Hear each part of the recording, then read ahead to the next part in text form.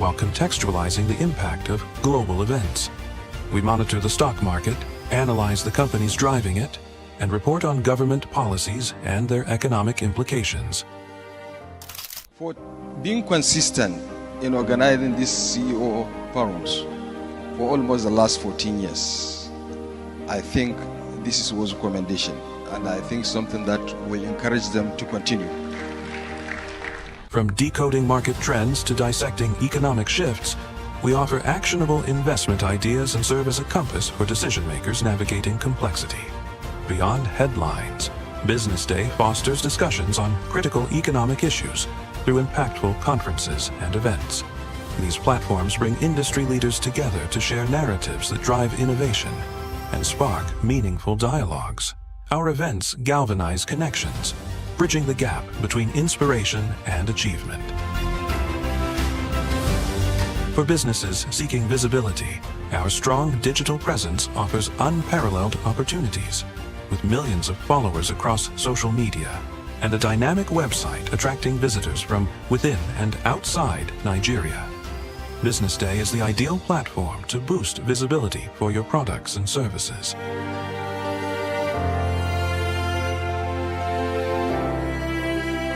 If you're looking for in-depth analysis and expert opinions on Nigeria and Africa's business landscape, Business Day is your guide.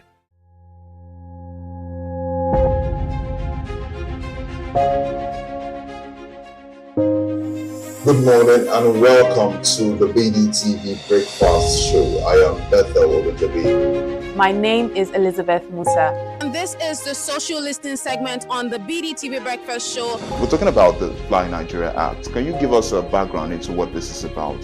We are here today on the streets of Lagos, Nigeria, to gather opinion about a pressing issue. I go look at the cost of petrol.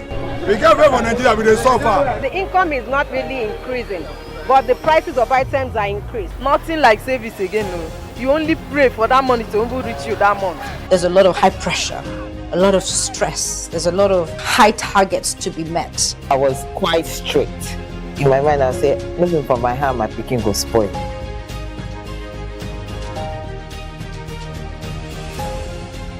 To allow all banks and all the players in the space 15% inflation target achievable in 2025.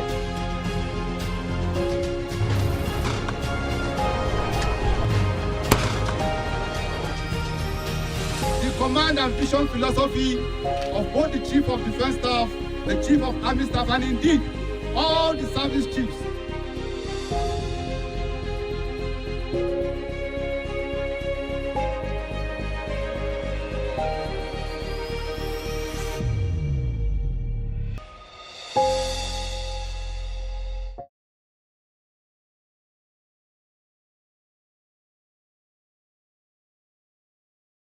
Attenders, join the ranks of the best with Premium Business Day. Access in-depth analysis and expert opinions to stay ahead. Subscribe now at premium.businessday.ng and unlock premium content. Plus, you get 50% off your first subscription. Don't miss out. Make smarter choices and seize new opportunities. Sign up now and elevate your business game. Visit premium.businessday.ng today.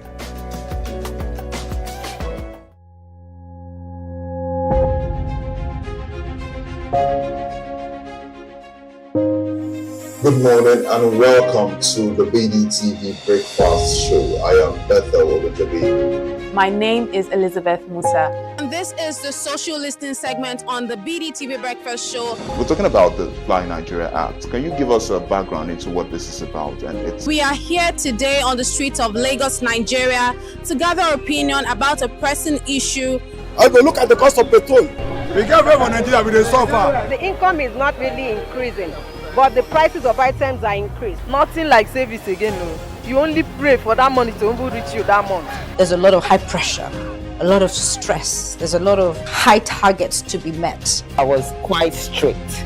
In my mind, I said, looking for my hand, my picking go spoil.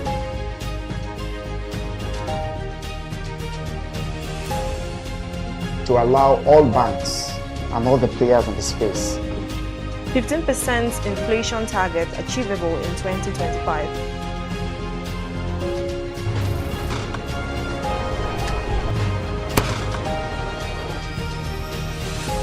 stand and vision philosophy of both the Chief of Defense Staff, the Chief of Army Staff, and indeed all the service chiefs.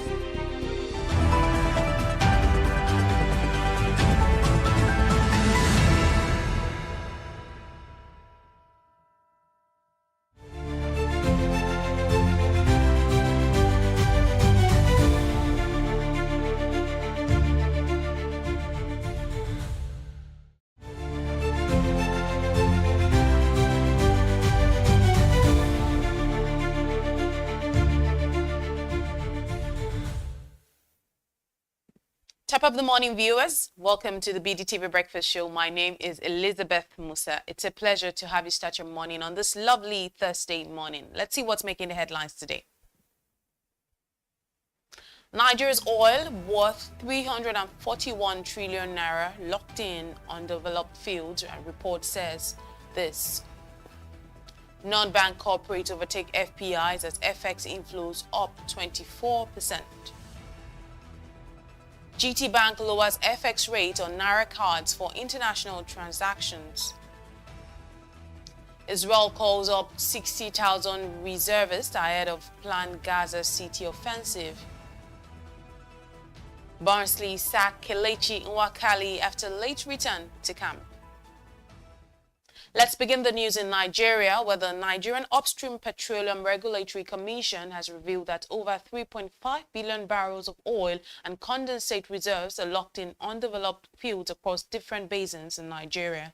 At the current average price of $65 per barrel, the reserves are reportedly valued at about $227.5 billion, translating to a staggering 341.25 trillion naira when converted at the exchange rate of 1,500 naira to a dollar. According to reports, this is over 600% of the 2025 budget, which is 54.9 trillion naira, enough to build over 2 million primary health centers at the rate of 150 million naira each. The regulator's report also stated that 18.8 trillion cubic feet of associated and non-associated gas reserves were still locked under the ground, revealing a significant untapped potential in the sector. Moving on, foreign exchange inflows into the country rose 24% month-on-month in July, regaining momentum and signaling improved investor sentiment. Reports reveal that non-bank corporates overtook foreign portfolio investors for 2 consecutive weeks. According to the report, total inflows climbed to approximately $3.8 billion in July, up from $3.1 billion in June, while inflows remain well below the $6.7 billion peak recorded in May, underlining continued volatility in FX liquidity. FPIs remain the single largest driver of inflows overall, contributing around 45% of July's total, with offshore investor inflows at $1.7 billion, reflecting tentative foreign investor interest and favorable carry trade dynamics and relatively stable global macro conditions. Still on now, GT Bank on Wednesday, August 20th, reduced the foreign exchange rate for international transactions to 1,543 naira, down from 1,545 naira charged on Monday. The bank announced the adjustment in a notice sent to customers, noting that this rate is subject to change and is updated intraday and daily, in line with prevailing market conditions.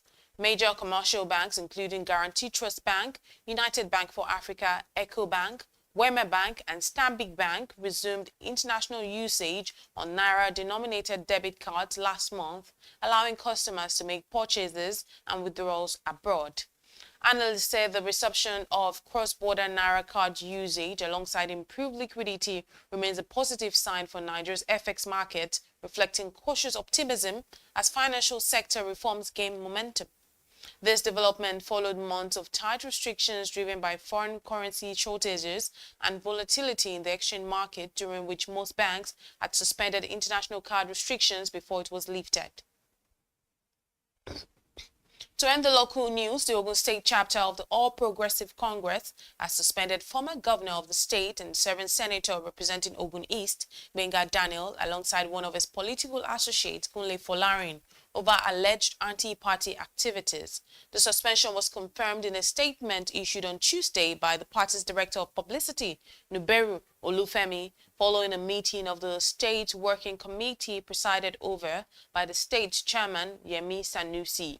According to the statement, Daniel and Folarin, both members of APC from Ward 4 and 6 in Shagamu local government area, were sanctioned after the SWC reviewed the findings of separate disciplinary committees set up at the ward level to investigate allegations of gross misconduct and anti-party activities.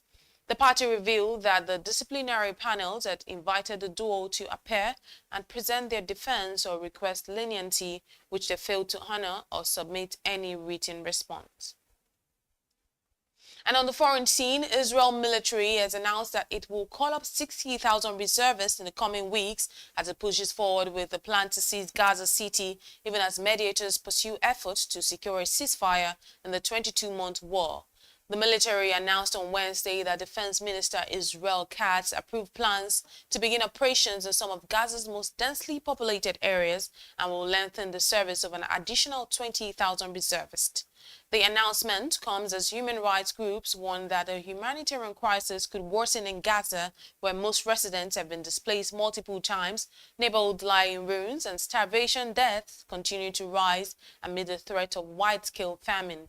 According to a military official, the new phase of combat would involve a gradual, precise and targeted operation and around Gaza City, including some areas where forces had not previously operated. And also, the United States has announced a new round of sanctions targeting members of the International Criminal Court. According to reports, this is the latest instance of a pressure campaign against the court that previously issued arrest warrants for Israeli leaders over alleged war crimes in Gaza. In a statement on Wednesday, the United States Secretary of State Marco Rubio revealed that 2 judges and 2 prosecutors were being added to a list of ICC members sanctioned by the administration of President Donald Trump. Rubio described the court as a national security threat that has been an instrument for warfare against the United States and a close ally, Israel. And now to sports, Barnsley head coach Connor has confirmed that Nigerian midfielder Kelechi Nwakali will leave the club before the close of the 2025 summer window. Following disciplinary issues, the 26-year-old has been training away from the first team since returning late from holiday in Nigeria, a move that saw him left out of recent fixtures against Plymouth, Burton Albion, Fleetwood Town and Bolton Wanderers. Speaking in the press briefing, Urihain made it clear that Nwakali is no longer part of his plans despite having 2 more years left on his contract. Nwakali made 26 appearances across all competitions last season and in Goal of the Month and Player of the Month honors in December and January. To end the news, Serie A club AC Milan are reportedly close to securing the signature of Nigerian international Victor Boniface from Bayer Leverkusen in a deal worth €30 million.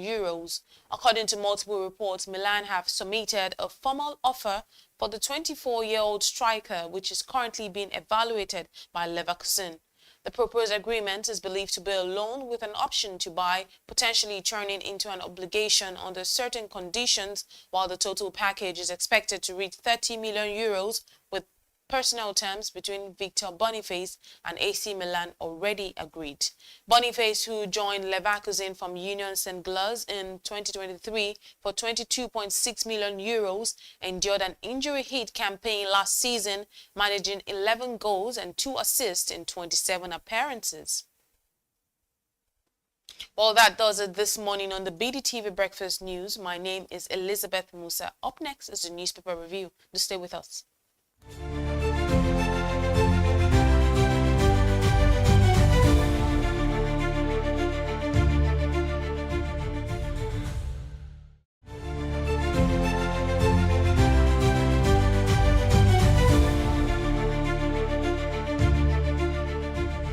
Attention business leaders, want to make informed decisions? Join the ranks of the best with Premium Business Day. Access in-depth analysis and expert opinions to stay ahead. Subscribe now at premium.businessday.ng and unlock premium content. Plus, you get 50% off your first subscription. Don't miss out. Make smarter choices and seize new opportunities. Sign up now and elevate your business game. Visit premium.businessday.ng today.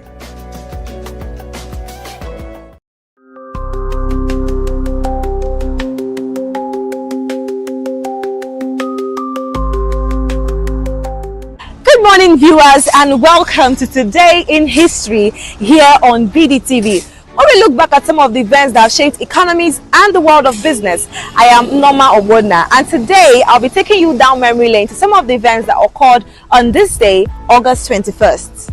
On this day in 1911, the Mona Lisa was stolen. The famed Leonardo da Vinci painting is a half-length portrait by Leonardo da Vinci, celebrated as a quintessential masterpiece of the Italian Renaissance. Known for the subject's enigmatic expression, atmospheric illusionism, and subtle form modeling, it is often described as the most famous and parodied artwork in history. Believed to depict Lisa del Giocondo, it was painted in oil on Popular between 1503 and possibly as late as 1517, though Leonardo never gave it to the Giocondo family. After Leonardo's death, King Francis I acquired the painting, and it has been housed in the Louvre Museum since 1797. Its fame surged after its dramatic 1911 theft by Vincenzo Perugia, who felt it belonged in Italy, an event that inspired films, an opera, and the hit song Mona Lisa by Nat King Cole. Today, the Mona Lisa holds the Guinness World Record for the highest insurance valuation of any painting, $100 million in 1962, equivalent to $1 billion in 2023. And on this day in 1996, Netscape released the third version of its internet browser, Netscape 3.0. As the tech bubble inflated and the internet became more popular, internet browsers were the talk of Wall Street. At its peak, Netscape had 60% of the internet browser market share. The release would coincide with a sharp 20% rise in Netscape stock over the remainder of 1996. Netscape Communications Corporation, originally Mosaic Communications, was a pioneering American tech company based in Mountain View, CA, later moving to Dulles, VA. It developed the Netscape navigation browser, which dominated the web in the mid-1990s before losing ground to Internet Explorer during the browser wars. Key innovations by Netscape included JavaScript by Brendan Eich, HTTP cookies by Lou Montulli, and the SSL protocol for secure web communications. In 1998, Netscape released its browser source code and formed the Mozilla organization, which later created the Gecko engine and the Firefox browser. AOL acquired Netscape in 1999 for $10 billion, eventually reducing involvement, leading to Mozilla's independence via the Mozilla Foundation. Netscape also built the Suite Sports server software and the NetCenter web portal for enterprise and consumer use.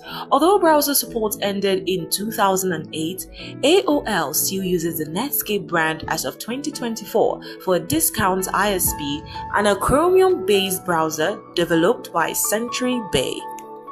And that is how far we can take you today in history here on BDTV. I am Norma Obodna. Keep watching BDTV.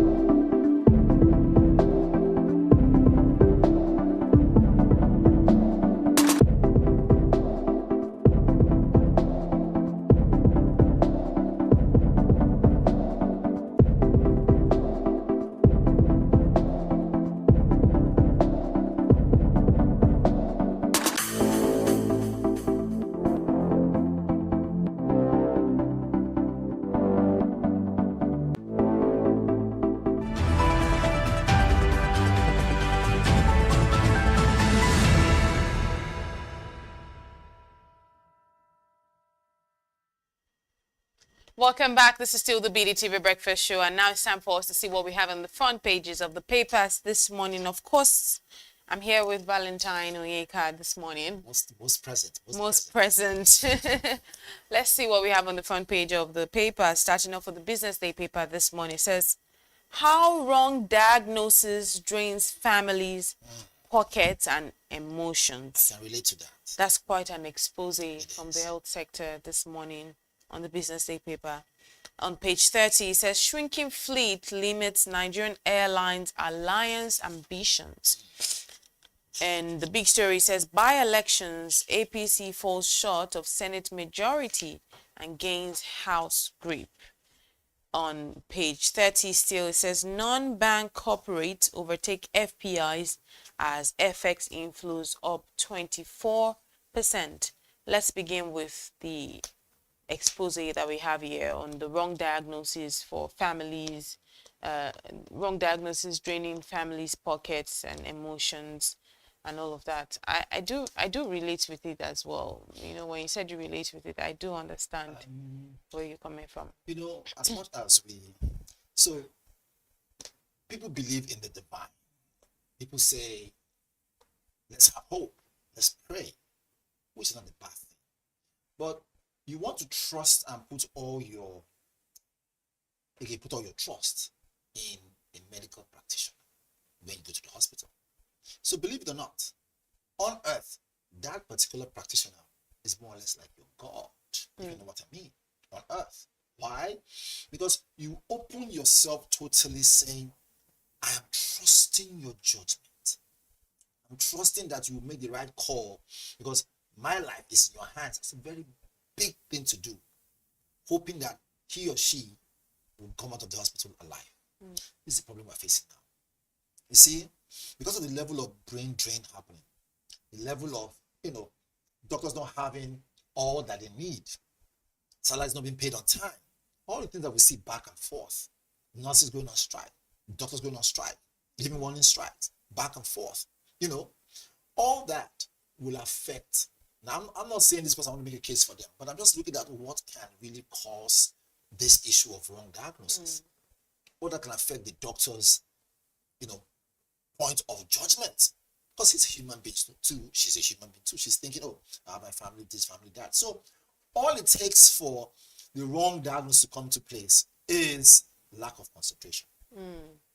That focus that you need to critically look at things, to say, even though she has a headache, what are the classic signs for malaria, for instance? We know previous condition.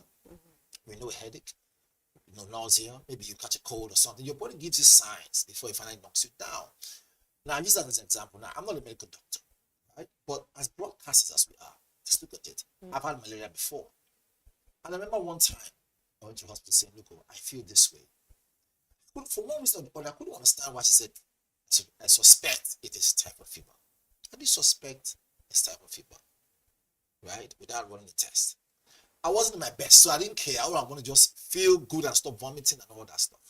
And so, isn't only natural, but not necessarily natural, but is it not ethical to say, let's run a quick test and check this out? But I'm glad that I think they swung into action to start treating.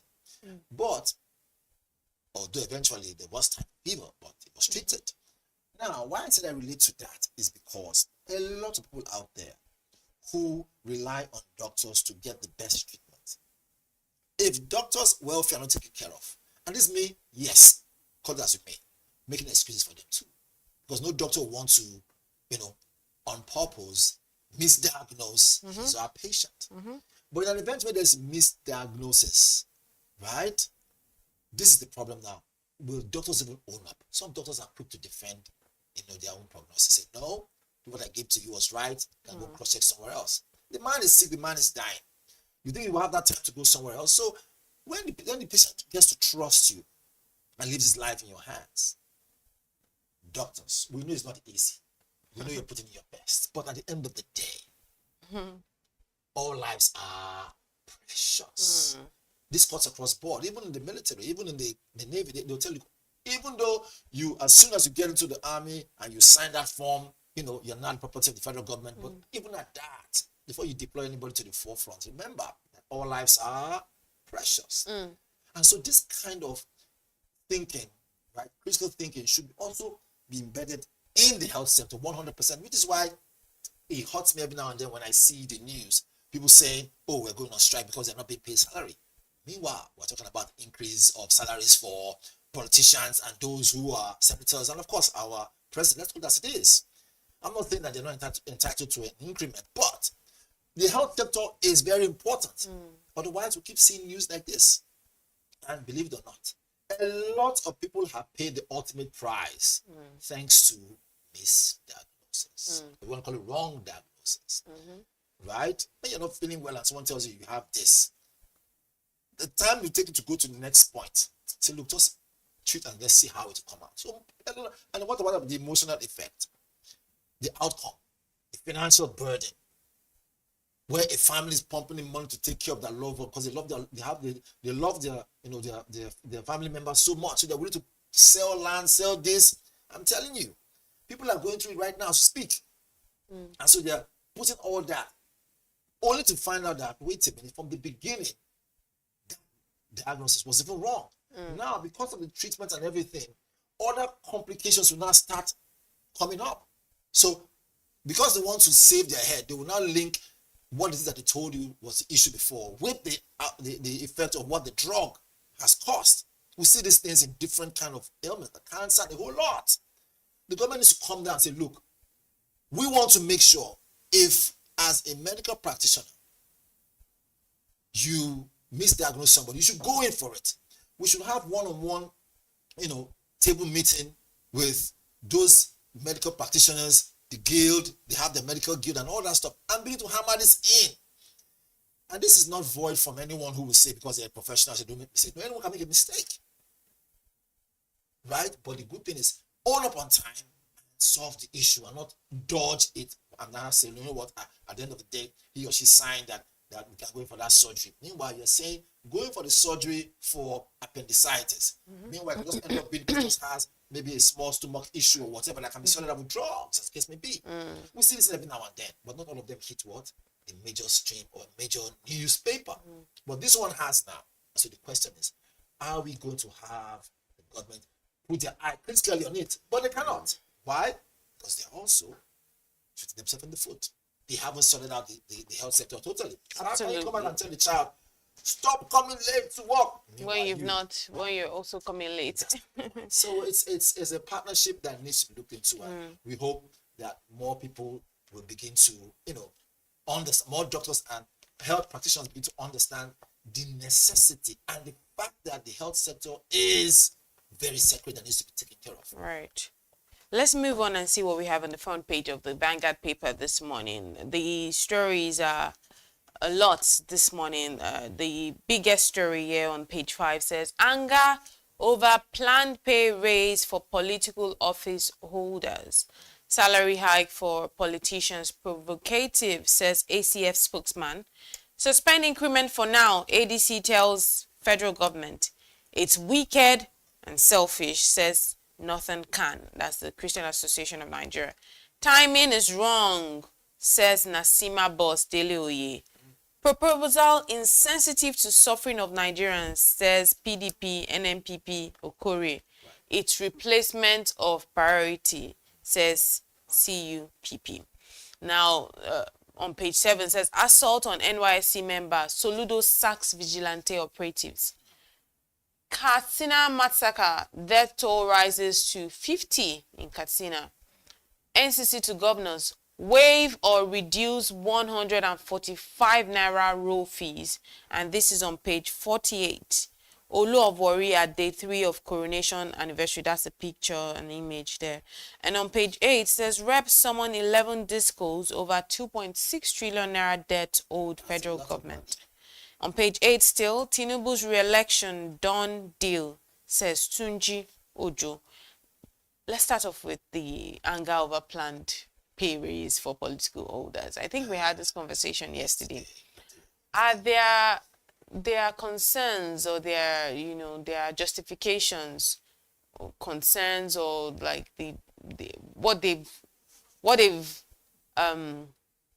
what's the word? The statements they've made against the pay raise, do you think they're valid? Talking about it's being provocative, it's being wicked and selfish, the timing being wrong and whatnot. Absolutely, yes. I will explain to you why. It's so horrendous that if you look at it, you will almost fall off your chair. I say, what? Wait a minute. If the cost of governance is this high, and we still have insecurity in the country, it's not adding up. Even worse is the fact that if one want to double their salary, or maybe want to create some addendum to the salary, it's not just going to be the pay raise. It's going to affect every other area, right, that they also receive, maybe in their wardrobe or cars or whatever. So I think I want to agree with the response there. It is the wrong timing. Salvage Nigeria 100%. Let the international world see that for what is what, we are actually the big brother of Africa. And I'm not talking about the reality show now. I'm talking about the real life show, which is where we are. And that we can take Nigeria out of that, which is where we are. And that we can take Nigeria out of that grinding position of 1,535 naira to $1. The sooner we can do that. So for me, like I said, it's not a bad call. But like they always say, a correct message delivered at the wrong time will become an incorrect message. This has always been, the unwritten law when it comes to media, like we know, right? Report it as it is. So nobody gets to have a different notion and you mislead the public. So it's the same thing with politics. Look, make sure that what you want to do is at the right time. Once it comes at the right time, guess what? You win the heart of Nigerians. Human beings are driven by emotions. If, for instance, there's a huge announcement today, like, look, we just covered our debt, internationally. So Nigeria is now totally debt-free.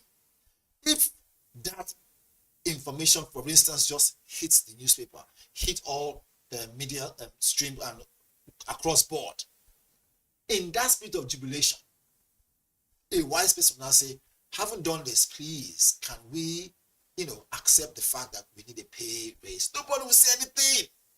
You see, it's called being smart. These are the kind of tactics and, deployment of emotional strategy that will win the hearts of Nigerians. But Nigerians are going through a lot, right? We don't even know if they're going to fuel scarcity tomorrow. We don't even know if there's a lot of uncertainty going on. Right. So it is in that spirit of uncertainty that we are holding on to hope. Maybe not even with hope, but some kind of hope. So let that hope keep us going. And then you now say, why are we holding on to that hope? Prepare to even lose some more of your tax because we want to increase our salaries. I just think I really see from where they're coming from. Really, I think it's just right now. Speaking of a salary increase, like I did say yesterday, knowing fully well that they have all of these allowances, add-ons, and the fact that really they're not depending on that salary. They might as well, let's focus on the pressing issues. We're talking about Katsina death toll rising to 50. We're talking about assault on NYC member. Did you see that? Did you watch that video? Oh my God, I couldn't. What an so there are more serious things but there are more bigger fish to fry, so to speak. Let's talk about the assault on NYC member. I think firstly, it's a good thing to see that Soludo has sacked the vigilante operatives. So I think in doing that, it's just opened the door that will create more, what I call, more level of sacking. Apart from the operatives, those who are using them as consultants should be sacked too. Really? And then they should bring. That girl was not only humiliated. Can you imagine her mental state of mind for life? Plus, she was also beaten. What about the trauma, the fact these men had guns? Do you even know what happened to her after that? Do you know what if she was taken somewhere and in the process she got raped? Do you even? There's a lot that could have happened that she might not even want to say. Yes, we don't know about the details. All we saw was the video that showed, them beating her up. No matter what she might have done, I mean, the law provides this particular saying that says everyone is innocent until what proven guilty. This idea of jungle justice, we said it before when we saw the Ibom Air, issue with the lady. So it looks as if, I quote unquote, it looks as if this period kind of, is rearing its ugly head of assaulting women. It's unacceptable on all fronts. Unacceptable, right? The respect for human life should not be debated. On the table of debate, that doesn't come in. So having said so, those gentlemen, I won't call them gentlemen because they're no longer gentle. Those so-called, security operatives, right? Whether they were acting under the guise of, some form of vigilante, whether they're registered or not, should not only be sacked, they should be brought to book and let them face court law, or the law court. Let them face it. Charge them to court so that we make a good example of these people. As far as I'm concerned, they are just irresponsible. And then the person that recorded that, at the time the person was able to blur it because it could have been so more disastrous that didn't blur it. By the way, it wasn't the only person that recorded. Other people recorded too. Her state of mind right now will be shattered, destroyed. Even if she did something so bad, even if she killed somebody, right? There is a court of law. There are processes. Absolutely. There are ways that these things can be dealt with. Resolved. And the respect for the security operatives, the respect for the law will be seen. And the funny thing about social media? You think it's just being watched in Nigeria? The whole world has seen it. So also, it never forgets. It never forgets. The message we are cutting across to the rest of the world is that, look, we don't respect women.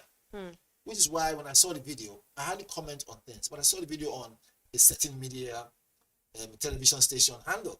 I simply just tagged these 6 following people. I tagged Nigerian Army, I tagged Nigerian Police, I tagged the President of Nigeria, right? President Bola Ahmed Tinubu. I tagged him, I tagged his wife, I tagged about 10 other, I also tagged UN.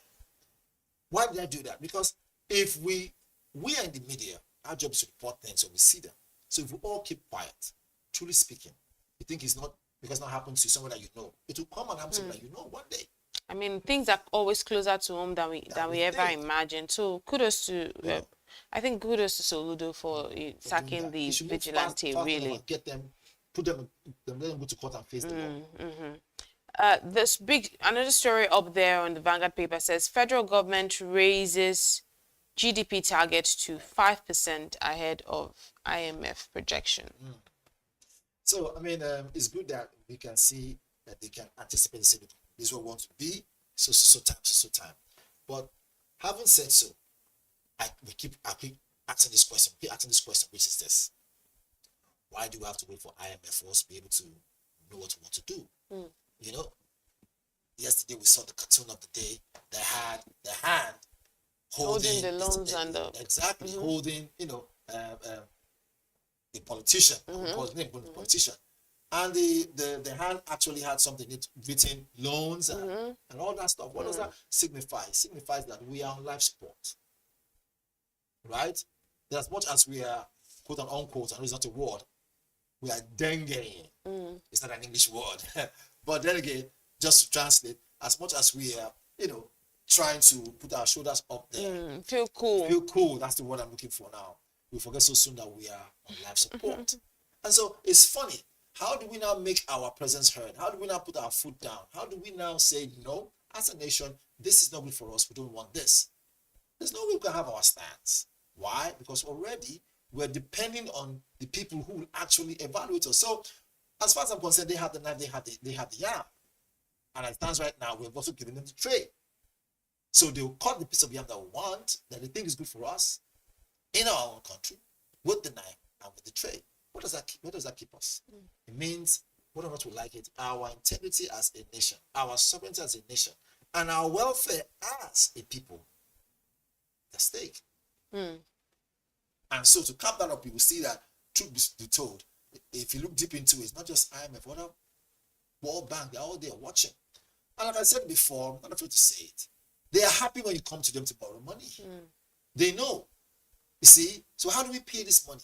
We are paying it maybe the hard way, which is our natural resources, sucking the country dry, saying oil, whatever it is, however we're paying it, we're going to pay hard. Right? It should come to a time when we should understand that to print the money for them is easy. These are natural resources that live in our country. Are we not thinking quickly? Are we not seeing that we are simply just pushing ourselves to a point where we have no other hope again. We are in this point. We are truly in the point of renewed hope. Let us begin to think in a renewable way to say, look, for what it's worth, right? Let the most important things be put first. Right. And now we're talking about increment of salaries. If you're going to borrow such money, why not sort out the most key areas? Healthcare, insecurity. The other day I heard in an interview, I was watching the army chief. That's, I think, Christopher Musa, I think so. He was talking about why it's important for us to fence our borders. It's not impossible. It's not impossible because the money we'll spend on fighting these insurgents is, if you hear the total amount, you almost, like I said, almost do a backflip. Even though you're not an athlete, you do a backflip. And that's not a good thing to see. At the end of the day, all these monies we're talking about, right, are even being accounted for. EFCC are they doing their full, due diligence, although yesterday they had a crackdown, which they did have one. But however, speaking about that, the question is, when they go to borrow this money, can they have an EFCC personnel to join them? Can we have ICP to join them? Can we do these things clearly in the open? Let's set up, also be given an opportunity to sit back and criticize too. Let it be an open thing. You know why? Because that taxpayers' money is what we're going to use to pay back. And we pray our economy doesn't turn. We pray so too. But before we leave the Vanguard paper this morning, let's see the story. This one on page 8 of the Vanguard paper. It said reps summon 11 discos over 2.6 trillion naira debt owed federal government. Also, there's also the story on the Katsina massacre, death toll rising to 50, which I think is tragic. This is lives we're talking about here. I mean, let's say again, look, I was going to say, hopefully a day will come that we will not talk about killings, but apparently it appears that it has become an order of the day, which we're trying not to allow to be, So, having said so, the question is, anyone who understands that life is important, I don't think everybody does. Some people just think it's not about that number. It's not just the statistics. These are people who have families. And like I said before, if you don't invest in your security and make sure that that security is actually securing properly, we'll have no economy, right? To bank on why? Because what grows economy? Industries, right? Foreign investment, partnership. And we as a business team, we rely on those areas so that we can actually give facts and figures, right? Comfort with how the economy is doing on the daily. So you can imagine if foreign investment is reducing because of insecurity and other issues, because believe it or not, it's going to cascade. So it's not the question of whether it's going to cascade or not, it is when it's going to cascade. And so for us to mitigate that and prepare for such cascading, and say, look, for what is worth, let us create a barrier to stop it from becoming so bad that it becomes, untreatable. We need to act like yesterday. All these little killings that we hear is not little. Are we waiting until we hear 5,000 people have been killed? Then we'll not say, oh, what's going on in the country? No. There's a saying then, they used to say in the Marine, if only one gets out, it's a victory. And so let us apply that. Yeah. If one life gets saved, it's a victory. So I agree. Having said so, our condolences to the families of the slain people. And for what it's worth, we pray that everybody out there understands that life is important. Very important. And very more importantly, that all life does really matter. All lives absolutely matter. Rep summoning 11 discos over 2.6 trillion naira debt owed the federal government. What's really their end goal with this, really? So they're owing the federal government money, right? Let's be honest. Again, they run on electricity also in their offices. Some time ago, we heard that even ASU Rock hasn't paid their full bill when it comes to electricity. So how are they owing federal government money? Right? Now, I don't know in what form, but I will tell you one thing for sure. It looks as if we're talking about roll from Peter and pay Paul in this matter. If they're owing federal government money, right, is it that they're owing money because they know that there's some certain equipment that was used or whatever it is? Let us address the elephant in the room. These discourse we're talking about, who are the people at the head of their affairs in those areas. It will shock you, most of them have partners, right? Or maybe you want to call it some of them in the same leadership also. We don't want to be doing party business or party government or party electricity distribution thing. No. That's why we keep hearing kind of news every now and then. Let us be able to hold them to account, hold them accountable to say, look, if truly you are owning federal government money and we need that money to run the government, then you are not qualified to be there. We are sorry, we like you as a person, but business-wise, you are not it. Next. We need to approach this issue so severely if we must be a nation and strong as a nation. Look, you cannot dilly and joke about these 4 major areas. In fact, call it 5. Healthcare, like I said before. Electricity supply. That industries are depending on. Not everybody's going to be totally void from, the national grid and use solar panel. On industrial level, it's difficult to sustain that because you have to buy a huge amount of panels and batteries to run huge amounts of machines that need enough energy to run it. So they have to still depend on the national grid.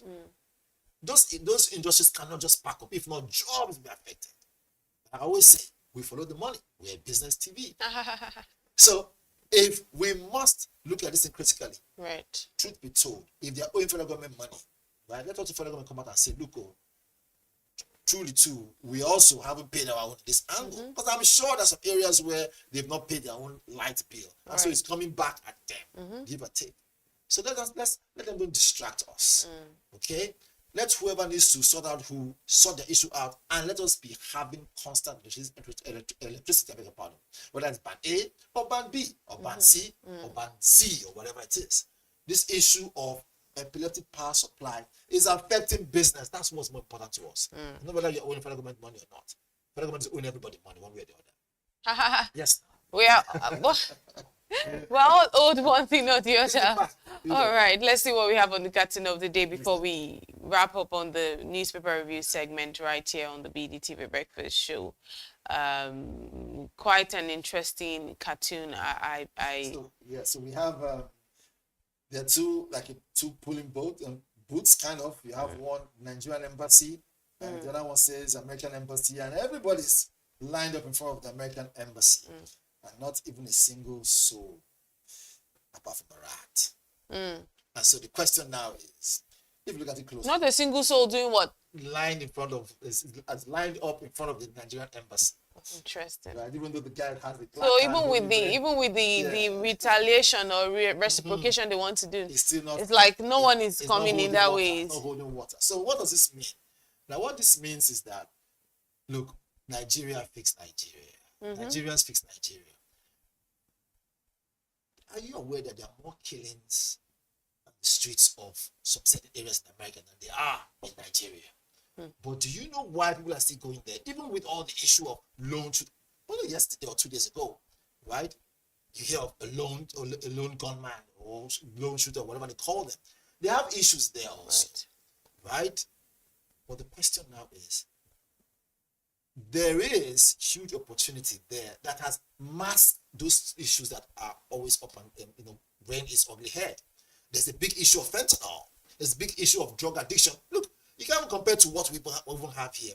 Over the drug addiction and drug issues is too much. The narcotic business is crazy.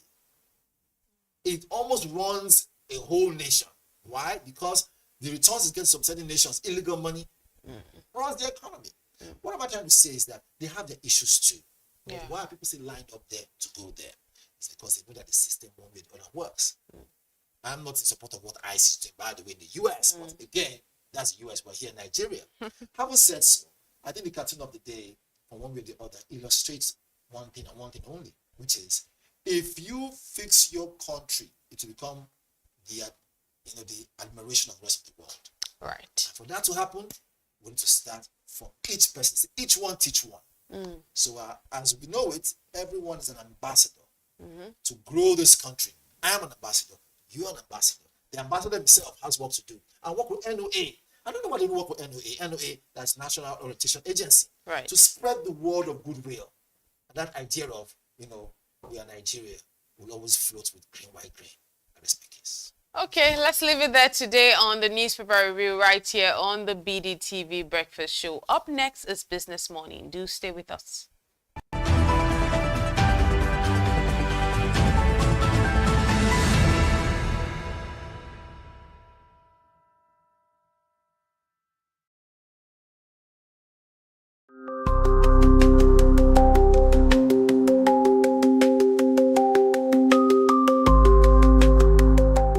Good morning, viewers, and welcome to Today in History here on BDTV.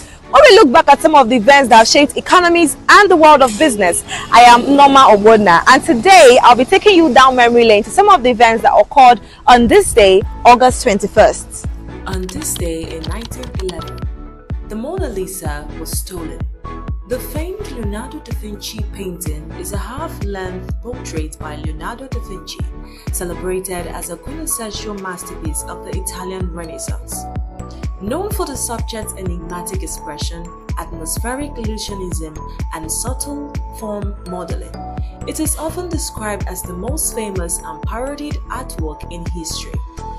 Believed to depict Lisa del Giocondo, it was painted in oil on Popular between 1503 and possibly as late as 1517, though Leonardo never gave it to the Giocondo family. After Leonardo's death, King Francis I acquired the painting, and it has been housed in the Louvre Museum since 1797. Its fame surged after its dramatic 1911 theft by Vincenzo Perugia, who felt it belonged in Italy, an event that inspired films, an opera, and the hit song Mona Lisa by Nat King Cole. Today, the Mona Lisa holds the Guinness World Record for the highest insurance valuation of any painting, $100 million in 1962, equivalent to $1 billion in 2023. And on this day in 1996, Netscape released the third version of its internet browser, Netscape 3.0. As the tech bubble inflated and the internet became more popular, internet browsers were the talk of Wall Street.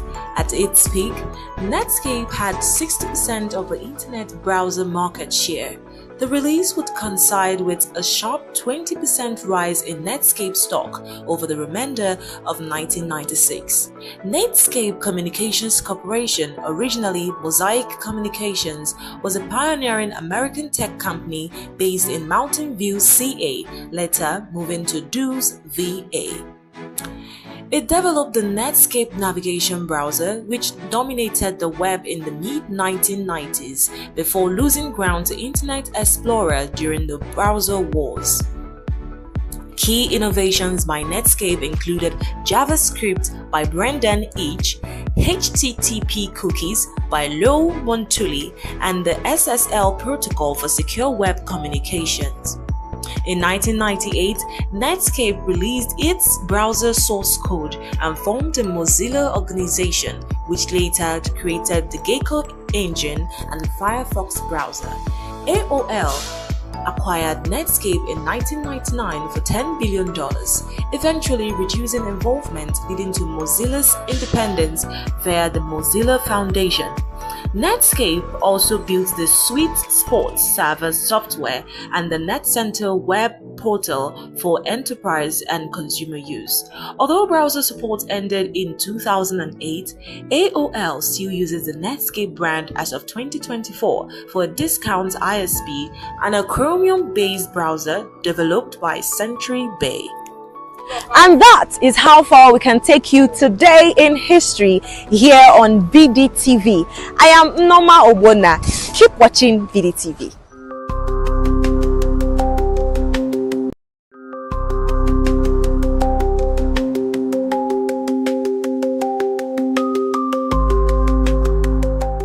Good morning, viewers, and welcome to Today in History here on BDTV. When we look back at some of the events that have shaped economies and the world of business, I am Norma Obodna, and today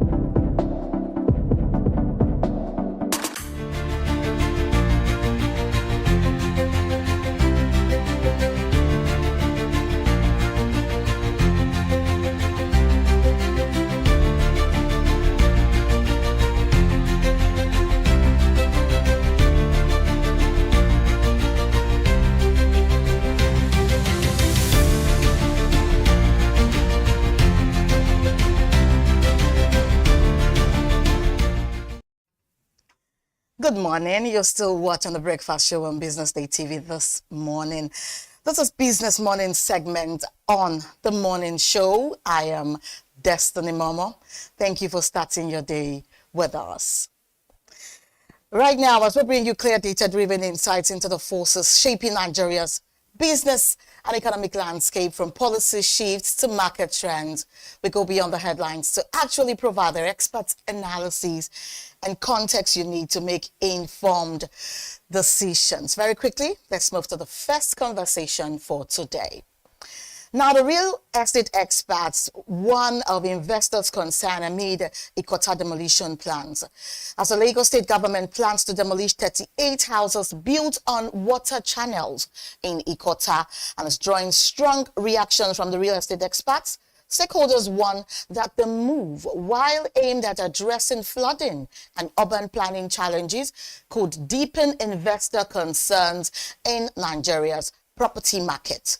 According to industry analysts, uncertainty around land titles, regulatory enforcement, and recurring demolitions risk discouraging both local and foreign investors from putting funds into real estate developments.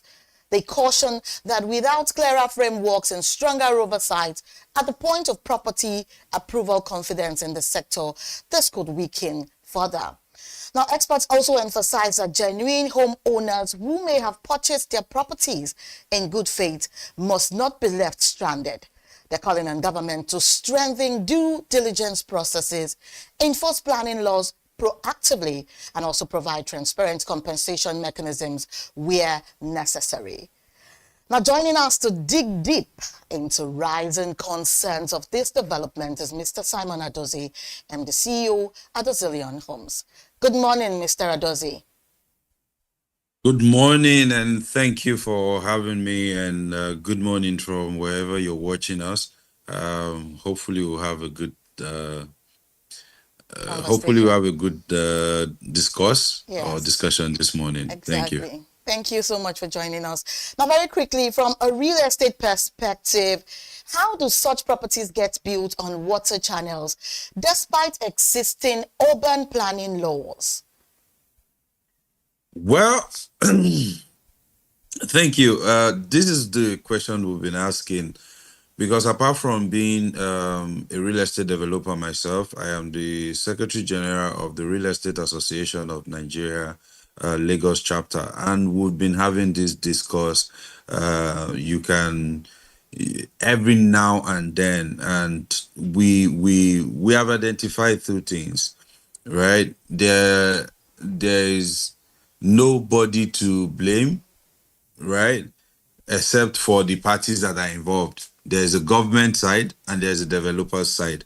There's people want to engage themselves in sharp practices, and whilst the other people want to make money from the ignorance or the awareness of the other people. But let me just put this thing in perspective, right? There's a place that you go to find out if a property is in a waterway, if a property is safe for investment, if a property is committed for, environmental purposes and all that. But here is where it gets tiring. There are a lot of agencies that are involved in getting where you can get information. You can't get information from one source. So there's Ministry of Environment, there's urban and regional planning, there's building control, there's the people in charge of water, whether you need to dig borehole or not, there's safety, there's I can count like 10 of them on my fingers. Wow. Now, that's where it gets, there must be a loophole. If you have to go through 10 agencies before you get information on a particular property. There must be a loophole somewhere. Let's say one will give you an accurate result. Maybe one didn't give you something accurate. Yeah. So you will always get a conflicting perspective. And that's where I think it puts people in trouble. And that's what we've been talking to government about, how they can harmonize this information, working with the real estate developers body to harmonize information. Yes. Oh, wow. Now, what gaps exist in the land approval and also verification processes, that allow buyers to actually invest in properties later marked as illegal? Yes, so I think that's one of the things I just touched now, that the agencies are too much. Okay. We are looking for a way where we can just harmonize this information. If I want to buy a property, can I just, like it is done in other places, can I just put in the name of the property and get it and get all the information about that property from when it started, from the first owner, from the first home buyer, and all that? Can I just get that one information in one place? That is how to make sure that we block every loophole that is concerned with property development. And I'm sure anybody that wants to buy a property would have one place that they can go to and just find information about that property. Yes, thank you. So now the prospective homeowners, how can these investors protect themselves from purchasing land or houses in high risk or illegal zones? Now, you've touched a little on this, but can you like go deep? People want to know. Nobody wants to put their money on things that they will later start regretting, because real estate is investment, and this investment these days are not just a small investment. They're not small money. I don't know if you understand me. So yes, I know. What should they really do, please? Okay, so first thing is conduct due diligence. Due diligence includes not just documentation, but visiting the site. Visit the site. The ones that they did in Ekota, and if the people had visited that site, they would have seen how close it is to the canal. And let me warn you, canal is not Lake View. Because maybe they must have sold it to them as Lake View. It is canal.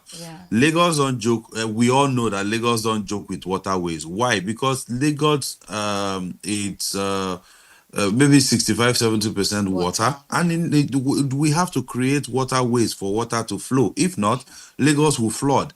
And the viral videos of the Lagos you're talking about, and all that. But we don't want Lagos to be, we don't want people to see Lagos like a place not to invest.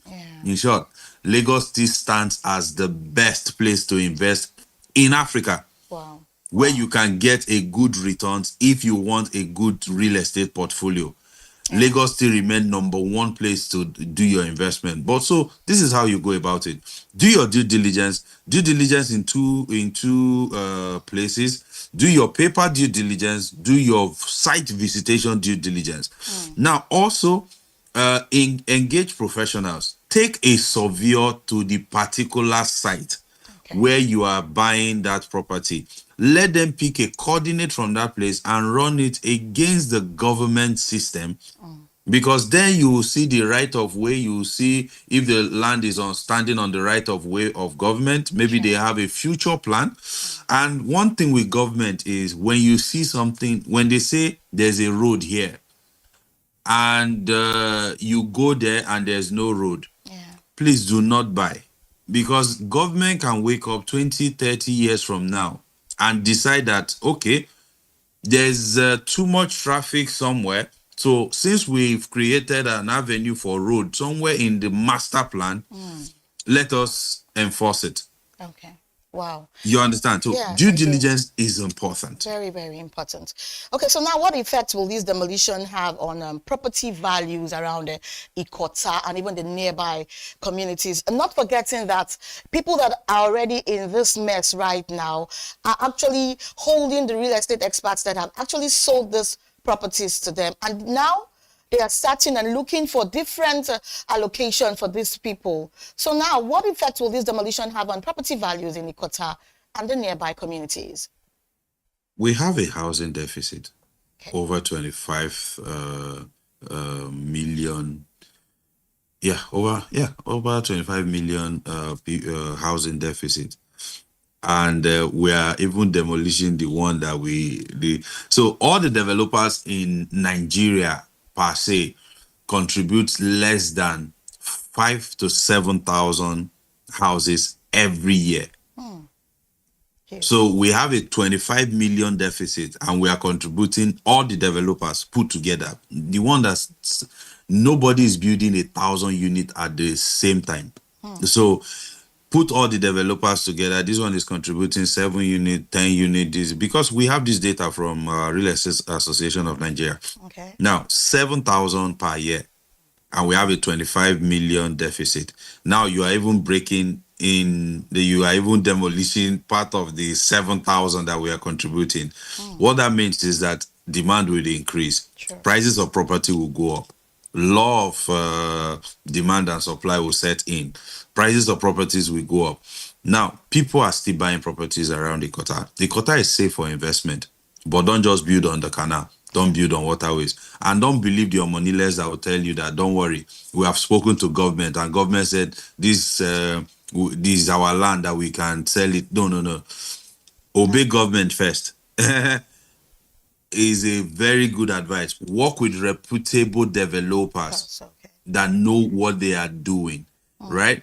And property value will still keep going up, whether there's demolition or not. And don't stay away, or don't be scared of investing in Lagos.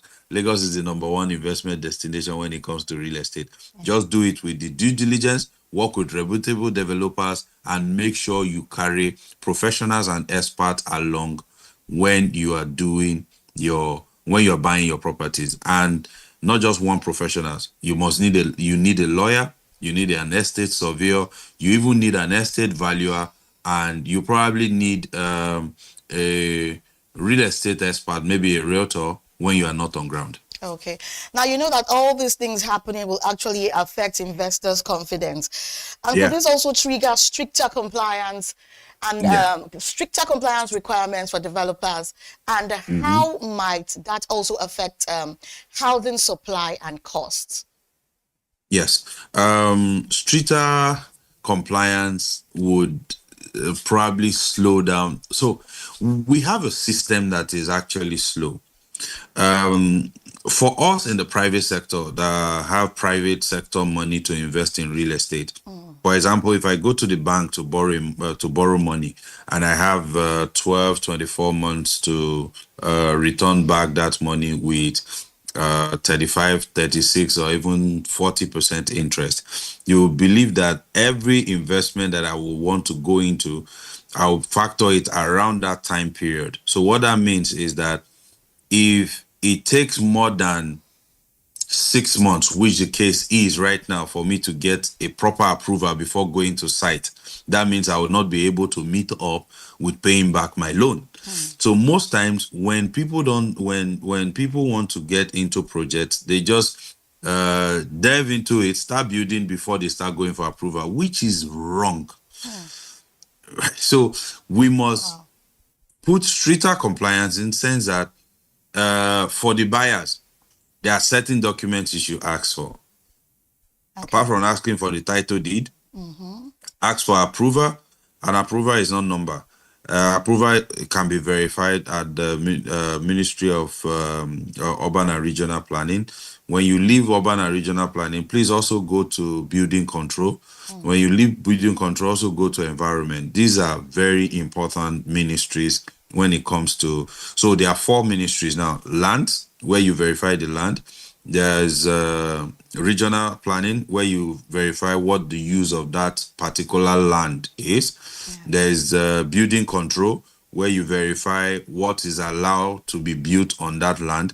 And there is Ministry of Environment, where you verify if you are not encroaching on government right of way for environmental waste disposal or any of those things. So what stricter measures should be taken is that everybody should be fined. If you are in the system, the officer that signed an approval in the government system, right, and for a house that will be demolished, the officer that signed it should be fine. You should look for him and also give him the same punishment that you give the developer, or you have already demolished the developer's house. So That's a huge punishment, but the officers should also be fined so that we have a check and balance kind of system of strict measures for everybody that is involved in the value chain. Oh, wow.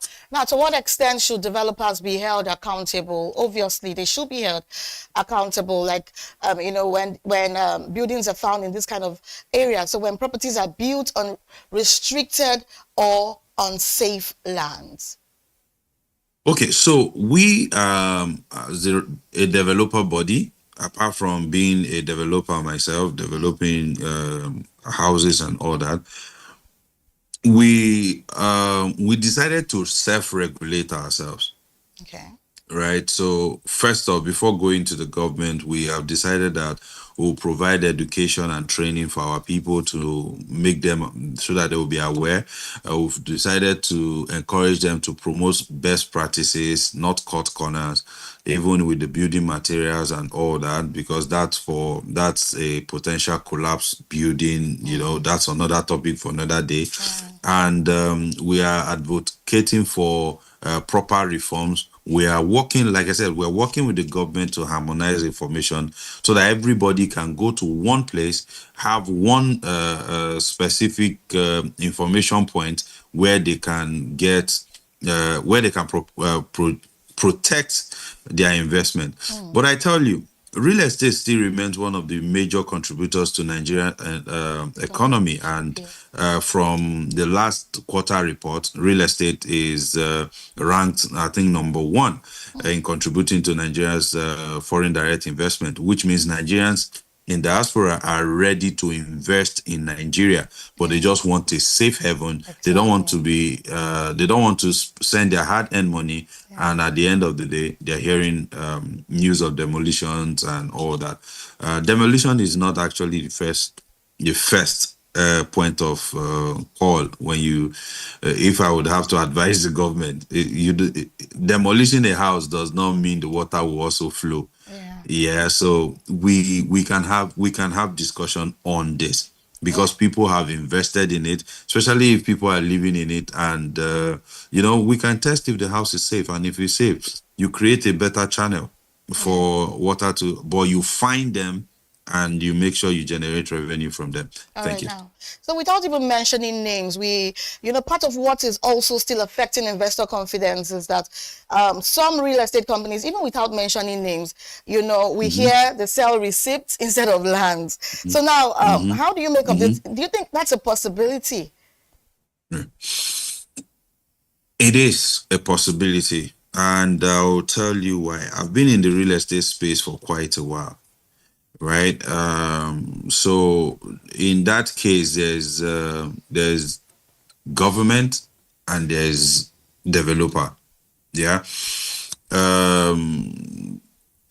Some time ago in Ibejuleki, that was in 2018, before this administration came in. This administration has been here for like almost 7 to 8 years. Next election is okay. During the former governor, not this present governor, there's a title called accession given to villages. And when you go to do due diligence in Alausa, then they will tell you that this land has accession file number, which means these people have applied for accession and it will be granted. Right? So now that governor left. This governor came in and found out that there was no way that they could generate good revenue from accession. So everything became allocation. Now, mind you, based on that accession file number, a lot of lands had been sold. So what this government did was to turn those lands into government allocation, which is not bad. The developer was just supposed to go back to the government and rebuy those lands, although they are more expensive. And that's where you have engagement with people that you have sold to and all that engagement. So that's why in the whole scheme of things, I'll say there's government and there's developer. Right? So deal with reputable developers. People can sell. That's why it seems that people are selling receipts instead of land. They had land. They had land.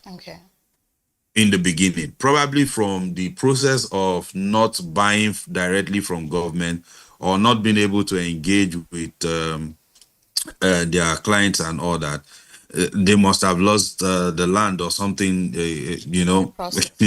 and yeah, something is possible along the line. There's loophole in the system, and it's making some things that are impossible possible. Yeah, that's true. So because of time, I want to quickly ask you this last question.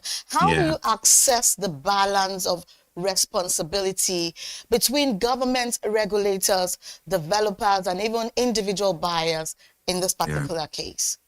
Let's all stop pointing fingers to each other. Yeah. Developer, do the right thing. Government, do, instead of being revenue generation mindset, be regulator mindset. That will help you stand in a proper light. So regulate the developers, and because there's tendency that everybody will call themselves developers, the buyer also need to be intelligent. So you see it, government stand as a regulator, developer stand as a follower of the rules and regulation. Meanwhile, whilst I'm advocating for that, I would say buyers be intelligent. Oh, wow. Well, thank you so much, Mr. Simon Adozie, for joining Business Morning this morning. Thank you so much for your time. Mr. Simon Adozie is the MD CEO at Dozillion Homes and the SecGen of a leading and a national real estate body. Thank you for joining us. Thank you so much, and thank you for having me. Have a good morning. All right. Oh, Business Morning will be right back after this break. Please stay with us.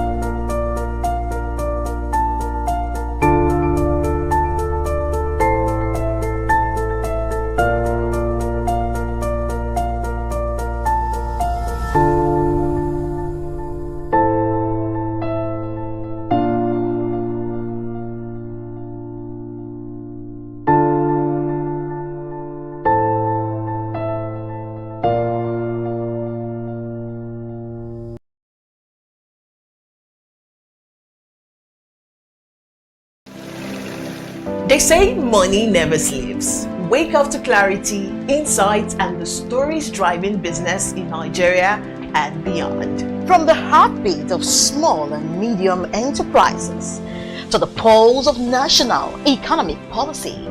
This is where business meets perspective, with expert guests, real-time analysis, and stories that matter to you.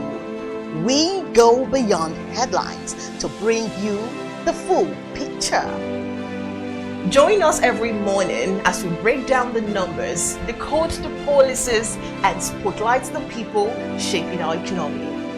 This is Business Money.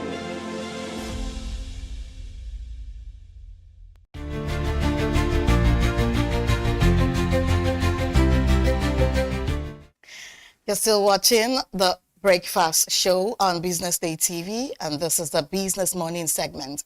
Welcome back. Now let's move on to our second conversation for today.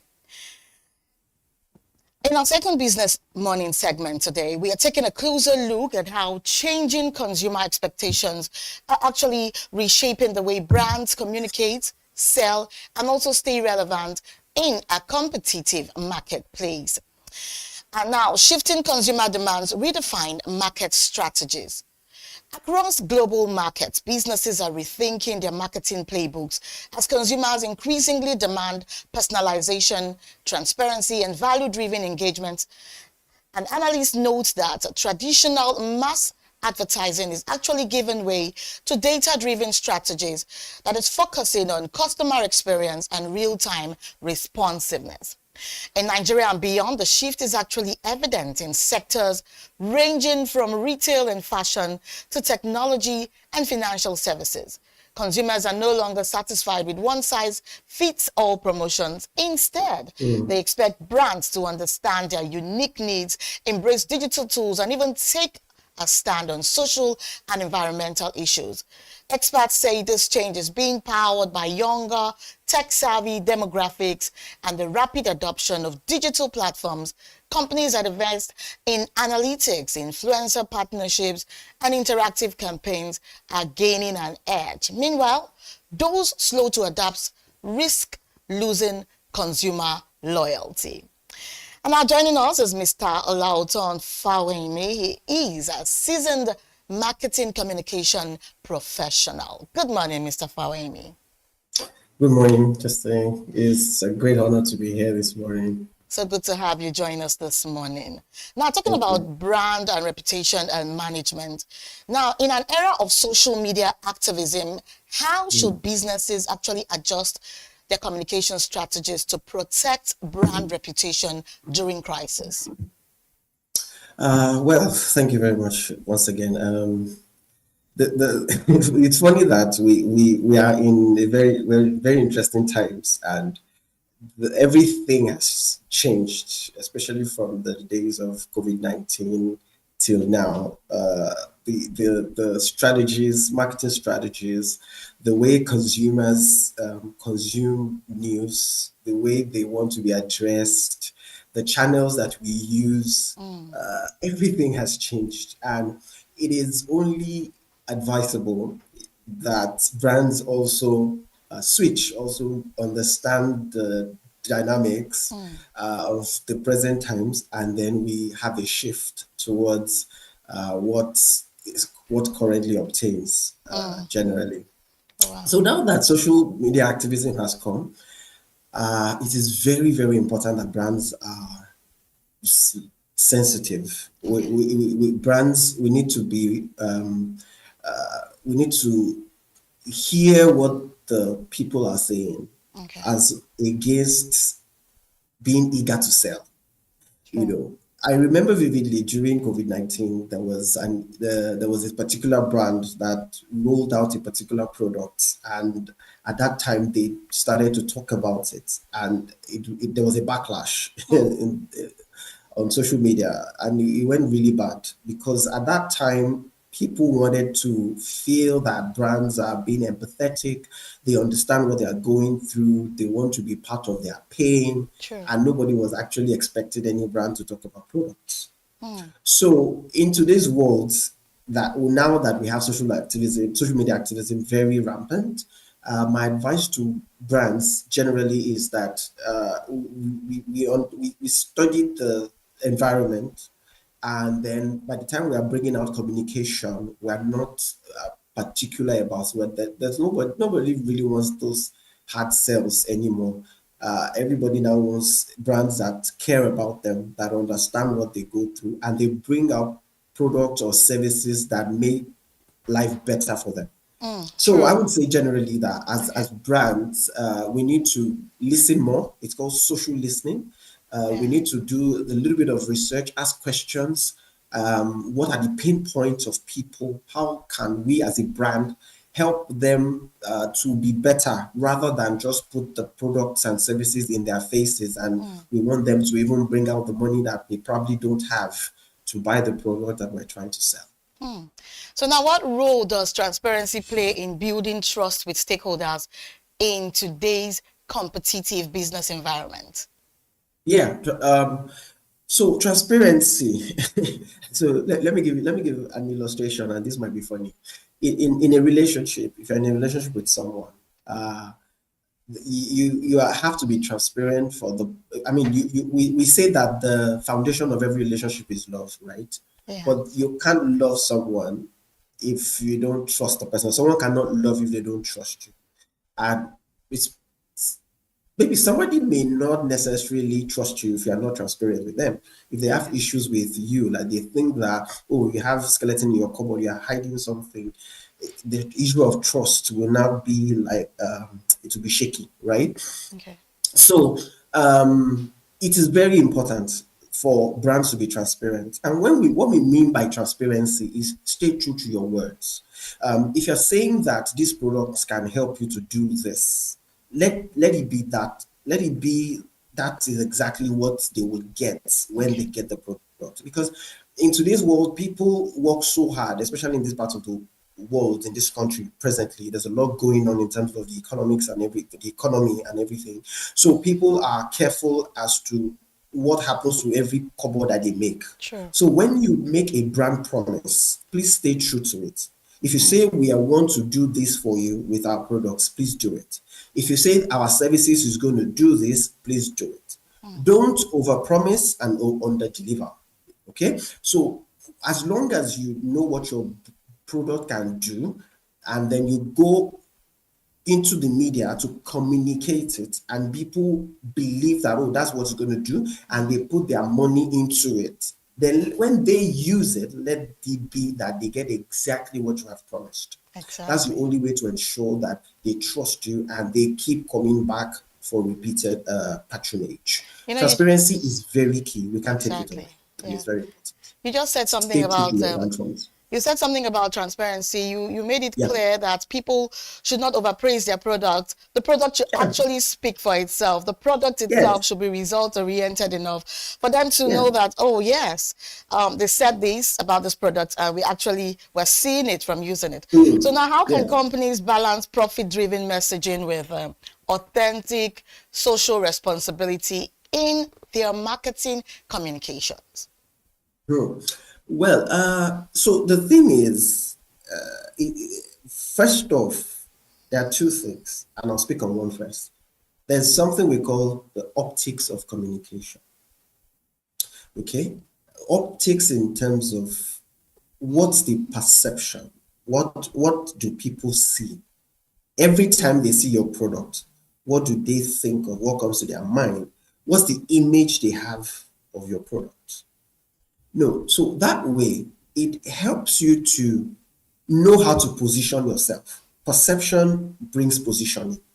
If the kind of perception you want to give people is the kind of way you will position yourself. Okay? So when I said about not over-promising, it means that you put the customers in perspective, even from the point of building your core values, your brand values.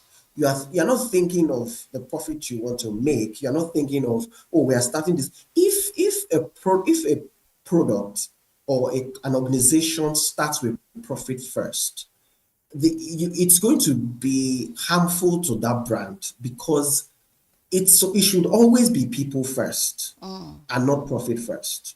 And when it is profit first, there's a way that the consumer would know and they will feel like they can't trust you because they will feel like you are all about yourself. Yeah.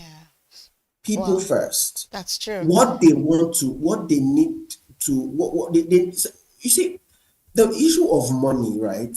People give money in exchange for value. Yeah. Okay? As an organization, if you give value and I am exchanging money for it, I want to see that you have my interest in heart first before you make that product. Now my interest, you want to make life better for me, so you have made that product. That interest is what drove you, beg your pardon, to make that product in the first place. When I see that, I can trust that, oh, you're not after just making money, you are after giving value. And that is what will make me as a person to run after you as a brand, to say, oh, I want to stick to this brand, because they are not only out to rip people off, they are out to give them value while they get money in exchange. Oh, wow. Okay, So so now, that's the optics. okay, So, I agree with you completely on Yeah. that as well, giving value for money. Now, with Yes. AI and automation shaping content delivery, artificial intelligence and automation shaping content delivery, how should businesses evolve their marketing communication strategies so they can remain relevant? I've heard people say that AI has come, many of us are going to lose our jobs. That's the mindset. Okay, AI has come. There's nothing we can't do anything about it. True. We have to accept it. We have to embrace it. I say it every time I go for trainings, train young people, young professionals, and when this topic AI comes up, I say AI is an enabler. Okay. AI makes life better for you. Here's the thing. I am a writer, I've written 3 books. I've written countless of articles on national newspapers and all of that. Okay. Some of us have been writing before ChatGPT came. Yeah. But bringing ChatGPT does not mean that we now depend 100% on ChatGPT to write for us, because I have been writing before it even came. Have I been using ChatGPT 100%? Yes. But have I depended 100% on it? No. Because there's a human part to it, right? Exactly. You get the prompts. You get the results from ChatGPT. It can help you to structure it. It can help you to rephrase. It can help you to do all of that. But you have to put your own intelligence into it first before it make it better for you. Yeah, truly. AI is an enabler. Learn to use it to make your work better. So brands, if there were days when you would sit down and spend 1 week to create a full-fledged marketing communications plan, today you may need just a day or 2. Why? Because while you are using your brain to bring out the ideas, there's AI that is helping you to flesh it out and make it look good. Yeah. But then you still have to lift it and make sure that you don't need you make it your own. You bring it home and make it reflect your brand and what exactly you want to do. So at the end of the day, what are you trying to achieve? What's the outcome? Okay, I'm coming from here, I'm going here. This is what I need in the journey. Then you call on AI to come and make it better for you. So whether it is ChatGPT that you use or it is Canva that you use, those things are just supposed to make life easier for us. They are not supposed to take over completely while we fold our arms and not do anything. Yeah. As a matter of fact, you still have to put prompts into them before they can do it. Exactly. And so it shows your intelligence will show when we see the outcome of some of the things that you bring out from the AI tools. So AI is good. Let's embrace it. However, let's understand that they are not coming to take over from us 100%. They are coming to help us to do what we do better. Yeah. That's the point I always like to make clear. I agree with you on that, because so many times the AI, the ChatGPT wants you to actually make them do more, not just to dwell on just what they've given to you. Exactly. So that's very good on that. So now, how do you see the rise of short form video platforms like TikTok, Instagram Reels, and YouTube Shorts influencing corporate communication strategies? Okay, Destiny, let me tell you the truth. Forgive me to say this, Gen Z to take over. Gen Z to take over. The young people have taken over. They have They have they have a different way of doing everything. Exactly. They are fast, they are sharp, they feel like most of the things that we used to do are archaic and they're boring. Exactly. And don't blame them. I probably felt that same way when I was growing up and I was listening to my father play some old music, and I felt like, what's wrong with this man? There is R. Kelly, there is Cisco. Why not listen? Why are you listening to Ebenezer Obey and Orlando and all that? It's the same thing. Yeah. In the corporate world, they have better ways of doing things. Truly. They jump on trends, they make short videos to catch attention, and everybody's watching. Let me tell you the truth. Attention span has dropped drastically. If you do content and you put it on social media, the first 5 seconds, if you cannot catch attention, they swipe. You know why? There are tens of billions of content waiting for them. So if your own is not catching the attention in the first 5 seconds, they move. Truly. So that's it. The reason is because a lot is happening. A lot. 70% of people who have, over 70% of people who have mobile devices spend between 8 to 10 hours on social media together a day. Facebook, Instagram, TikTok, all of it, put it all together. Every one of us, five minutes here and there on Facebook, 10 minutes here and there on Instagram, 30 minutes here and there on TikTok. If you put everything together on all the social media platforms, over 70% of us spend between 8 to 10 hours on social media platforms a day. That's minimal. That's being modest. Yeah. You know what I mean? So there's a lot is calling for your attention. There's comedy, there is skits, there is news, there is sports, there is drama, there is movie, there is music video, and it's all over the place. There's dance trends, everything is just all over the place. True. So if you just make it short and simple, catch my attention, not just me, everybody, the consumers. There's a lot calling for them on the phone. Exactly. So whatever it is you want to say it quickly. Put it there and let them get it and move. Do you understand? So short form videos, because this generation is very visual. Go and look at it. You can put a whole textbook on Facebook. I used to write a lot on Facebook. A whole textbook, you can put it there. And back in the days, people will read and they will even make comments. These days, if you put text only on Facebook or any of the platform, you are wasting your time. True. Because people don't read. If you are putting text, add a visual, add a picture or what you call this thing, a still image that you have made for that thing that you want to talk about, or do a short video. You have different apps that you can use to edit it. You have CapCut, you have Canva. It's easier now with AI. You can make these things and put it there. But the most important thing is that you are putting out your communication in a way that they understand it and they can get it in the shortest time possible. All right. So what innovative digital tools can businesses leverage to ensure consistent and personalized engagement with customers? Okay, business tools. I think basically depends on what you do. Because of my own field, marketing communications, we're big on text, images, visuals generally. So if for my field, you definitely must leverage ChatGPT. Okay. For if it's better if you have the premium version, because the free version is limited, and that's to help your content team or your PR team to be able to come up with very smooth and well-written articles and posts. However, it will come out as rigid, and you can tell that it is not human.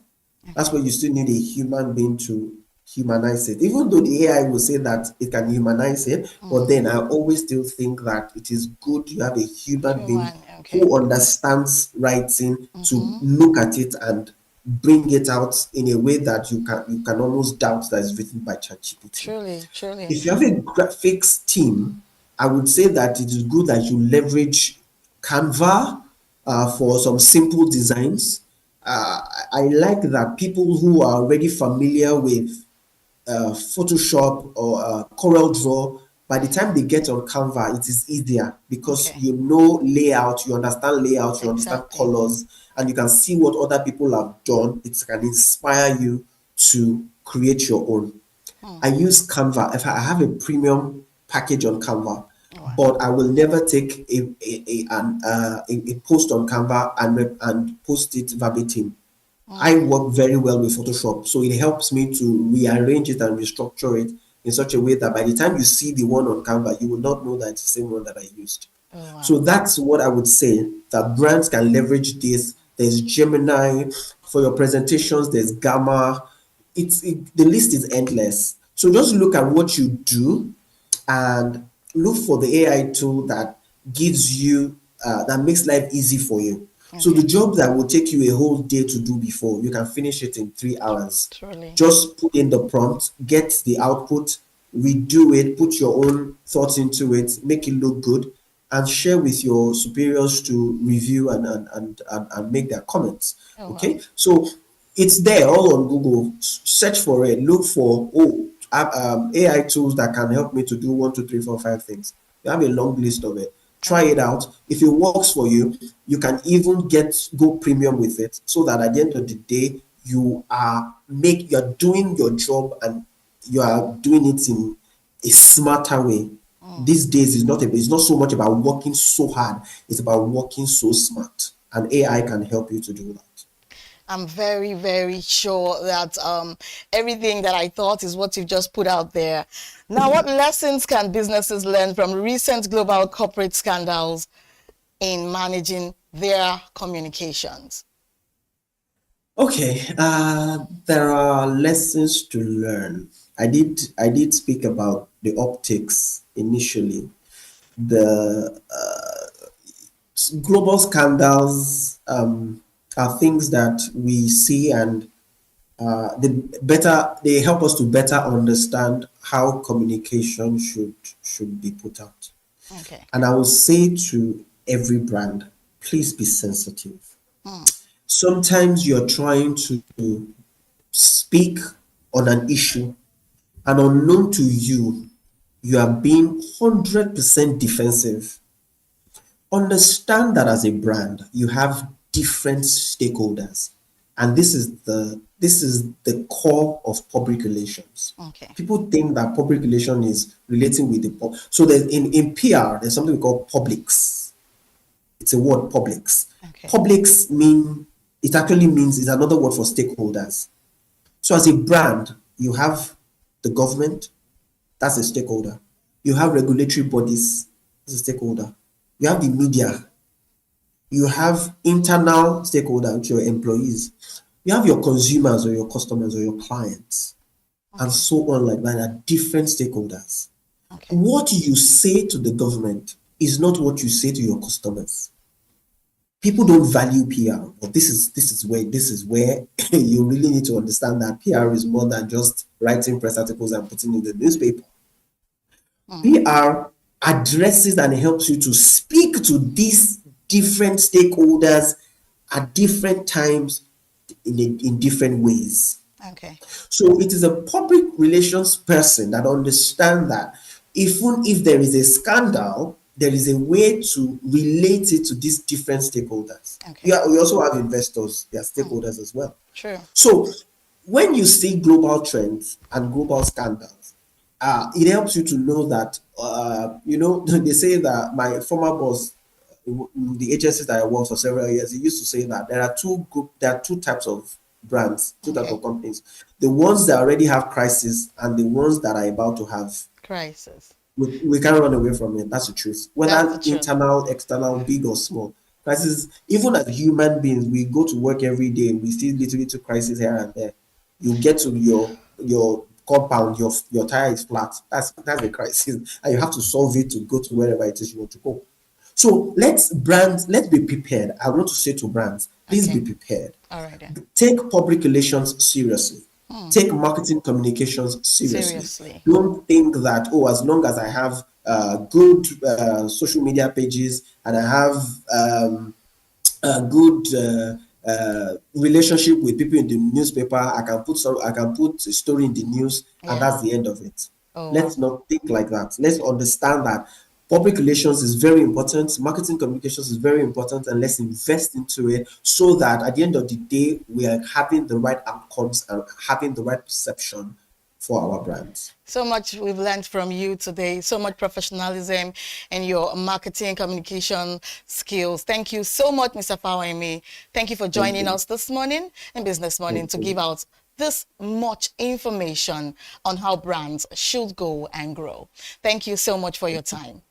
Thank you, Leslie.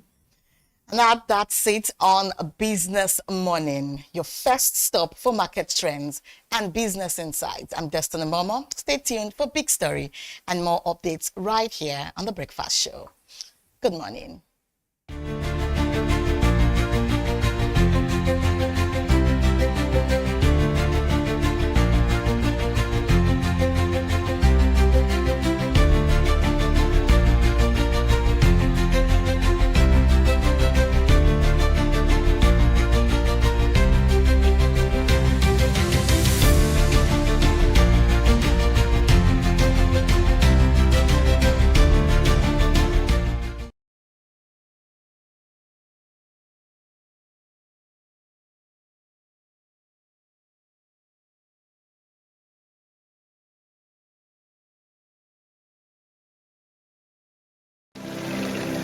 They say money never sleeps. Wake up to clarity, insights, and the stories driving business in Nigeria and beyond. From the heartbeat of small and medium enterprises to the pulse of national economic policy, this is where business meets perspective.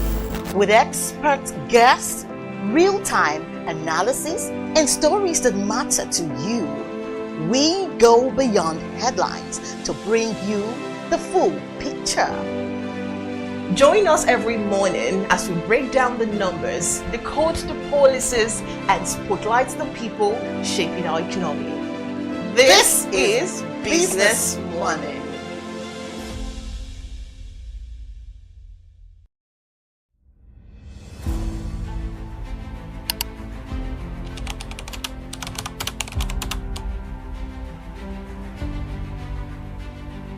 Lagos is taking a strong stance against illegal waste disposal, and the Lagos Waste Management Authority, LOMA, is leading the charge. In a crackdown on offenders, LOMA has been conducting operations in areas like Mushin, Ijora, and Ikeja, arresting and persecuting individuals who dump waste in unauthorized locations.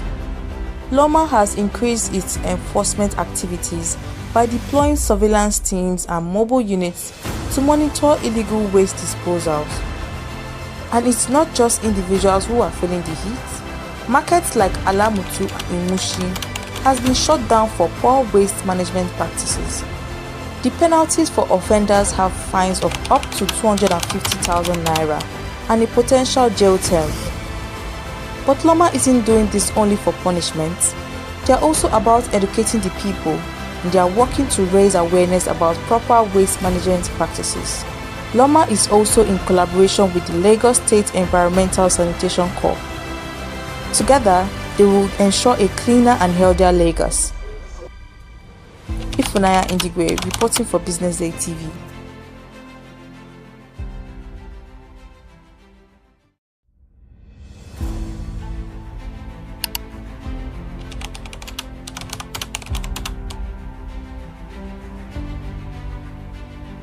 Lagos is taking a strong stance against illegal waste disposal, and the Lagos Waste Management Authority, LOMA, is leading the charge.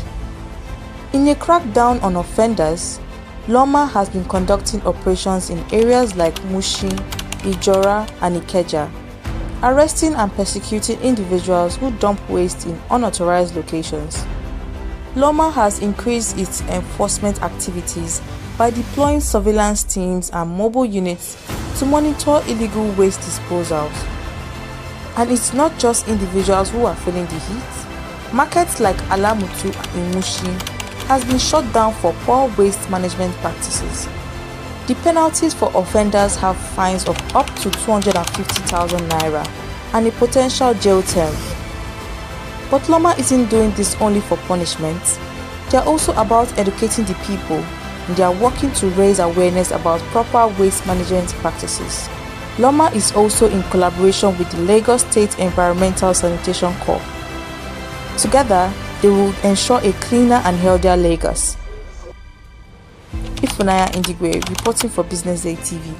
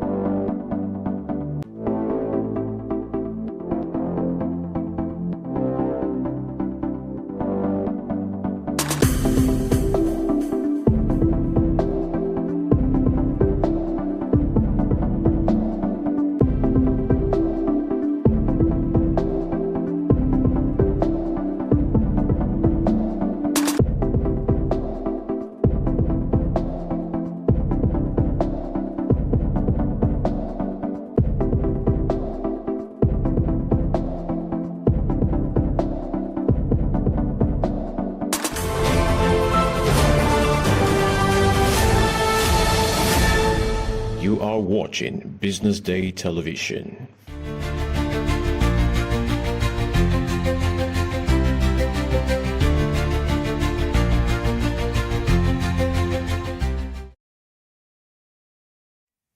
Good morning and welcome to the big story right here on the BDTV Breakfast Show. My name is Elizabeth Musa. Today we dive into a debate stirring waves between the federal government and the Nigeria Labour Congress, and it's all about whether civil servants should have a place in politics. Now, here's the clash. The federal government insists that public servants must stay out of politics to remain neutral and professional. But the NLC says there's no law in Nigeria that actually bars civil servants from political participation. It's a question that cuts right into the heart of our democracy. Do civil servants lose their political rights the moment they take up government employment, or does the Constitution guarantee their full participation like every other citizen? Well, to help us unpack the legality, the rights issues, and of course the implications for governance, I'm being joined this morning by lawyer and human rights lawyer Festus Ogun, who is also the managing partner at FO Legal. Welcome to the show, Festus. Thank you very much, Elizabeth, for having me on your show. Thank you very much for joining. Let's start at the heart of it. Now, does any Nigerian law clearly say that civil servants cannot participate in politics? So, there is no law known to our Constitution that prohibits civil servants from participating in politics. No law. Civil servants are citizens of Nigeria who are employed into the public service either by the state, local government, or the federal government of Nigeria. Therefore, they enjoy the right to freedom of association. They also enjoy the right to freedom of thought, conscience, and religion. If they, by being associated in a political party, aligns with their ideology, aligns with their thought, aligns with their conscience, there is nothing, no rule that can stop them from exercising this right. Importantly, the provision of Section 40 of the Constitution is also clear that, like every other person, civil servants in Nigeria are entitled to the right to freedom of association. So the right to form even a political party or join a political party is constitutionally guaranteed. It falls under the right to freedom of association. But that is not all. If you look at the provision of Section 66(1)(f), Section 107(1)(f), 137(1)(g), and 182(1)(g) of the 1999 Constitution, it provides that a person shall not be qualified for election if the person is employed in the civil service and has not resigned, withdrawn, or retired from this employment at least 30 days to the election. What does that mean? It simply means that, yes, you have the right as a civil servant to belong to a political party. In fact, the law envisages that you can, in fact, contest for an election as a civil servant. The only thing the Constitution says is that 30 days before the election you are contesting for, you must have resigned from that employment of government. So, if the Constitution can say that you can only resign 30 days before the election, it simply means that the Constitution, in fact, recognizes that you can contest election. You can belong to a political party, because you can't contest election if you don't belong to a political party. So if the Constitution says that, oh, a civil servant can even contest, it means that the Constitution envisages that you belong to a political party, you are involved in the electoral process. The only requirement is that you must, as a matter of law, resign from your employment with the government of the federation or the state 30 days before the election. Well, anything outside that is not acceptable.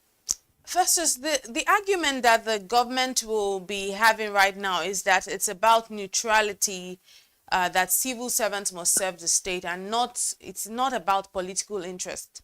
But really, from a legal standpoint, is this a strong enough argument, or is it more of a policy preference here? Policy preference, yes, but is it rooted in law? I doubt. There is no law, no single law that prevents a civil servant from belonging to a political party. It might be argued that they will be distracted from their primary duties. Yes, that is arguable. But the most important thing is that if we have an efficient system, if you're absent from work, you get queried. So long as a civil servant is able to manage his job as in the civil service, I do not think there is anything stopping a civil servant from belonging to a political party and even participating actively.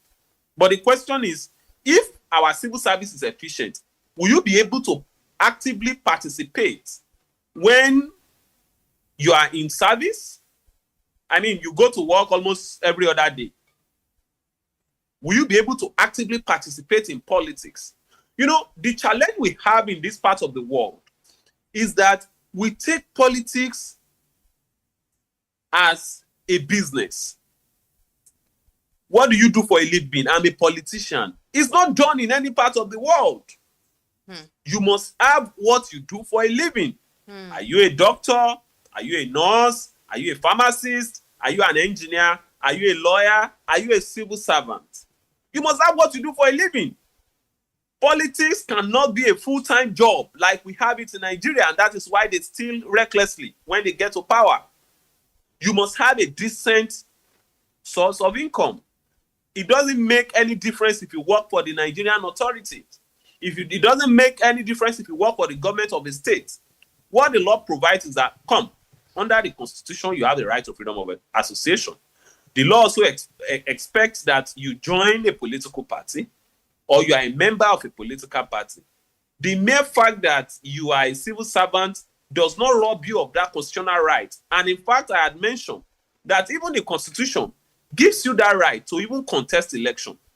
But to now outlaw civil servants not to participate in politics is an overreach.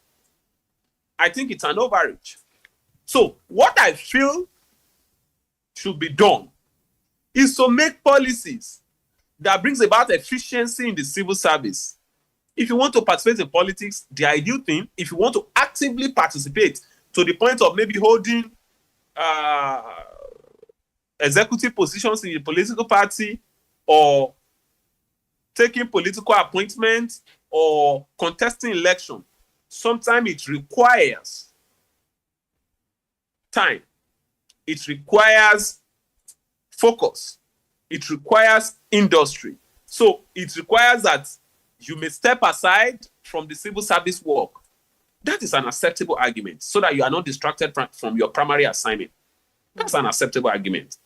Right. And we've seen all that democracy. Okay, carry on. But to now say that they cannot participate in politics is an overreach. It's not supported. It's an argument or a position or a policy that is not supported by law. They have the right to participate in politics insofar as it does not clash with their primary duties. And what does it mean to participate in politics? Is it to belong to a political party or to support a candidate?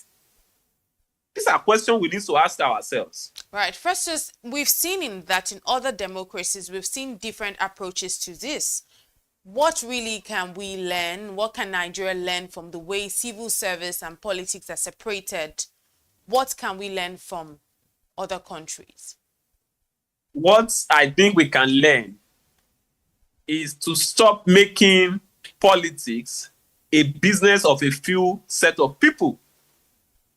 Politics is the business of everyone, including you and I, including civil servants.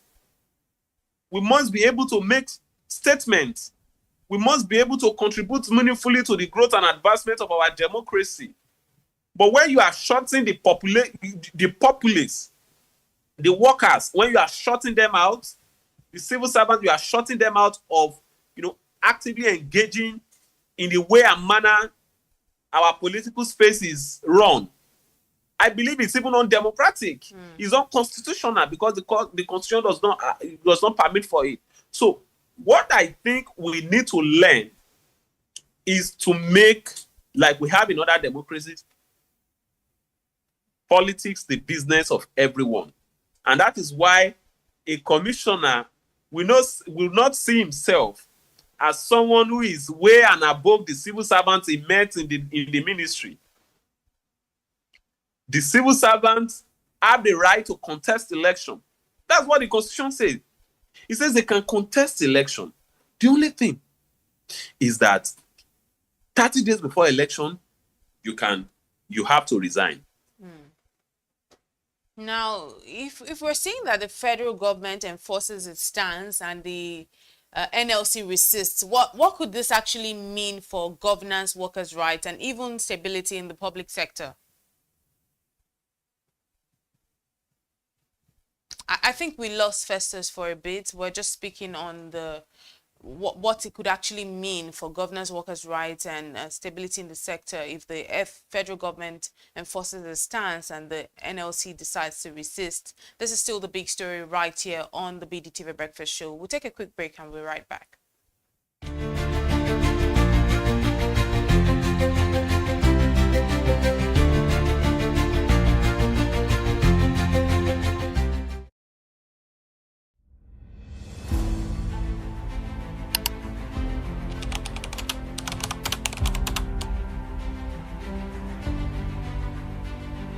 Lagos is taking a strong stance against illegal waste disposal, and the Lagos Waste Management Authority, LOMA, is leading the charge. In a crackdown on offenders, LOMA has been conducting operations in areas like Mushin, Ijora, and Ikeja, arresting and persecuting individuals who dump waste in unauthorized locations. LOMA has increased its enforcement activities by deploying surveillance teams and mobile units to monitor illegal waste disposals. And it's not just individuals who are feeling the heat. Markets like Alamutu in Mushin has been shut down for poor waste management practices. The penalties for offenders have fines of up to 250,000 naira and a potential jail term. But LOMA isn't doing this only for punishment. They are also about educating the people, and they are working to raise awareness about proper waste management practices. LOMA is also in collaboration with the Lagos State Environmental Sanitation Corps. Together, they will ensure a cleaner and healthier Lagos. Ifunaya Indigwe, reporting for BusinessDay TV. Nigerian youth, really the most important people in the room and in the audience today. And why I say this is we take one day to recognize our youth, but that is the powerhouse, the engine, the fuel of the Nigerian economy, of the Nigerian society. It is what makes us who we are. Over 200 million people, 70% of which are youth. Our country is known for the energy, for the ginger that comes from that particular demographic. And I say that for the power of the Nigerian youth, your capability to absorb, your capability to deliver, your capability to inspire, your capability to thrive in whatever environment you find yourself. You would also know that many of our countries would not have won the battle against colonization if not for the strength, the vitality, the energy, and the work that young people, teenagers, people in their 20s and in their 30s, the work they put in to ensure that the shackles of colonization fell and we could become the sovereign nation that we are today. And again, it is young people that actually ended up leading post-independence Nigeria. Let me say the future of Africa indeed belongs.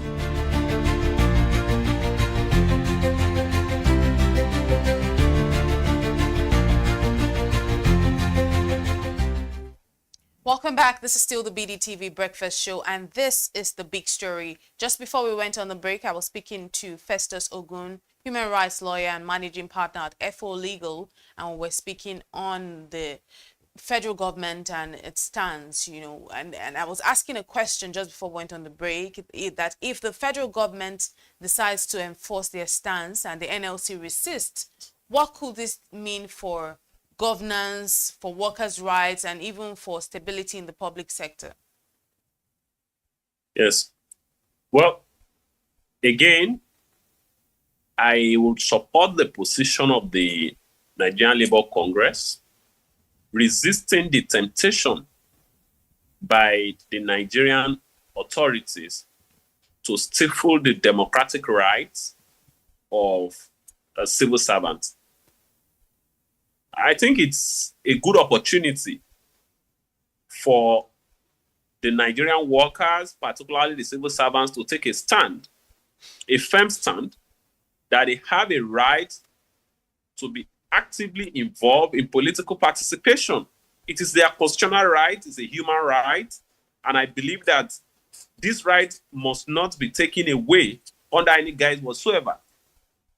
It is in the interest of our nascent and tottering democracy that these individuals, these civil servants, are allowed to participate in political activities, because they have, ideally, they have the right to join political parties under the Constitution. They have the right to contest under the Constitution. All the law says, all the Constitution says, is that 30 days before the election which they seek to contest, they should resign. If that is the case, what is the legal basis? What is the moral basis? What is the constitutional basis? I cannot find any. So I believe that, yes, there might be an argument back and forth between the authorities and the NLC and, organized labor union of the civil servants scattered all over the country. But the most important point is, how does the policy help our democracy? I do not think it will help our democracy in any way. The problem with the Nigerian civil service is not and cannot be traced to the participation in politics. Majority of them do not participate in politics because of this fear of being victimized after participation, right? So I think this is an opportunity to resolve the imbroglio once and for all, so that our people can have a full understanding that the mere fact that you are a civil servant does not necessarily erode you of your constitutional rights to freedom of association and to political participation. So what really is the middle ground that we have here? I mean, I hear everything you've said, but really, what's the middle ground that we have here? Should Nigeria be legislating more clearly? Should civil servants have full political rights without restrictions? What's the middle ground? I stated earlier that, for me, I think the fear of the Nigerian authorities is rooted in the fact that when civil servants are actively involved in politics, there will be distraction on their assignments, on their duties, on their task. So, how do you address that? You simply address that by ensuring an efficient civil service. The civil service in other parts of the world, especially in developed democracy, is a prestigious role. People fight to become civil servants in other parts of the world.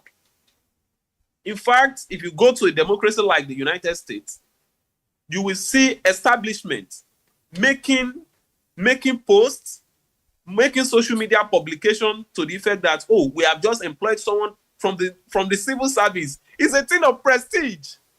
But can we say that in the Nigerian system? Say, for instance, you are employing someone from the Ministry of Information, and you are proudly saying that we have employed this person to BusinessDay.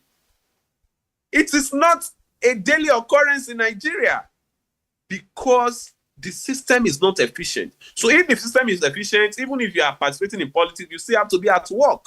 You still have to do your role. You have to carry out your role as a civil servant. So because civil service is just like every other job, you are only working for the authorities. You are working in a role for the authorities. So if that is the case, I do not think that they should be stopped in any way. I understand the fear, but that fear can be allayed if proper machinery is put in place to ensure that the civil service is reformed. Reforming the civil service is the issue here, and not stopping them from participating in politics, because that right was not given to them by any civil service rule. It's an inalienable right. It's a constitutional right. It's a human right. So it cannot be taken away under any guise whatsoever, because the Constitution says they can contest. If the Constitution says they can contest, what else do you need to show that they can participate in the political process? Can you contest an election if you are not in politics? No, but the Constitution says public servants can contest. All right, thank you very much, Festus Ogun, lawyer and managing partner at FO Legal. Thank you very much for joining the Big Story this morning. Thank you for having me. This has been the Big Story right here on the BDTV Breakfast Show. Up next is Social Listening. Do stay with us.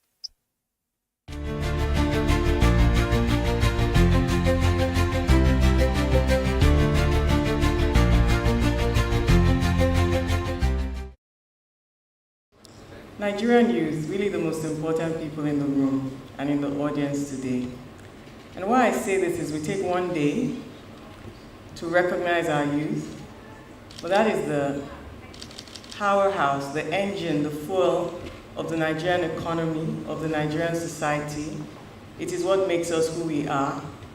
Over 200 million people, 70% of which are youth. Our country is known for the energy, for the ginger that comes from that particular demographic. And I say that for the power of the Nigerian youth, your capability to absorb, your capability to deliver, your capability to inspire, your capability to thrive in whatever environment you find yourself. You would also know that many of our countries would not have won the battle against colonization if not for the strength, the vitality, the energy, and the work that young people, teenagers, people in their 20s and in their 30s, the work they put in to ensure that the shackles of colonization fell and we could become the sovereign nation that we are today. And again, it is young people that actually ended up leading post-independent Nigeria. Let me say the future of Africa indeed belongs to young people. It will be built by them, it will be led by them, it will be owned by them. But to do this, we need to groom policy architects who will design the future, and I am proud to say that we have them in this room. Thank you very much indeed, and all the very best. So I'm touching on the 36 states. So from the misty hills of Mambila and Taiwan to the shorelines of Lagos, from the oil-rich islands of the Niger Delta to the oil-laden creeks of rivers, from the bustling markets of Kano to the coal seams of Enugu, from the great railway hub of Kaduna to the royal boroughs of Edo, from the gold-laced lands in Zamfara to the rainforest depths of Cross River, from the rice paddies of Kebbi to the orange orchards of Imo, from the cocoa groves of Ondo to the palm-rich coast of Akwa Ibom, from the historic monuments in Oyo to the Sahel of Jigawa, the savannas of Yobe, the fishing harbors of Bayelsa, the Cedric Grove of Osun to the limestone caves of Abia, from West Africa's largest market in Anambra to the castle straits of Ghana, from the Sahel hills of Sokoto to the fertile valleys of the Gambia, from the hydroelectric dams in Niger to the knowledge factories of Ekiti, from the clear-rich plains of Katsina to the sacred stories of Kwara's museums, from the sunrise of the Delta Streak to the sunset of the salt lakes of Nasarawa, from the building gateways of Ogun to the great peaks of Gombe, from the confluence waters of Kogi to the double drums of Bauchi, from the young bands of Benue to the unbroken courage of Bono. From the federal Atlantic territory where all paths converge, let it be said, let it be known. Shout on the rooftops and mountaintops, there is a new dawn and a new day for Nigeria. God bless the federal government. Nigerian youth, really the most important people in the room and in the audience today. And why I say this is we take one day to recognize our youth. Well, that is the powerhouse, the engine, the fuel of the Nigerian economy, of the Nigerian society. It is what makes us who we are. Over 200 million people, 70.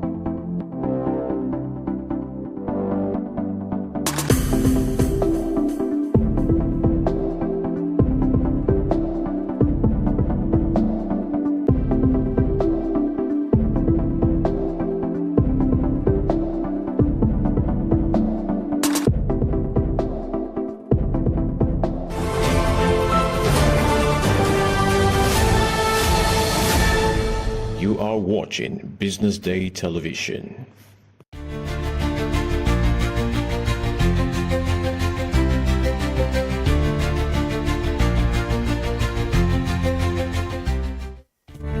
Hello and welcome back to the social listening segment right here on the BDTV Breakfast Show. This is where we bring to you some of the stories making the round on social media Of course, I'm here with... Onyeka Valentine. Right, let's get right into it today. An Australian-based Nigerian midwife called Oyebola Coxon has been arrested after a baby died during a home birth she supervised. Police say she ignored warning signs and refused hospital care even after the mother pleaded, leaving the woman in labor for 2 days. Now, the baby eventually had to be taken to the hospital for emergency cesarean section, but did not survive. Oyebola, who has more than 40,000 social media followers, has now been arrested for spreading dangerous advice, which include telling women to ignore doctors during childbirth. She now faces manslaughter charges and has been banned from practicing until a trial in October. First of all, what are your thoughts on this home birth thing? And really, is there a way... How can health advice on social media be better regulated, really, to prevent tragedies like this? See me shaking my head. What does home birth influencer? Do you know, I have a problem with this influencer thing, because I will start talking about something and suddenly get lots of followers, and suddenly I become an authority. You know, right? That's the thing with this influencer era that we are in. What does home birth influencer even mean in the first place? I like the fact that you give me that term, that home birth influencer. It just shows you that we human beings, we are very gullible. See, why do you think people complain about, oh, trust issues? I keep saying it, and whoever has ears should hear and hear very clearly. Before you go ahead to trust, verify. There are a lot of fake people out there, even with their faces there, that have no idea what they are talking about. Even the ones that know what they're talking about, I can assure you, there is a facade that covers these things. The in-depth knowledge of what to say, how to say it, and when to say it. In every situation, come what may, needs to be questioned. Talk less of when it has to do with health. Talking about bringing a baby to this world, and you are leaving your sole responsibility to someone else to handle, someone who obviously you have never spoken to one-on-one before, you never met before. Are you aware that behind everyone who says there's an influencer or whatever it is, behind every influencer, they do have their own challenge too? It's not just like you saying that whatever anybody on radio, gives you advice, or any other platform, you just take line, hook, and sinker. Nobody does that. Find out and see that. Find out and you see that they also have their challenges too. Now, having said so, let's now come to the fact that you as a parent, or rather, upcoming parent or future parent, right? You as a mother carrying a baby, do you not know the kind of responsibility you're carrying?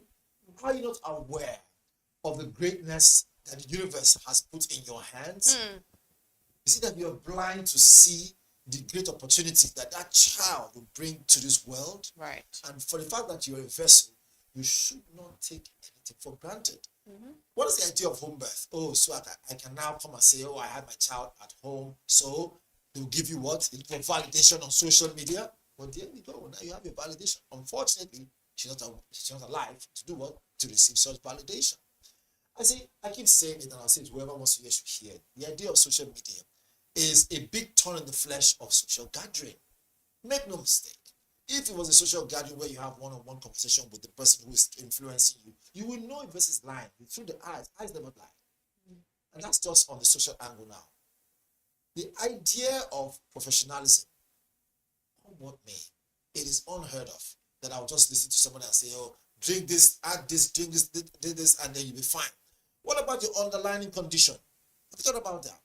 For anyone who is pregnant, I'm not a doctor, but at least I've had a lot of doctors who have interviewed on shows, and I've been to seminars and conferences. Either I'm the moderator or I'm attendee, and they will tell you, before you do anything, make sure you find out your medical history. See, these things are not shrouded in mystery. History, mystery. That word's there to play with, but it's quite important in this context. And so, in an event where someone says, I want to have my baby at home because this influencer has said so, then I'm sorry to say, you just threw your whole precious thing to the wolves. I think it's quite, at least, good thing she's now been banned from practicing until her trial in October. So that's much better. We'll keep our fingers crossed. But let's see some of the reactions on social media very quickly, then move to our next story on this conversation. Chris Sweetman says every pregnant woman should go to the hospital for delivery. More reactions. Steven says this is so tragic. It's scary how much influence these people have. I'm telling you, how much influence influencers have. People are getting training from social media these days. They don't even listen to their parents. They now listen to influencers. Chimeuche says delivery at home should not be encouraged, please. Do not expose yourself to such risks. More reactions. Anisha says the other side of the coin is I know 2 women whose babies died during home birth. I know of babies who died at the hospital or had to be rushed immediately into the ICU, definitely. The right way to give birth is wherever you feel most comfortable and confident in a positive outcome. Absolutely. At the end of the day, really, when it comes to childbirth, it's a complete mystery, and it's only God that can just keep you. That's for those people who believe in God or whoever it is you believe in. It's really a complete mystery. But let's move on to our next story this morning. The Academic Staff Union of Universities, ASU, is bracing for a nationwide strike. Now, already protests have broken out across branches, and a National Executive Committee meeting is expected soon to make the final decision. Lecturers say that the Tinubu administration is not serious about their welfare despite promises. They're arguing that they've waited long enough and insist that strike action may be the only language that the government understands. Now, we know that if this happens, this could end 2 years of uninterrupted academic activity. ASU strike definitely is not a new thing. We're used to it. It's like music to our ears right now. So when you see news of ASU, as a matter of fact, seeing this story, I was wondering if we should talk about it or not. Because I thought, smiling from one side of my mouth. Same old. What are we talking about? Warnings. That's Mr. Osideke. He's even tired. I remember when we used to have him on a show, like we call it. It's like, what do I want to say? Because it feels like you've said it maybe 1 million times. So he's always even very taken aback when you say, please come and speak to this conversation. Because it must be very frustrating being a lecturer. Let us look at it from the angle of business and the angle of integrity. Again, until we wake up and say to ourselves that we have been putting square pegs in round holes, the day we wake up to that reality, that's the day we'll be looked at from the world as truly Africa has risen. On the day Nigeria wakes up. But unfortunately, we are awake, but we are sleeping, which is why they call it in a certain language, they call it sleeping Moriah. What does this mean? It means we know what to do, but we're afraid to take responsibility. Why on earth are we borrowing millions and billions to put in projects where at the end of the day, those who will use those projects will not even be able to sit back at home to feed well? How would they have the energy to come and make of those facilities? We are borrowing a lot of money to fund other areas that we're not seeing the dividend from, we're not seeing the effect from. Meanwhile, the one that's supposed to chunk out those professionals and give our students and the future generation of Nigeria, quality education, we are putting under the table. I hope, again, I hate to use this word, but I'll use it and pray that as a nation, we remain strong. I use that. We are very, very resilient in this country. But if you look at the crux of the matter, say, okay, we want to talk about it as on their own end. Are they inflating costs? Are they using this opportunity to make it so difficult for federal government to come to their own aid? No, that's definitely not. Again, we have to strike the boss, strike the stick at the middle to say, look. When you say inflating costs, how? What do you mean? We're talking about salaries. So we're talking about salaries, yes. We're talking about benefits. We're talking about other, costs that has incurred. There's a whole long list like that. I understand where you're coming from. We want to increase salaries now of politicians and those in Senate and those who work in government offices. What about us? Are you saying we're not important? So I understand where they're coming from. So they're trying to make a stance before we think about increasing those salaries. That's exactly where it's coming from. More so, we're talking about more borrowing, going and borrowing. Are you aware that already our debt has climbed to almost 13 billion dollars, if not maybe, but obviously not $13 million. That. So you can only but imagine if such money, if we had it, and I were not going in a different nation, do you know how we could have changed the trajectory of our educational system? As soon as they want to go on strike, they know. Are they blind? Are they not seeing what's going on with the misuse of funds and those who are stealing billions, and yet the law hasn't, caught a hold on them? They're seeing these things. And if, for instance, you're putting your best as a lecturer, you're putting your best as someone who is in that sector of education, and you're not getting what is meant to you, at some point, you say enough is enough. Right. Let's see some of the reactions on social media and see how Nigerians are reacting to this conversation on social media. Kum says, this protest, not even strike.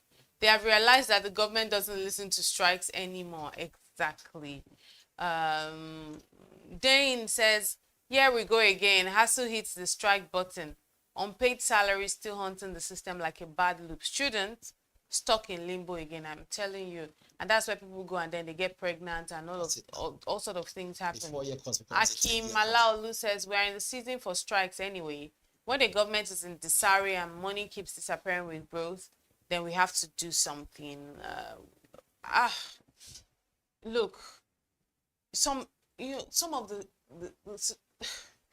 situation in this country sometimes just leaves you speechless. It just really leaves you speechless. You're thinking, where have we lost it? Why do we have this same thing happening over and over again and nothing is being done, really? And even if something is done, is it sustainable? Just to forget in a hurry. If federal government now manages to pay off the debt for us and say, okay, finally now we are paying whatever money you've been owed. Can they sustain it? What is the sustainability factor on ground such a way that we will not see consistent money piling up and them owing them salaries? Because the funny thing, if they don't, those ones that the money are owing them, right? That they've not paid and they're still going to work. Do you know it's also piling up? So the question now is to what end? If federal government goes into their coffers and say, okay, we're bringing out this amount of billions and we're paying up this thing and that's it now. Good to go. Then what next? They will now wait another 6 months again for it to pile up again and let me pay that money again. So there must be some sustainability plan to say, for what is worth, we have income generation, stream from FIRS. We have income generation stream from different other tax, agencies, as the case may be. We also have money coming from agriculture. We have money coming from oil and gas. Now we have money coming from some other rare minerals that we just discovered. Plus, we have other ways that we make money. A lot of ways. Can we say that the 4-point agenda, I don't want to say 7 now, let's just say 4 points. Let's be a bit prudent. Healthcare, education, security, food crisis.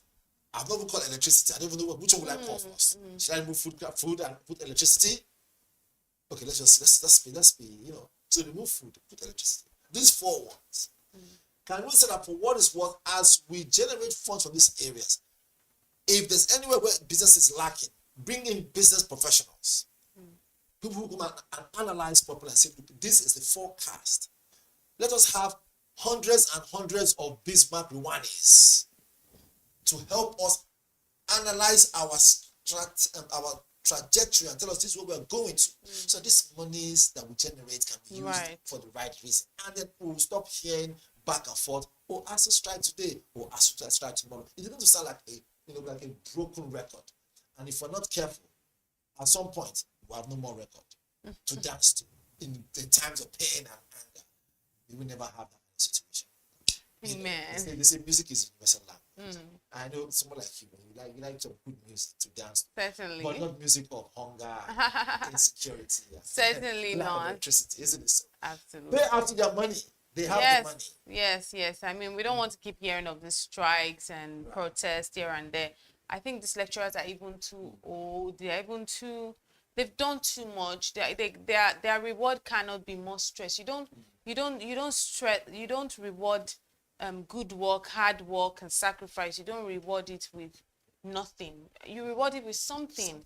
So you don't keep these people that put themselves on the line, sacrifice their time into the educational system, and then you can't even, nothing to show for it, and then we're getting super eagles. I don't have a problem with super falcons and all of that, gifting them $100,000 here and there.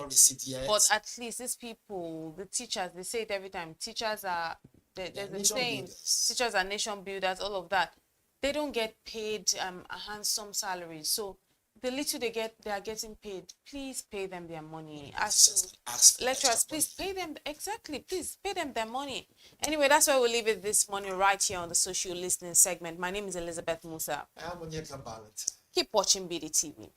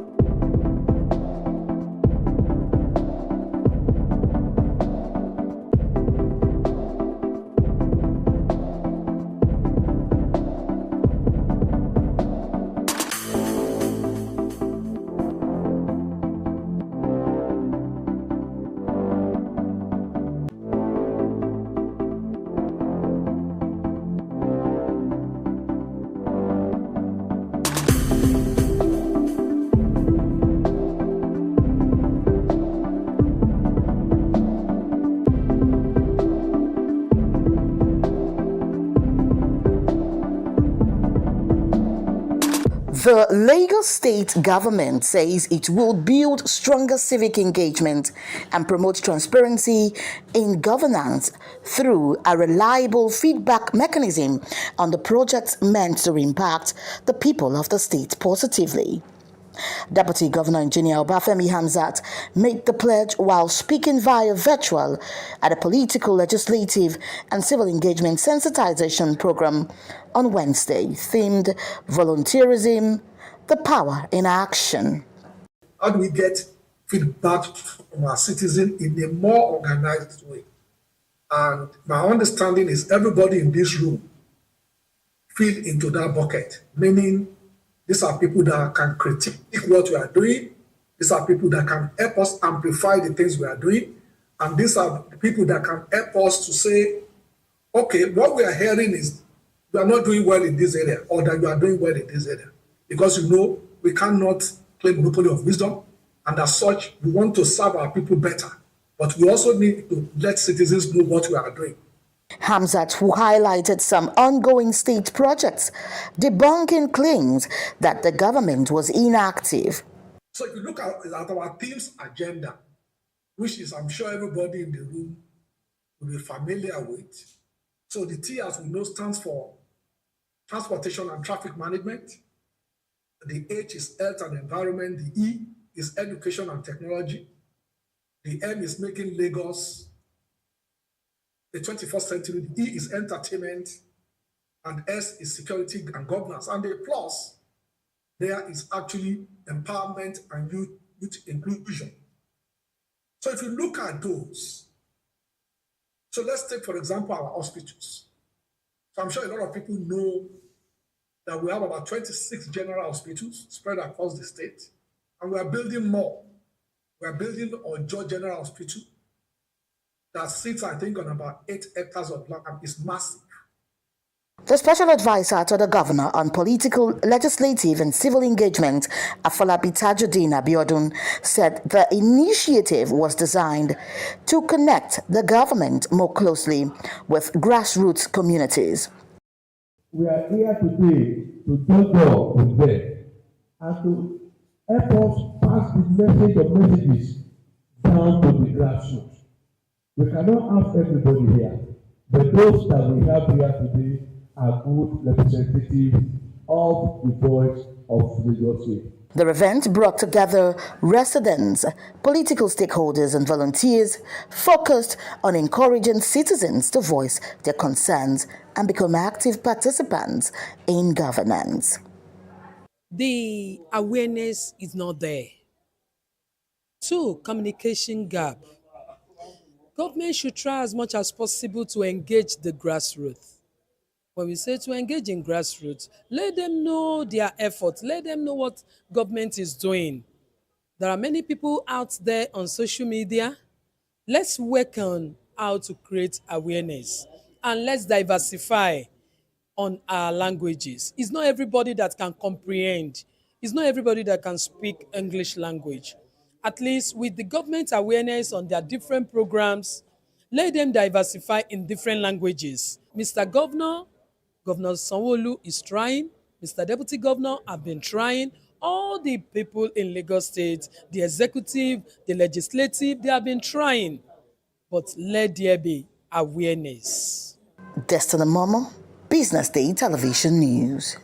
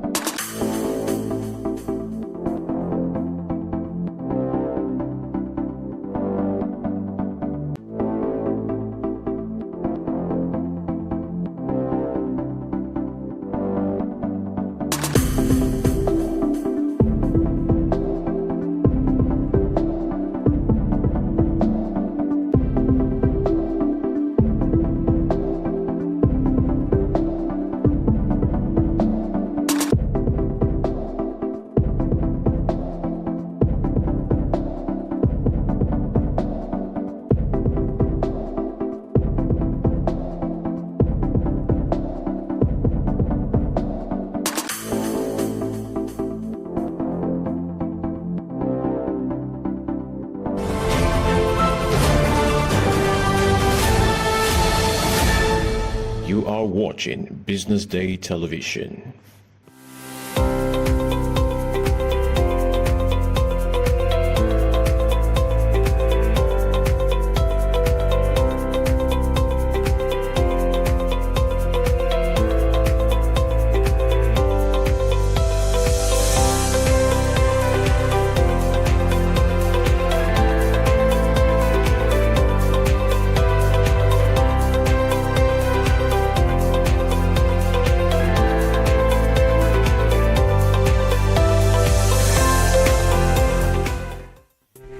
Good morning and welcome to the bdtv Business News Hour. I'm Glory Brown. Thank you for joining us this morning. Now let's take a look at today's top business headlines. Naira records marginal depreciation despite FS inflows rise. JI's Bank reports 122% surge in profit to 24.44 billion naira. Presco's expansion plans to save FS cut edible oil import by 40%. Reps summons 11 discos over 2.6 trillion naira debt to federal government. Manufacturers' VAT jumps to 5-year high despite lower outputs. Let's begin the news in Nigeria, where the Naira on Wednesday recorded a marginal depreciation against the dollar in the official foreign exchange market despite increased foreign exchange inflows into the market. Data from the Central Bank of Nigeria showed the currency weakened by 0.12%, closing at 1,536.73 naira per dollar compared to 1,534.94 naira on Tuesday. In the parallel market, the exchange rate remained stable at 1,545 naira per dollar. Meanwhile, GTBank adjusted its FS rate for international transactions to 1,543 naira, down from 1,545 naira at the start of the week. Foreign exchange inflows rose by 24% month-on-month in July 2025, climbing to $3.8 billion from $3.1 billion in June, according to FMDQ data. The increase reflects stronger investor sentiment, with non-bank corporates surpassing portfolio investors for the second straight week. Despite the growth, inflows remains below May's $6.7 billion peak.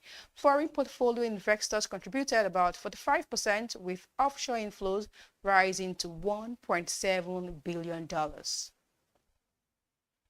Moving on, GI's Bank PLC, Nigeria's premier non-interest bank, has reported a 121% jump in profit before tax to 24.44 billion naira for the full year ended 31st 2024, up from 11.05 billion naira in the previous year, driven by strong revenue growth, operational efficiency, and robust customer confidence.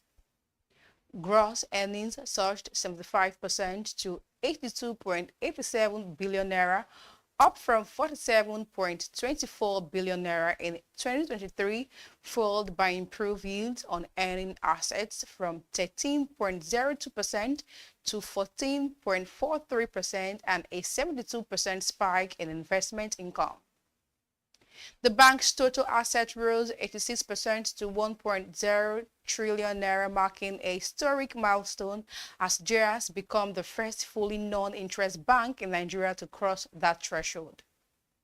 Chairman Mohammed Mustafa described 2024 as a watershed moment for GI's bank, adding that the performance redefined industry expectations for ethical banking institutions. In other news, Presco PLC is ramping up plans to further expand its footprint across West Africa in a move that could save the country its scarce FS and potentially cut the import of edible oil and fat by 40% in Nigeria and 30% in Ghana. Presco announced the acquisition of Ghana Oil Palm Development Company Limited and Sarah Oil Palm in a total deal worth $171.6 in a race to meet its broader expansion strategy and deepening market penetration. In pursuit of sustained regional leadership, the company has set a new target to triple its area under cultivation and diversify its customer base to capture a larger share of Africa's edible oils and fat markets. This growth strategy is designed to address a regional challenge of food security and drive shareholder value. It also represents the first phase of its expansion roadmap and provides a stronger foundation for regional scale, operational synergy, and long-term profitability. Still on, the Public Accounts Committee of the House of Representatives has summoned 11 electricity distribution companies over an outstanding debt of 2.6 trillion naira owed to the federal account. The resolution followed an investigative hearing chaired by Representative Bamidele Salam based on findings from the 2021 Auditor General's report. During the section, the Managing Director of the Nigerian Bulk Electricity Trading Company, Mr. Johnson Akinowo, confirmed the debt, citing NBET records as of report detailed liabilities ranging from 107.4 billion naira owned by Yola Disco to 330.4 billion naira by Abuja Disco, with other significant amount attributed to the remaining 9 discos. The Auditor General's report revealed further irregularities, including 30 billion naira in uncollected debt, 100 billion naira paid for undelivered power, 166 billion naira under-remitted by discos, and 2.7 billion naira in unpaid invoices. It also highlighted 26 billion naira owed by foreign firms for exported electricity. In response, the committee stressed the need for the discos to clarify their financial obligations and repayment strategies. Additional market participants will also be invited, with appearance dates to be communicated later. And to wrap up the business news hour, Nigerian manufacturers paid more in value-added tax in 2024 than at any time in the past 5 years, even as the sector's output in terms of net value shrank to its lowest in 15 years, according to data compiled by BusinessDay. The surge, driven by rising input costs, higher prices, and tighter tax enforcement, underscores the strain on the industry struggling with weak output and declining competitiveness. Total VAT inputs from the manufacturer rose to 803.53 billion naira in 2024, according to data from the National Bureau of Statistics. That's about 50% more than 578.39 billion naira generated by the sector in the prior period, and more than double what was paid 2 years ago. While the manufacturing sector coughs out the highest VAT revenue, its output slumped to 25.4 billion naira last year, marking the steepest fall in 15 years. More worrying is that its value more than half between 2023 and 2024, from $55.9 billion, according to data obtained from the World Bank. And that wraps up today's Business News Hour. Thank you for staying with us. I'm Glory Brown. Stay tuned and keep watching Business Day Television.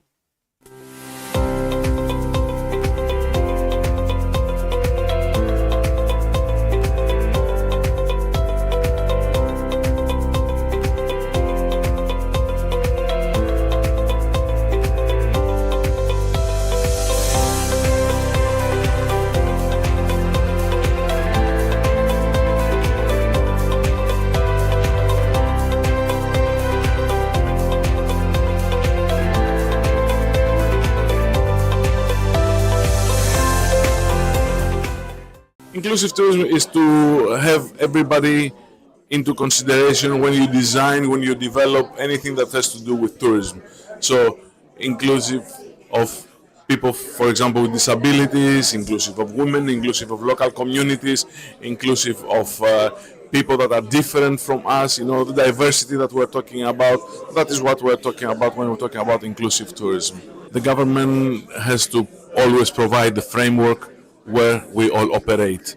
What is important is for the government not to put an excess burden in the operations and ease the way we're doing business. So all these double taxations, triple taxations, fees, levies, and all these kind of things, they have to be streamlined in a way that will empower the industry rather than hindering it. The major takeaway from today is that tourism and hospitality becomes a headline, becomes a hardcore point of discussion. It's an industry that can only grow, an industry that can provide Nigeria extreme growth and extreme development.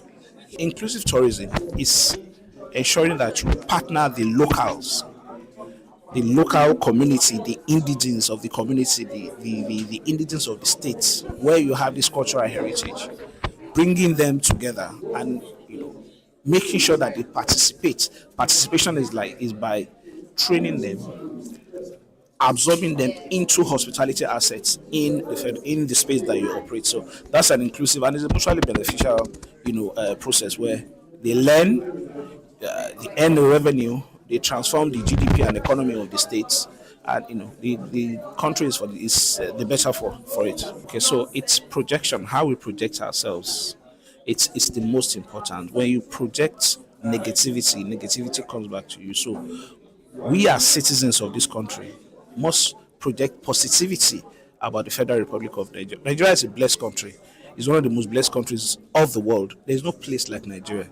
There's no point, Japan, when there are immense opportunities, especially in my space that I operate, which is hospitality.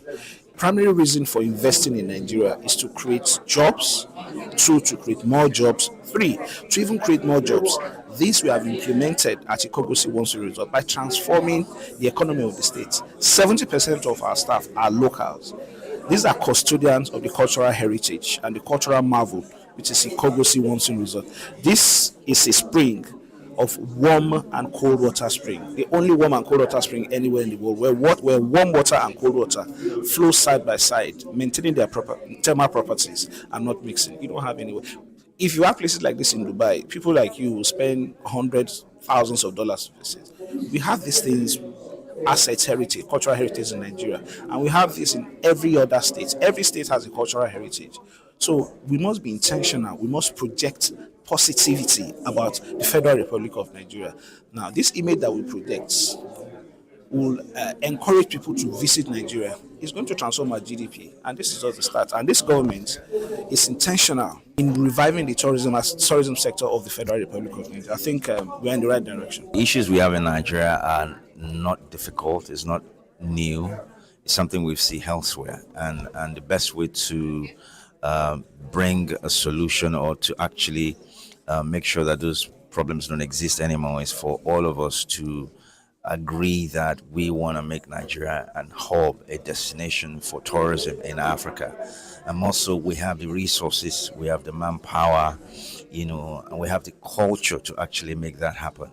So as long as both private and public sector can agree and can say to themselves, it's possible, this is possible, I'm sure we're going to excel at it.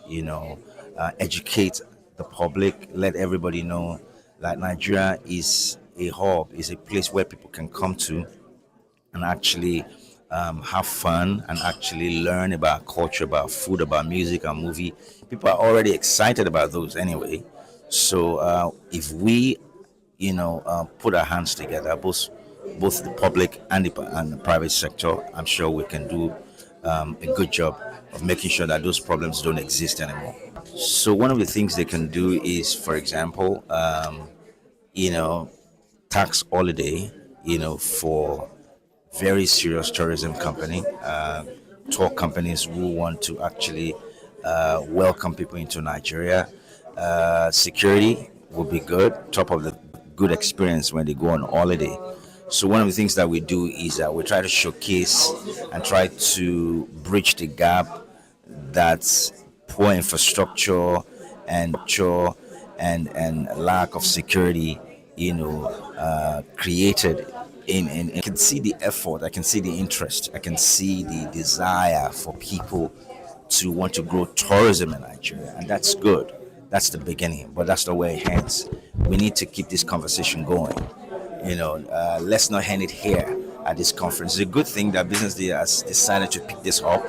I'm excited about it that people are focusing on tourism, but we need to keep the conversation going. When we go back to our offices, when we go back to our circle, some government back to our offices, when we go back to our circle, some government officials are here, some people who know people in high places are here.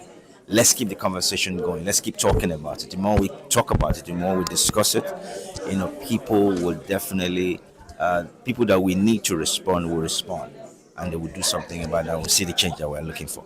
So Nigeria, in my opinion, is tapped into tourism, but we are not operating at the level that we can, considering the potential that we have and the human capital that we have, the raw talent in the industry.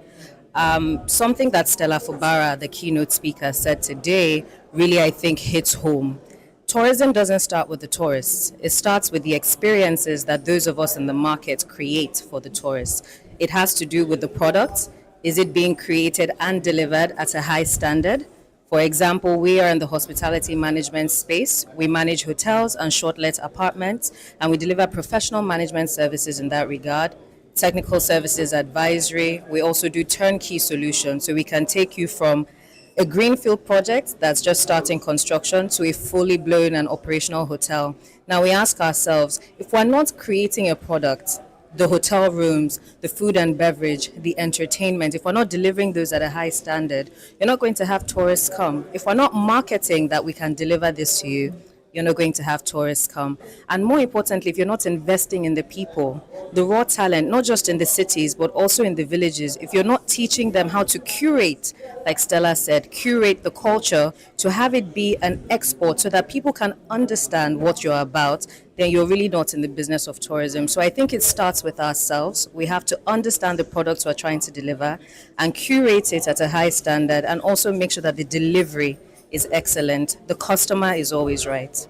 Our flagship hotel, for example, Amber Residence, which is in Ikeja GRA, it has 69 rooms. It's a business conference hotel at the 3-star level. We regularly have as our guests captains of industry who deliver events and have conferences at our hotels. We also have NGOs that have service level agreements with us where they host their events and sensitization programs there. So for us, this is a way, for example, of partnering with corporates and NGOs who have a global business. And for those that they invite from out of the country as their guests, we have them hosted at our hotel and we show them what it really means to have African hospitality. So that's a way of taking the name, not just of the brand, but of Nigeria out there. We also are developing an AHS Academy, because I will tell you, one thing in the industry that we are lacking is also training. We're lacking properly trained professionals who can, like I said, deliver the standard at a high level.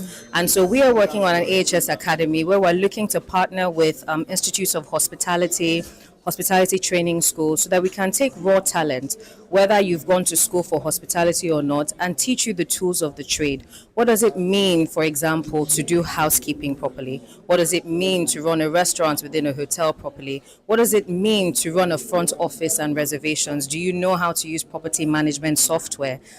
We recently had a retreat, actually, where all our general managers from the different cities in which we operate, Lagos, Benin, and Owerri, came to Lagos, and we were able to exchange ideas to see what's working in different parts of our business.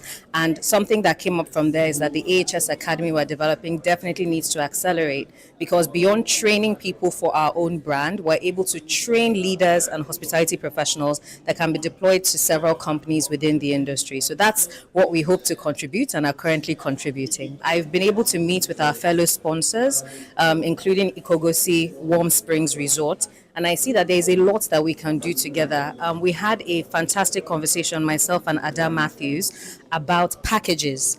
A hotel is only one aspect of hospitality.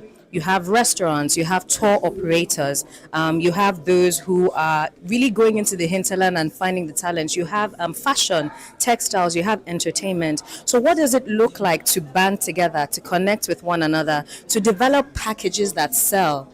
It's very important that the different operators within our market connect with one another to figure out how we can deliver the best packages to the customer.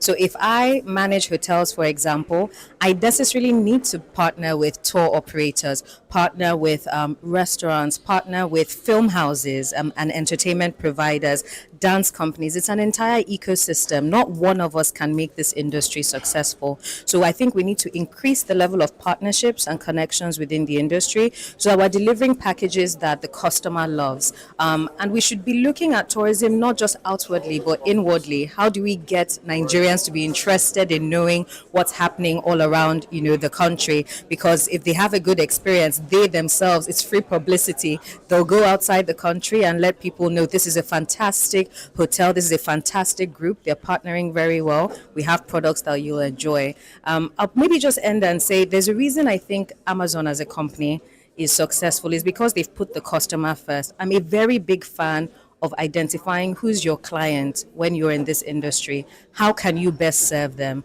At Amber, we have a saying whenever we pick up the phone call. We say, "My name is Josephine Shafi. How can I best serve you?" Inclusive tourism is as simple as it sounds. Inclusive tourism, it means that every single person, from abled to disabled, from buoyant to struggling, let me put it that way, is able to is able to enjoy our tourism and then to be able to exploit as locals. So I feel like inclusive tourism means focusing on people who both can access it because they are able and people who can't because they are disabled, and create things around those people that even though you're blind or you're deaf or you cannot walk, you still have access to to these cultural sites, and you don't feel left out because we have embraced what inclusive tourism is for as a whole. We need to look inward. We need to do better. We can have 100 of these conferences, but if we do not decide to take action as soon as possible, we will continue to talk. So my major takeaway again is we need to do better. We need to promote ourselves. We need to value ourselves. When you value yourself, you value what you have. You value your home. When you value your home, you don't talk bad about it. You try and make it better. You hide your secrets. I believe that's what having a home does. And so I believe very strongly again that we need to do better in terms of promoting our own culture. A lot of us at the end of the month or at the end of the summer, a lot of people are going abroad because they want to enjoy. It's Christmas, people want to go somewhere to explore that. We're going to Indonesia, we're going to Dubai. In fact, we're even so angry that Dubai is treating us so badly. I think though 45 years old must come accompanied. It's a joke, and I believe that by the time we start to respect ourselves, respect what we have as a company, as a country, and then it's very easy for people also to respect what we have. We do not come from the challenges point of view. Doesn't mean that it's not there. However, what we have done is to be able to, for instance, set up a training school. It's called Versaline Synergy Training School. This training school teaches both expatriates and locals on cultural competence. It teaches business owners on what to do when they want to set up a business. It teaches, on things like inclusive tourism. And then we also have an arm in our company also called the Hospitality Recruitment and Placement Services. What this means is basically an app-based company that allows you as a business owner to go online and then search for a job seeker who is already registered on our platform, and automatically there's an algorithm that matches. But beyond that, that is not the best of our features. We have a blacklist because you find that regardless of what structure you put into the hospitality industry, it is either going to succeed or fail determined on the kind of staff, the quality of staff that you have there. So it's very, very important that you have good quality of staff. And so we've said, you know what, this hospitality industry, the staff almost nearly get away with anything. And so this app has a blacklist end where any staff that you've hired that has misbehaved, as long as you're a member of our platform, you see that person, and so you don't make hiring mistakes. We also make sure that you go to the proper authorities for background checks. We do your address verification, your educational education. Before you're even placed, Versaline Synergy Training School partners with the hospitality recruitment. And before you're placed to anywhere, we've already trained you. And so this is how we are trying to make sure that by giving you stable, informed and educated people, it's very easy for them to come to your business and make it thrive. That is beyond what Versaline as a whole company, which is providing sustainable solutions to African-owned and African-based businesses in, generally. I think infrastructure will happen as soon as one understands that you have to have a structure which is sustainable in growth. Growth and sustainability starts with its youth. So that's the first investment one has to take. The second one is, if you talk the industry of hospitality and tourism, is that one has to come to a climate where a traveler, regardless from where, can arrive, depart, and travel within seamlessly. That means visa regulations and airports have to be addressed and have to be structured in a way that the experience is simply there, positive. The infrastructure itself, my God, roads are roads. Electricity is electricity. Perhaps it contributes to the charm of a country. It is wherever you are. But I want to reach the country. I want to get in and out without any issues. Because if you look into Nigeria, before even the infrastructure talk comes again, it's a story. We need to tell the story of Nigeria, the riches of culture, of history, their people, their music, their colors, wherever you're going through. That's what we need to tell. And then we have something to show the world that is Nigeria, and not to be perceived as a risk. We are too good. We are too rich in our heritage, in what we can present to the outside, what nobody has. Take it. So if you take Nigeria as the cradle of humanity, my God, 250 different ethnic groups, kingdoms, you have the Nok terracotta art. It's all there. Now we need to tell this. People will be fascinated. But this has to be sent out, and we have to be proud ambassadors, all of us, to tell the outside, this is our Nigeria. This is where the African heartbeat is and will stay. My major takeaway from today's event is we should be intentional and love what we do. If you're a farmer, imagine you being a farmer. You can never curse the seed you're going to plant or curse the land in which you're going to farm. So you must bless it and always say, God bless Nigeria. Let's be intentional with our country. We're the ones who would write the story. We're the ones who have the pen to change the narrative of what tourism is in Nigeria and what Nigeria is as a whole. And people make country. So the more we become good people in terms of hearing, see, feel, the more tourism will grow. And tourism is the new oil money. Inclusive tourism is absolutely necessary because no man is an island. And then if we're Pan-Africa, we can always collaborate with all other countries within Africa, Pan-Africa tourism. Nigeria were known for us living outbound, but now inclusive, we could do inbound. Ikogosi described what Ikogosi looks like, as well as Obudukatu Ranch. Let's explore that. And there's so many other places one can explore. Delta states and Edo states. Imagine the moat of Benin City. That is already heritage. You go to London National Museum, you find all the artifacts in there. Perhaps maybe they may even have a clay from the moat. Our children don't even know history of the moat, which in those days was as, would I say, more historical than the China Wall. And in those days, just imagine where you could be looking at it from space. You could see the moat, but now you can see China Wall. So I believe inclusive tourism will promote our heritage, our culture. Let's dress. Wear adiwe. You can mix it. That is the inclusiveness, where everything can be infused and in sync. Why is it needed now? It was needed yesterday. It's needed for the future. Tourism is the backbone on which countries can build their economic growth, their pride, job creation. As we said during the session, you look at countries like Singapore, you look at cities like Dubai, you look at countries like Turkey, and they realize very early on in the game that one of the ways they can elevate the entire country and the economics and the GDP was through tourism. People think tourism is about getting on a plane and going to a beach resort. There's medical tourism, there's academic tourism, there's religious tourism, there's business tourism, there's sports tourism, there's cultural tourism, there's culinary tourism. There is tourism for every aspect of business that you can think of. And when we curate a whole picture, motivating people to travel for any one of the reasons I just gave, that's what tourism is. So you can see it's all about economy. If you are a young entrepreneur and you are passionate about food, tap into culinary tourism.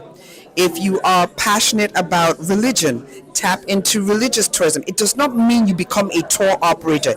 It means that you start to position and tell stories and narratives around your passion, and people will want to meet with you, travel to see you, or engage you in business that then elevates the economy. So take your passion. The minute you take your passion and you start talking about it, and people start doing business with you in your passion, you have turned your passion into tourism. The event is a wonderful one. I've learned about being deliberate and intentional about what you want to do. And of course, the need for us to develop an inclusive tourism in Nigeria, taking from the experiences of the Bodo Cattle Ranch, Ikogosi. It is important and instructive for us to develop our own tourism infrastructure so that people will stop having tourism flights, people going out of Nigeria when they have a lot of places that are unexplored here in Nigeria. His Excellency, the Governor of Cross River State, Senator Basio II, is a very deliberate and intentional man.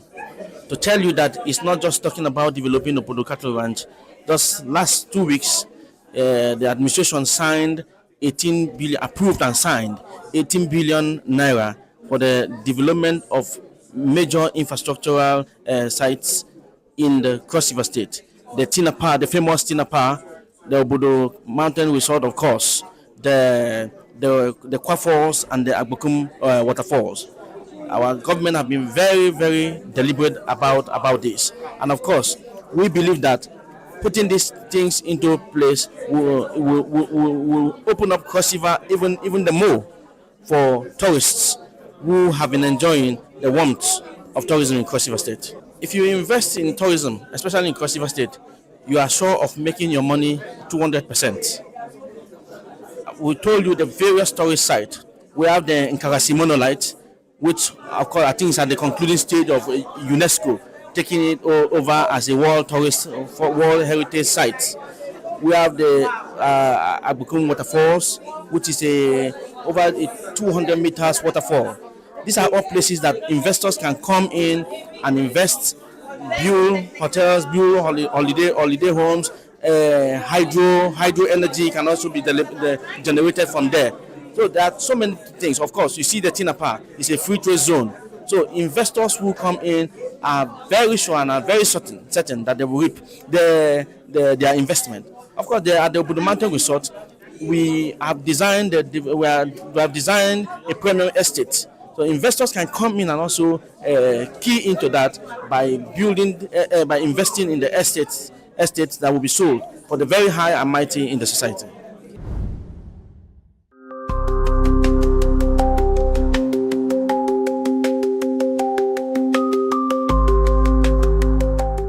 Good morning, viewers, and welcome to Today in History here on BDTV. When we look back at some of the events that have shaped economies and the world of business, I am Norma Obodna, and today I'll be taking you down memory lane to some of the events that occurred on this day, August 21st.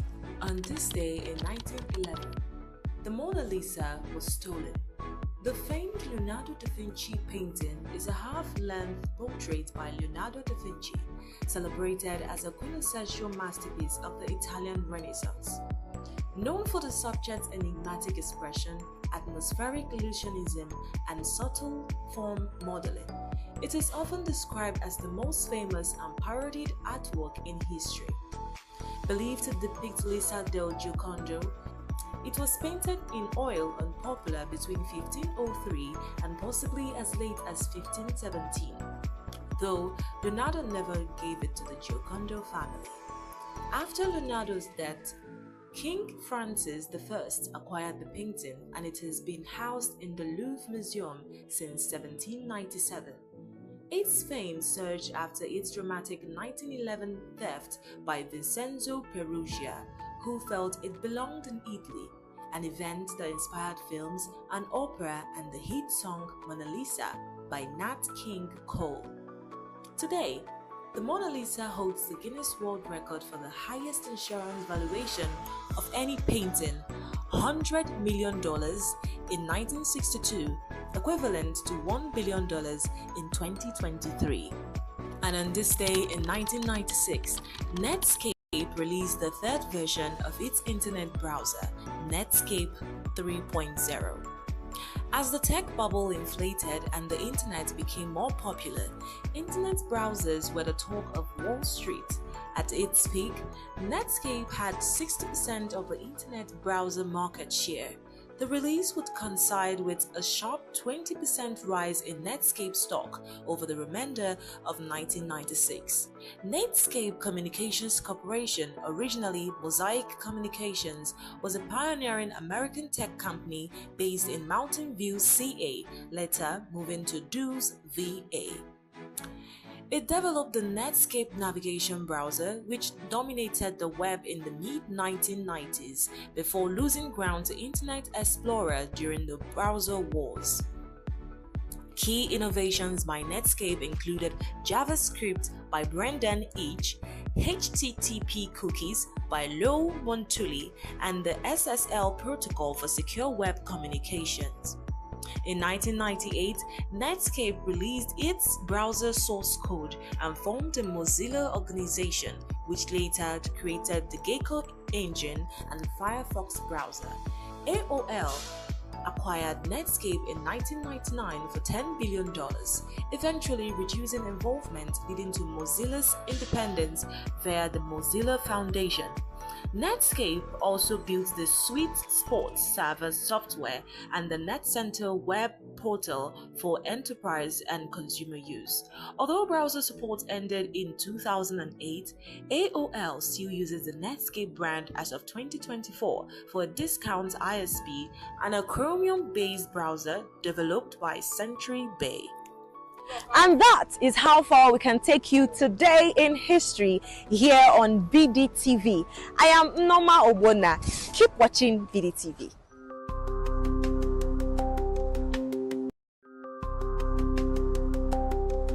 On the 13th of August 2025, Transact, a Nigerian-based accountancy and advisory firm, hosted a one-day seminar workshop for corporate taxpayers and business owners in collaboration with the Nigerian Revenue Service in Lagos.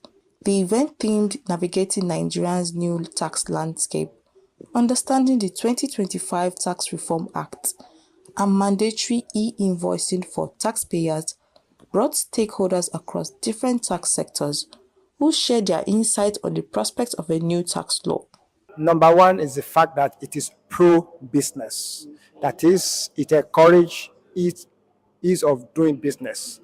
It it's going to encourage compliance by businesses, and it's going to improve their compliance level. Then the fact that we now have laws that are few in number and harmonize in just 2 documents, because if you are looking at the one that actually affect the taxpayers, we have the Nigerian Tax Act that imposes taxes, and we have the Nigerian Tax Administration Act that deals with how they will comply with those tax laws, the administration.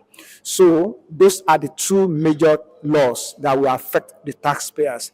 And what this means is that the laws are easier for taxpayers to comply with, because before they have to check through or look through so many tax laws, but now we have just 2 to look through when they are doing their businesses. And also the fact that we have laws now that are very simple. Gone are the days of those complex tax laws, complexity in terms of rules and in terms of wordings, the text. Now we have laws that are simple in text and in wordings and simple also in rules. So which make it easier, going to make it far easier for taxpayers to comply with. And one of the things when you are talking of the fact that there is ease of compliance is the fact that it also reduce the cost of compliance for them. For me, it's a win-win situation. But if you are looking for the losers will be tax evaders. Yes, those that have been running away from paying taxes, because now the law encourages the deployment of technology. And if you remember that one of the things that was discussed today is the issue of e-invoicing. The fact that now, as you are making your purchases or somebody making his sales, the invoices are generated and reported immediately with the tax authority. So what that means is that nobody can hide any longer. Tax evaders will not find it easy under the new dispensation. Iben Joel, managing partner at Transact, in his welcome address, speaks on the importance of the training for the growth of the Nigerian tax sector, urging participants to leverage the opportunity to learn and network with key stakeholders across the sector. There are many benefits. There could be some hurdles before we get to realizing the benefits. Some of those hurdles we talked about, such as the cost of integrating systems. For most small businesses, they don't even have the funds to invest in, say, ERPs in the first place, But overall, the biggest business benefits that I see from it is that when invoicing is standardized in that manner, there are certain sectors that could open up. One of them is invoice factoring, which right now is very nascent, if you know what I mean. So invoice factoring is a situation where once I've issued an invoice to somebody, if the person has not paid, I can take that invoice to the bank and ask the bank to advance me money against that invoice. So right now, because of a lack of that kind of platform where invoices can be easily verified, a lot of banks don't offer invoice discounting. The first session of the workshop, hosted by Victor A.T., tax partner at Transact, touched on key changes and implications of the 2025 Tax Reform Act, bringing detailed clarity on areas impacted by the reform. The session gave key insights on the taxation of resident and non-resident persons, taxation of individuals and employment income, determination of chargeable gains, taxation of petroleum operations, and indirect taxes, bringing clarity on taxable transactions. There are some amendments that are there to encourage even investors to come in. We have the no association gas order that will allow them to have credits for their greenfield, and they are depending on the number of oil that are there. But this is actually to make them to develop to come and invest. It's only the gas. We have so much gas in Nigeria that they have not really do anything about it. And with those orders, it will encourage them to invest so that in Nigeria as a country can get value for those gas. It's a welcoming idea. Like before they do provisions, and provisions as far as law is taxation is concerned is not allowable. You just think like, I want to make provision for it, but for you not to be able to deduct it and be allowed for tax purpose, so they are saying fund it. If you think 100 million every year, every $100 million or whatever, in most cases the oil company they do dollar. So it's going to, and because at the end of your leaving that the production place and you want to leave that, you're supposed to restore the place back to its normal state. And so we are making provision that by the time I want to leave, that I've done, I want to restore the place. You are making provision to get money to be able to do it. Because towards that end, the feed will not be producing as such.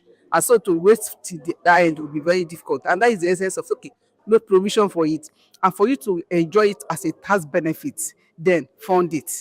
So they're now funding. Before it was like put it in escrow account, which may mean putting it overseas. And given that we don't even, we are developing, we don't even have money.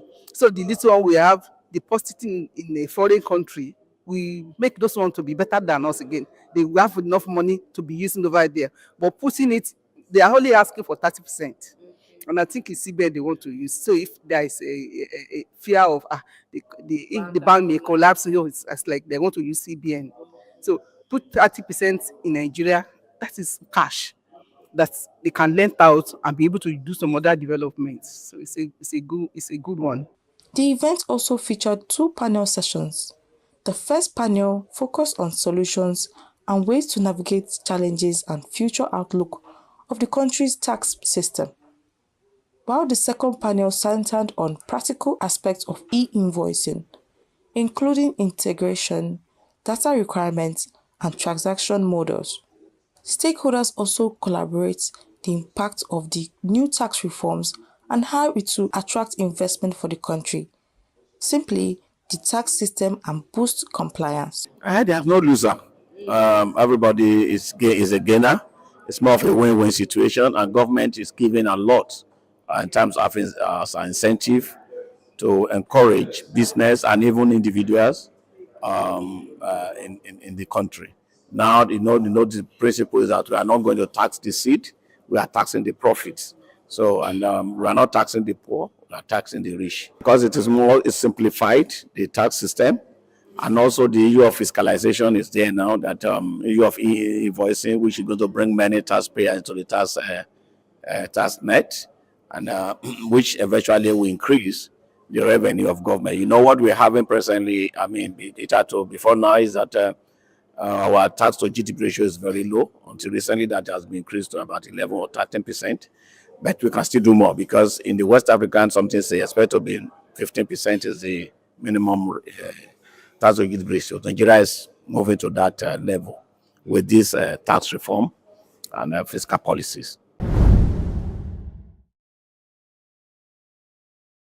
On the 13th of August 2025, Transact, a Nigerian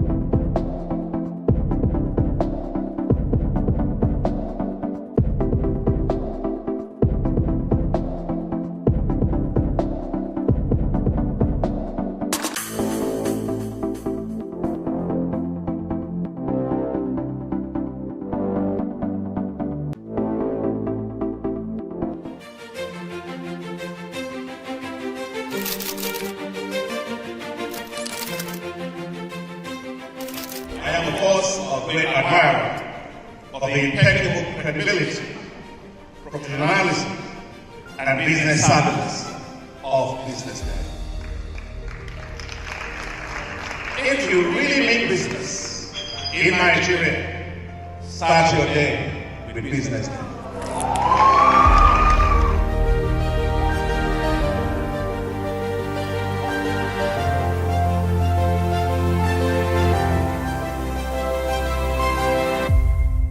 BusinessDay is West Africa's leading provider of business intelligence and information, delivering premium content across diversified media platforms, including online, mobile, and print.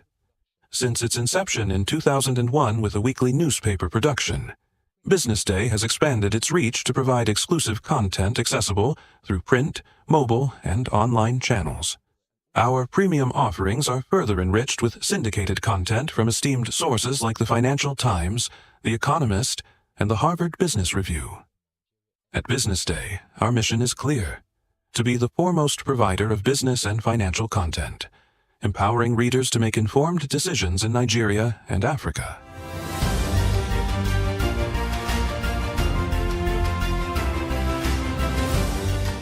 Since our establishment, we have been committed to delivering insightful, relevant, and accurate information about Nigeria's business and finance environment, while contextualizing the impact of global events. We monitor the stock market, analyze the companies driving it, and report on government policies and their economic implications.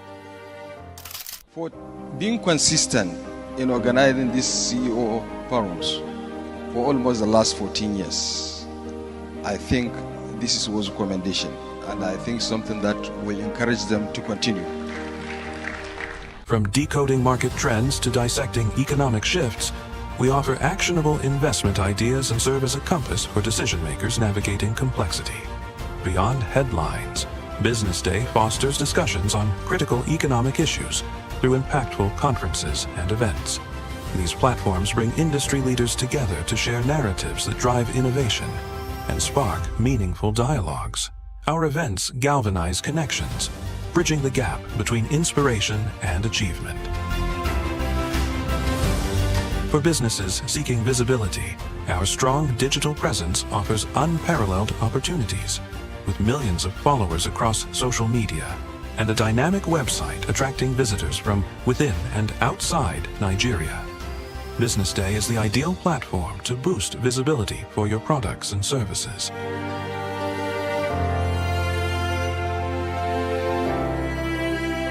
If you're looking for in-depth analysis and expert opinions on Nigeria and Africa's business landscape, BusinessDay is your guide.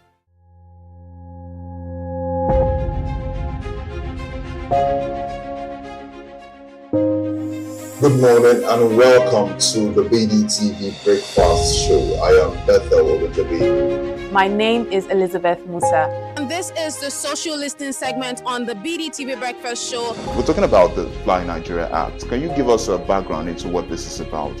We are here today on the streets of Lagos, Nigeria, to gather opinion about a pressing issue. I go look at the cost of petrol.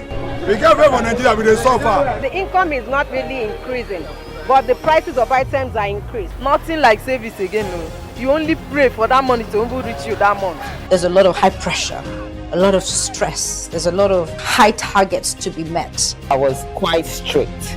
In my mind, I said, nothing from my hand, my picking will spoil.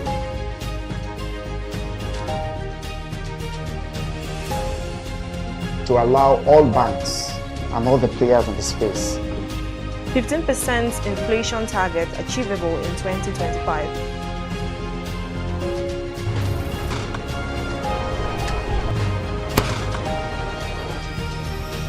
The command and vision philosophy of both the Chief of Defense Staff, the Chief of Army Staff, and indeed all the service chiefs.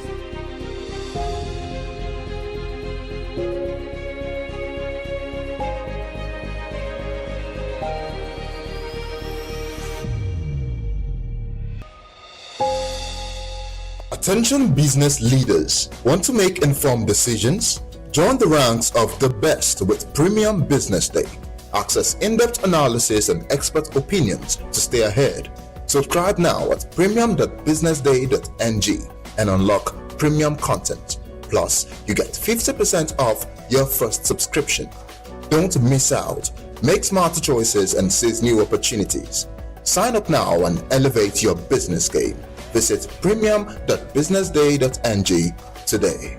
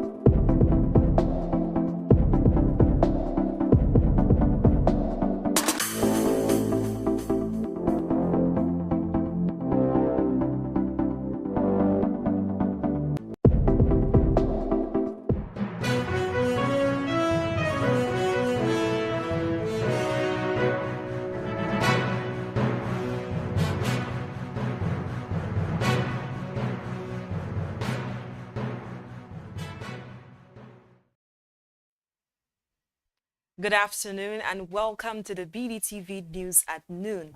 I am Norma Obuna. Thanks for joining us this afternoon. Now the headlines. Reps summon 11 discos over 2.6 trillion naira debt to federal government. Federal government to earn $200 billion revenue from Lekki Port, says Oyetola. 179 ASPs disqualified as police promote 952 officers. Google, Microsoft, TikTok block 13.5 million accounts in Nigeria. Former Australia captain Genia retires aged 37.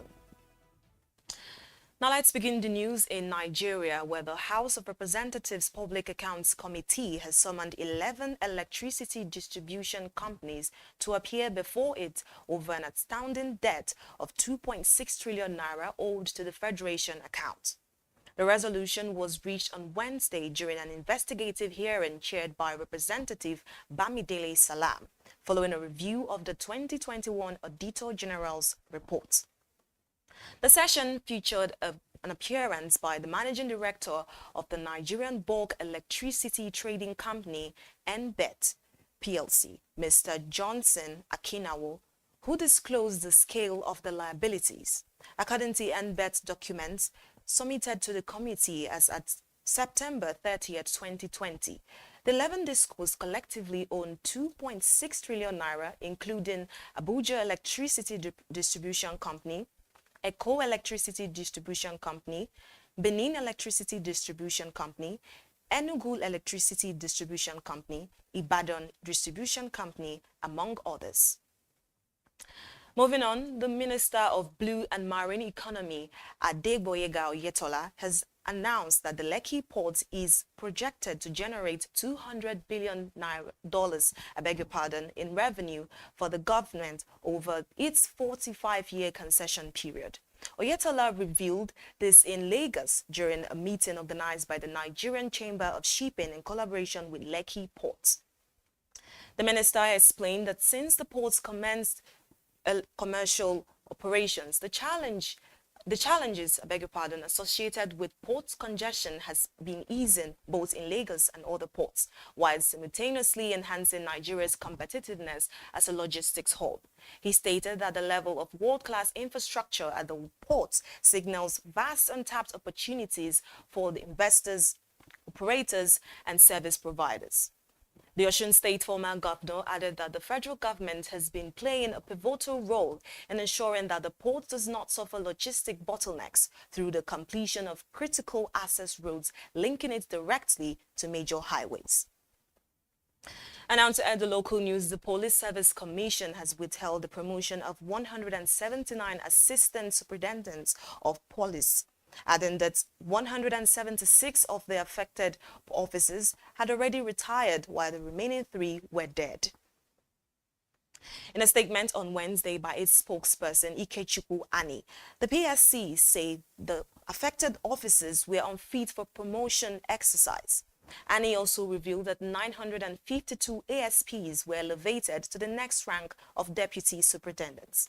The PSC chairman, retired Deputy Inspector General of Police Hashimu Argungu, revealed that the promotion of officers who were no longer in active service would undermine due process, insisting that the PSC was determined to uphold professionalism, discipline, and fairness in handling of officers' career progression. And now onto the foreign scene. The National Information Technology Development Agency on Wednesday revealed that big tech companies including Google, Microsoft, and TikTok deactivated more than 13.5 million accounts in 2024 as part of compliance with Nigeria's Code of Practice for Online Safety. The announcement followed the submission of the 2024 compliance reports under the Code of Practice for Interactive Computer Service Platforms and Internet Intermediaries, a framework jointly issued by NITDA, the Nigerian Communications Commission, and the National Broadcasting Commission. According to NITDA, the compliance reports provided by the platforms revealed that users lodged a total of 754,629 compliance in 2024, leading to the takedown of 58,909 and 112 pieces of content judged to be harmful. In addition, 420,439 items of content were removed and later re-uploaded following successful appeals by users, while 13.5 million accounts were permanently closed or deactivated for violation. And now to end the news, Will Jr., one of the most decorated players in Australian rugby history, has announced his retirement at the age of 37. The scrum half, who became the 78th player to captain the Wallabies, representing Australia at 3 World Cups, appearing 110 times for his country over a 10-year international career, making him the 7th most capped Wallaby of all time. In his farewell address, he thanked his teammates, coaches, teachers, friends, and all the wonderful people in the game who shaped him to become better.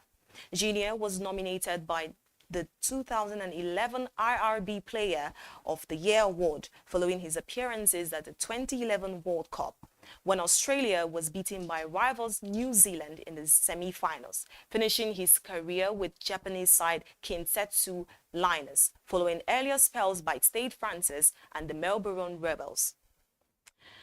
And this is where we wrap it up this afternoon on the Business Day television news at noon. I am Norma Obona. Stay tuned for more updates.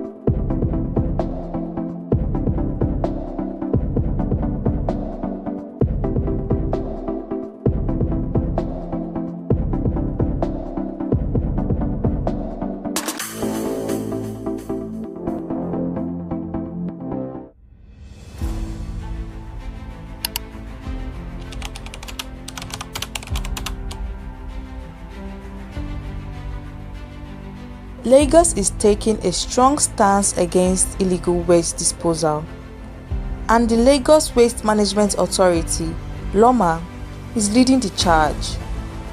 In a crackdown on offenders, LOMA has been conducting operations in areas like Mushin, Ijora, and Ikeja, arresting and persecuting individuals who dump waste in unauthorized locations. LOMA has increased its enforcement activities by deploying surveillance teams and mobile units to monitor illegal waste disposals. And it's not just individuals who are feeling the heat. Markets like Alamutu in Mushin has been shut down for poor waste management practices. The penalties for offenders have fines of up to 250,000 naira and a potential jail term. But LOMA isn't doing this only for punishment. They are also about educating the people, and they are working to raise awareness about proper waste management practices. LOMA is also in collaboration with the Lagos State Environmental Sanitation Corps. Together, they will ensure a cleaner and healthier Lagos.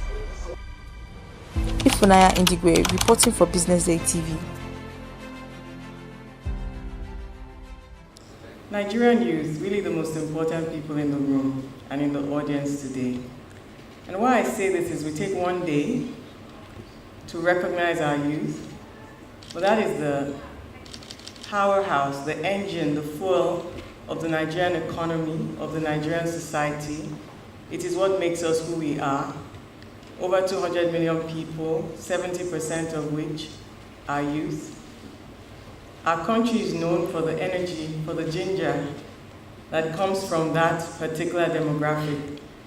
And I say that for the power of the Nigerian youth, your capability to absorb, your capability to deliver, your capability to inspire, your capability to thrive in whatever environment you find yourself. You would also know that many of our countries would not have won the battle against colonization if not for the strength, the vitality, the energy, and the work that young people, teenagers, people in their 20s and in their 30s, the work they put in to ensure that the shackles of colonization fell and we could become the sovereign nation that we are today. And again, it is young people that actually ended up leading post-independent Nigeria. Let me say the future of Africa indeed belongs to young people. It will be built by them, it will be led by them, it will be owned by them. But to do this, we need to groom policy architects who will design the future, and I am proud to say that we have them in this room.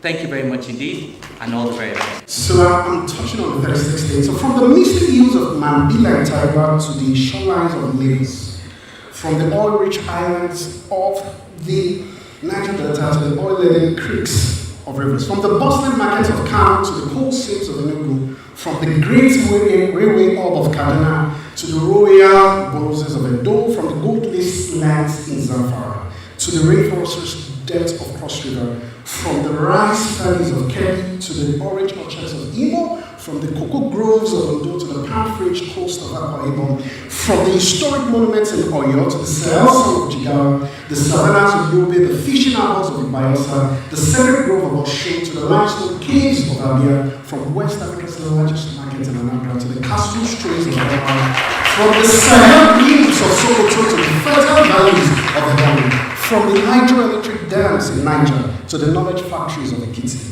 from the clear-rich plains of Katsina to the sacred stones of Kwara's museums, from the sunrise of Delta Streak to the sunset of the salt lakes of Nasarawa, from the budding gateways of Ogun to the great peaks of Gombe, from the confluence waters of Kogi to the double drums of Bauchi, from the young bands of Benue to the unbroken courage of Bono. From the federal mountain territory where all paths converge, let it be said, let it be known. Shout on the rooftops and the mountaintops, there is a new dawn and a new day for Nigeria. God bless you. Nigerian youth, really the most important people in the room and in the audience.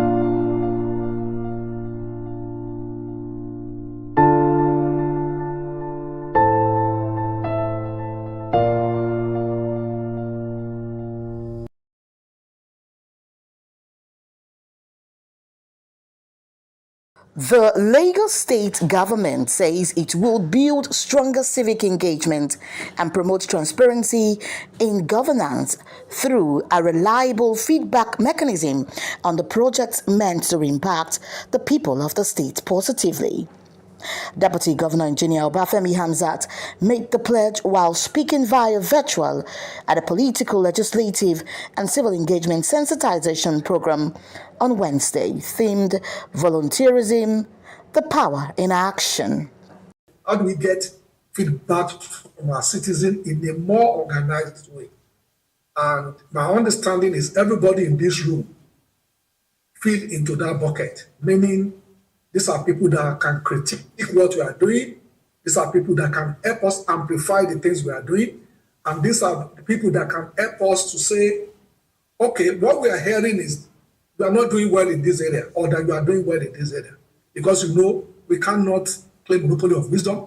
And as such, we want to serve our people better. But we also need to let citizens know what we are doing.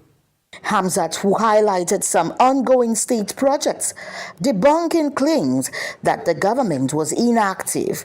So if you look at our team's agenda, which is I'm sure everybody in the room will be familiar with. So the T, as we know, stands for Transportation and Traffic Management. The H is Health and Environment. The E is Education and Technology. The M is Making Lagos the 21st century. The E is Entertainment. And S is Security and Governance. And the plus there is actually Empowerment and Youth Inclusion. So if you look at those, so let's take, for example, our hospitals. So I'm sure a lot of people know that we have about 26 general hospitals spread across the state, and we are building more. We are building Ojo General Hospital that sits, I think, on about 8 hectares of land and is massive. The special advisor to the governor on political, legislative and civil engagement, Afolabi Tajudeen Abiodun, said the initiative was designed to connect the government more closely with grassroots communities. We are here today to do job with them and to help us pass the message of messages down to the grassroots. We cannot have everybody here, but those that we have here today are good representatives of the voice of Lagos State. The event brought together residents, political stakeholders and volunteers focused on encouraging citizens to voice their concerns and become active participants in governance. The awareness is not there. 2, communication gap.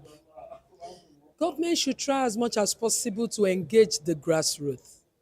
When we say to engage in grassroots, let them know their efforts, let them know what government is doing. There are many people out there on social media. Let's work on how to create awareness and let's diversify on our languages. It's not everybody that can comprehend. It's not everybody that can speak English language. At least with the government awareness on their different programs, let them diversify in different languages. Mr. Governor Sanwo-Olu is trying. Mr. Deputy Governor have been trying. All the people in Lagos State, the executive, the legislative, they have been trying. But let there be awareness. Destiny Momo, Business Day Television News. On the 13th of August 2025, Transact, a Nigerian-based accountancy and advisory firm, hosted a one-day seminar workshop for corporate taxpayers and business owners in collaboration with the Nigerian Revenue Service in Lagos. The event themed Navigating Nigeria's New Tax Landscape, Understanding the 2025 Tax Reform Act, and Mandatory e-invoicing for taxpayers brought stakeholders across different tax sectors who shared their insight on the prospects of a new tax law. Number one is the fact that it is pro-business. That is, it encourages ease of doing business. It it's going to encourage compliance by businesses, and it's going to improve their compliance level. Then the fact that we now have laws that are few in number and harmonize in just 2 documents, because if you are looking at the one that actually affect the taxpayers, we have the Nigerian Tax Act that imposes taxation, that imposes taxes, and we have the Nigerian Tax Administration Act that deals with how do we comply with those tax laws, the administration. So those are the 2 major laws that will affect the taxpayers. And what this means is that the laws are easier for taxpayers to comply with, because before they have to check through or look through so many tax laws, but now we have just 2 to look through when they are doing their businesses. And also the fact that we have laws now that are very simple. Gone are the days of those complex tax laws, complexity in terms of rules and in terms of wordings, the text. Now we have laws that are simple in text and in wordings and simple also in rules. So which make it easier, going to make it far easier for taxpayers to comply with. And one of the things when we are talking of the fact that there is ease of compliance is the fact that it also reduces the cost of compliance for them. For me, it's a win-win situation. But if you are looking for the losers will be tax evaders. Yes, those that have been running away from paying taxes, because now the law encourages the deployment of technology. And if you remember that one of the things that was discussed today is the issue of e-invoicing. The fact that now, as you are making your purchases or somebody making his sales, the invoices are generated and reported immediately with the tax authority. So what that means is that nobody can hide any longer. Tax evaders will not find it easy under the new dispensation. Iben Joel, Managing partner at Transact, in his welcome address, speaks on the importance of the training for the growth of the Nigerian tax sector, urging participants to leverage the opportunity to learn and network with key stakeholders across the sector. There are many benefits. There could be some hurdles before we get to realizing the benefits. Some of those hurdles we talked about, such as the cost of integrating systems. For most small businesses, they don't even have the funds to invest in, say, ERPs in the first place, you know. But overall, the biggest benefits that I see from it is that when invoicing is standardized in that manner, there are certain sectors that could open up. One of them is invoice factoring, which right now is very nascent, if you know what I mean. So, factoring is a situation where once I've issued an invoice to somebody, if the person has not paid, I can take that invoice to the bank and ask the bank to advance me money against that invoice. So right now, because of a lack of that kind of platform where invoices can be easily verified, a lot of banks don't offer invoice discounting. The first session of the workshop, hosted by Victor A.T., tax partner at Transact, touched on key changes and implications of the 2025 Tax Reform Act, bringing detailed clarity on areas impacted by the reform. The session gave key insights on the taxation of resident and non-resident persons, taxation of individuals and employment income, determination of chargeable gains, taxation of petroleum operations, and indirect taxes, bringing clarity on taxable transactions. There are some amendments that are there to encourage even investors to come in. We have the no association gas order that will allow them to have credits for their greenfield, and they are depending on the number of oil that are there. But this is actually to make them to develop to come and invest. It's only the gas. We have so much gas in Nigeria that they have not really do anything about it.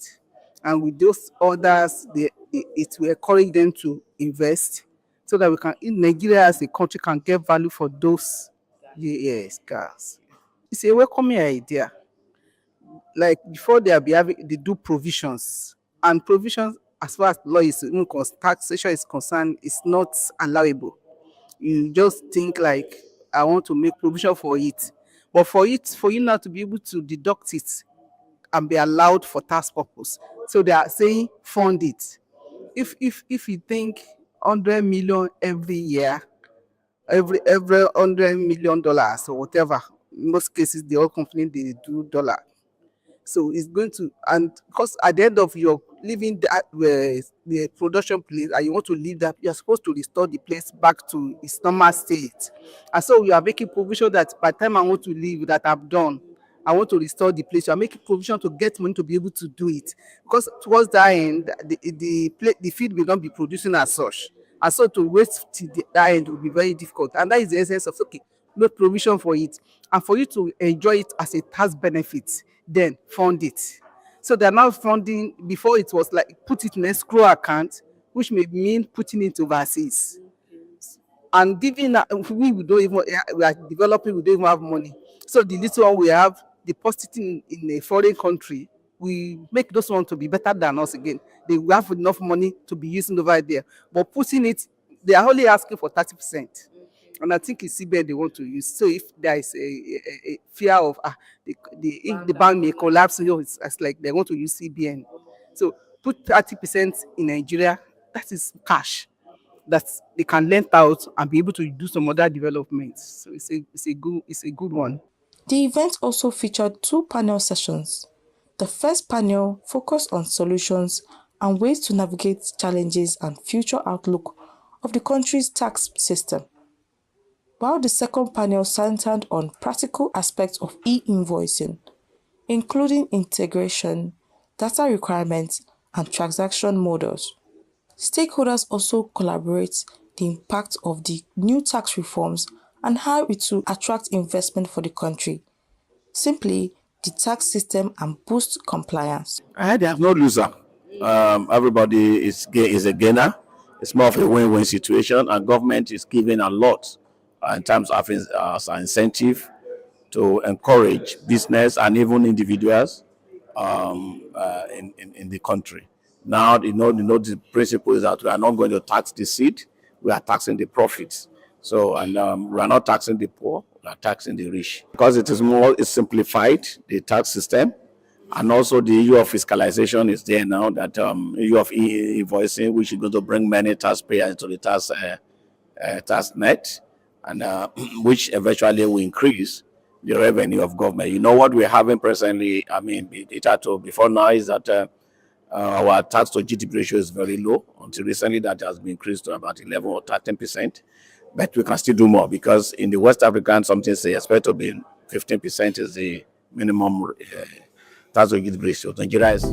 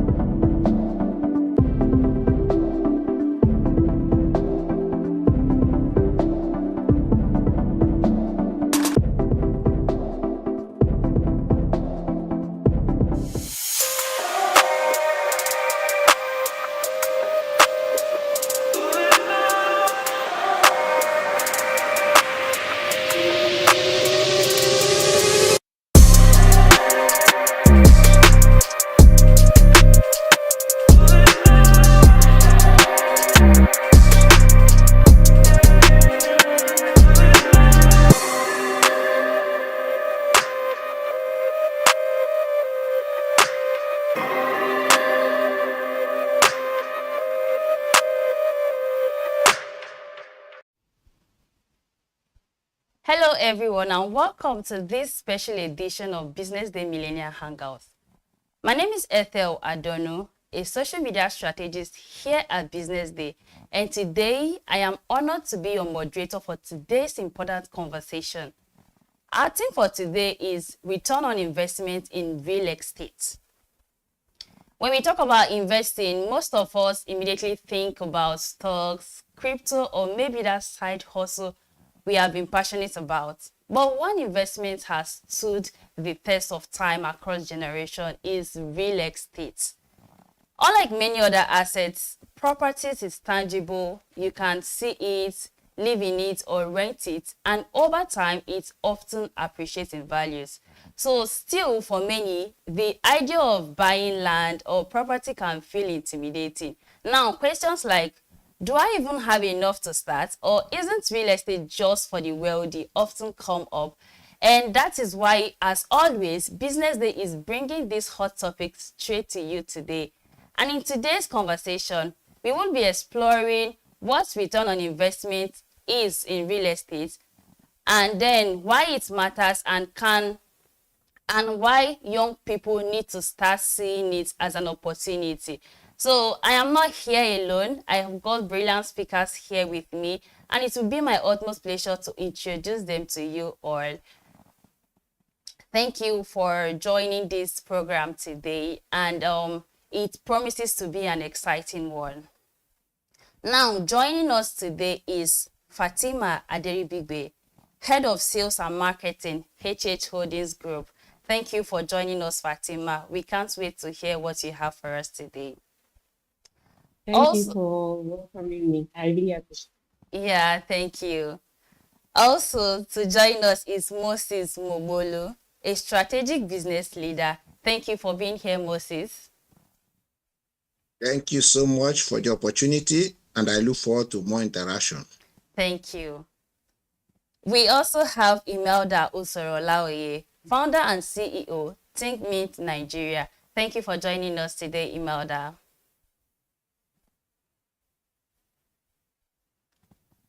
Okay, and we have also Oluwakemi Adeyemo, a real estate investment advisor at Future Perfect Limited. Thank you for being here, Oluwakemi.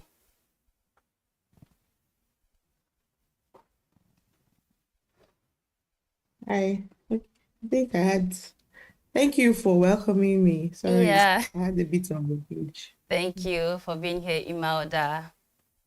Okay, so thank you all for joining us today. And of course, we can't wait to hear what you have for us today. They have got insightful and brilliant knowledge to share with us today. So your only job is to sit back and watch them while they do justice to the topic. So we'll be going straight to the Q&A section, and I will be taking it in no particular order. I'll be calling them and then asking them questions while they provide insights to it. So I would like to start with Fatima. As a head of marketing and sales, I want to ask you this question: how is return on investment calculated, and in relation to real estate investing? I will take the question again: how is return on investment calculated in relation to real estate investing? Thank you very much, Ethel. Can you hear me clearly? Okay, let me take it again. How is return on investment calculated in relation to real estate investing? Okay, returns on investment is calculated in various ways and for varying reasons. So if it was rental, basically we'll say returns on investment is net profit divided by your total investment times 100. But if it was for residential or for rental, what is going to be is like your rental annual rent yield minus your cost. You know that if you have a property, it's either you pay taxes, maybe your land use charges, you've done some maintenance, you've done some property renovation, you subtract them from your rental price. So if, for example, I bought a property at 50 million and I'm renting at 6 million naira, and my total cost of expenses, tax payments, and all these things is about 1 million naira, So my net profit is 5 million naira. So that would be about 10% ROI on that transaction. If it was for sales, especially where I'm buying to flip, and I'm buying, so I'll look at what is my purchase price? How much did I buy the property? Was there any improvement, any charges that I paid? Maybe title documents verification, what it is that I added. So what it would be, and if there's any renovation. So for example, if I bought a property at 25 million, 20 million, sorry, and my cost of documentation and all this is about 5 million naira, and I sell at 30 million naira. So my gain or my net profit is about 5 million naira. And so that is also about 20% returns on investment thereabout. Again, you could also use, some people use tax benefits, mortgage, to calculate it. You could also use this cap method, depending on your investment. So if there's any mortgage that you have taken into consideration, which you also add, if there's mortgage you add, is depending. So there are various reasons. Sometimes people use net operating income, depending on the kind of investments that you are measuring. So, but the basic is that whatever it is, whatever your net profit is, divided by your total investment times 100 will give you your returns on investment in that area. Thank you. Thank you so much, Fatima. That was brilliant. Thank you. It was really a detailed way to calculate ROI. Thank you. So my next question is for Moses. As a business strategic business leader, what are the key factors that affect ROI in real estate? I will take it again. What are the key factors that affect return on investment in real estate?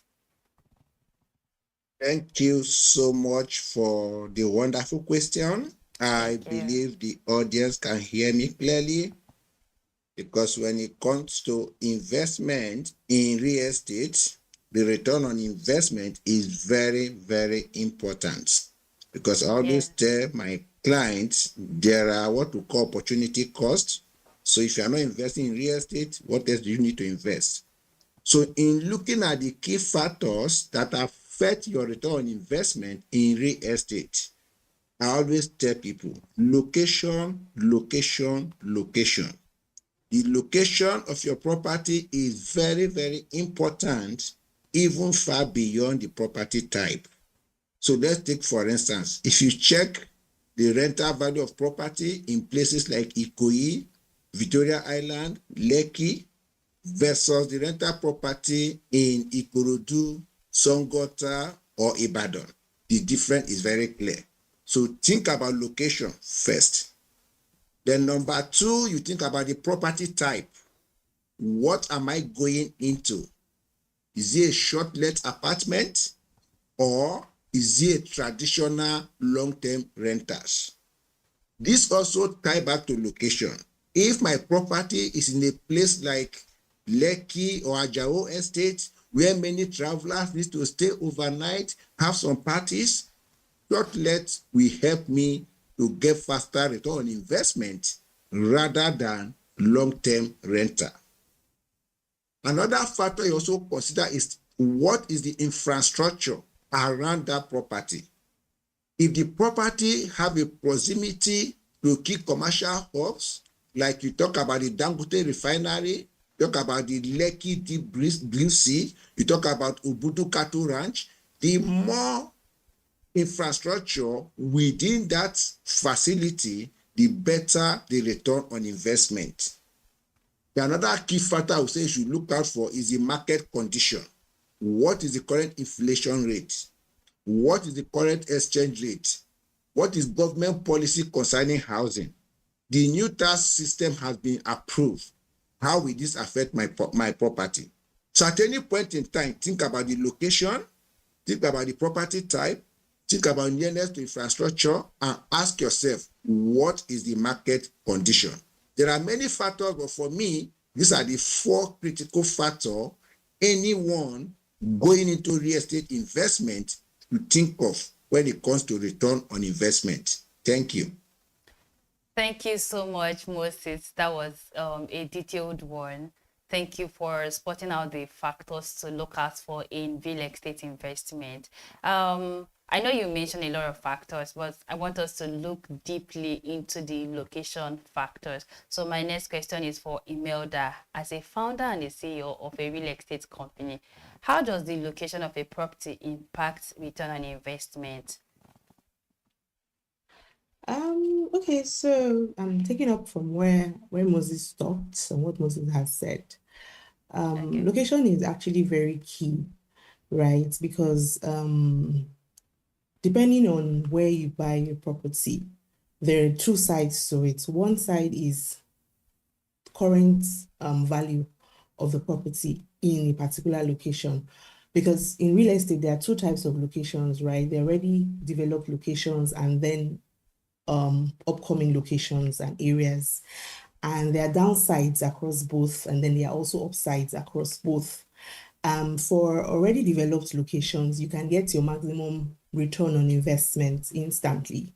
I mean, you buy your house, you can sell it at the going rates there, especially depending on how you enter into the market. So for instance, if you enter off plan, you get the property at a lower rate, you can sell it at the going rates in that area, and which is usually very high compared to the upcoming locations. Now, buying a property in an upcoming location also has its own advantage, because if you keep it for a while, you can also get maximum returns on investment at the time that location gets to its peak as well. And the good thing about those areas is that peak time is something that is never ending, right? Because it's as the infrastructure comes into the area, as new amenities comes there, and the area develops more, value of property in those areas also increase over the years. So you can actually get maximum returns on investments in upcoming locations. That's one side of location strategy in buying a property. Another thing is there's also demand, the aspect of demand and supply. So already developed locations, people tend to demand for properties in those areas more. So of course you can sell faster. If you invest in, for instance, maybe in Lekki, you can tend to flip faster because there's always high demand for those locations. But upcoming locations, you may not get substantial demand in those areas. So you have to be patient to wait for when demand will come, which usually comes over the years, right? Once there's amenities, like I mentioned, infrastructure and development in those areas. But most importantly, you need to understand your net worth and what you can afford, right? Because that's also very important in property purchase. You need to understand what you can afford. If you can afford to buy from an upcoming location, remember that when you wait, you would also get your maximum returns. And if you can afford to buy in a developed location, also know that you also have your buyers already ready to transact and buy in those locations. So there, like I mentioned, there are downsides, and then there are also upsides to buying from or in a developed location and an upcoming location or underdeveloped. I don't like to say the word underdeveloped because at the end of the day, there is potential for even an upcoming location.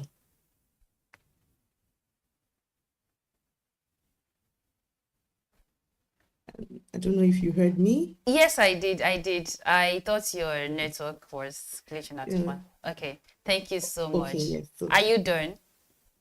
Yes, I'm done. And I think. Okay. Thank you. Thank you for doing justice to the question. What I see from what you said is more about doing due diligence before investing. So that will take us to the next question. And my question is for Oluwakemi. As a real estate investment advisor, what is the importance of due diligence in real estate investing? I know there are a lot of people, out there ready to convince you, come and buy property here and there, but the importance of due diligence cannot be overemphasized. So what is the importance of due diligence in real estate investing. Hi everyone. Good afternoon. Good afternoon.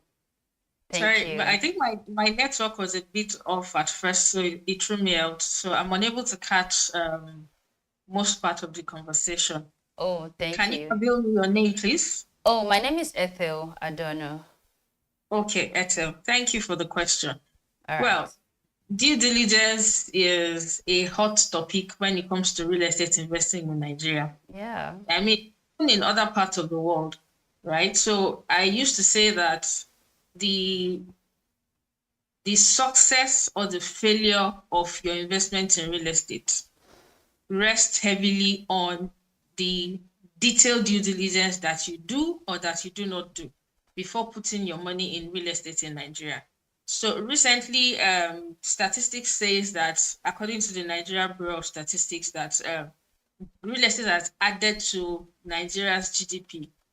Somehow they say it has even surpassed what we make from oil, right? And the reason that is because number one, population is increasing. We have limited land mass, and thanks to the diaspora, Nigerians in diaspora, they are investing back home. So demand keeps getting higher and higher by the day.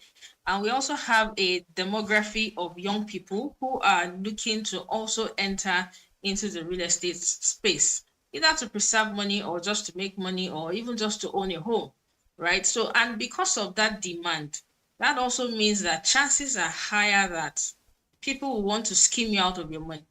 Chances are higher that people will want to, play a fast one, play some games, because we have a lot of people come into it. So I like to give this example that if you pour sugar in a particular location, before you know it, you see ants, right, swam over that sugar because it is attractive to them, right? So real estate has recently become attractive. So chances of being scammed and schemed of your money is equally high. And that is why due diligence is very, very detailed. And I also tell investors that you yourself need to be informed on what due diligence in real estate means to you. Because due diligence means different things to everybody, right? So there's legal due diligence, there is financial due diligence, there's location due diligence. In fact, I added one to say that, that there is emotional due diligence, right? There's even technical due diligence. So you may actually be buying a property that may not serve your purpose because maybe some things were not checked, right? So due diligence is very, very critical. But more important is what every individual sees as due diligence. So let me give an example again.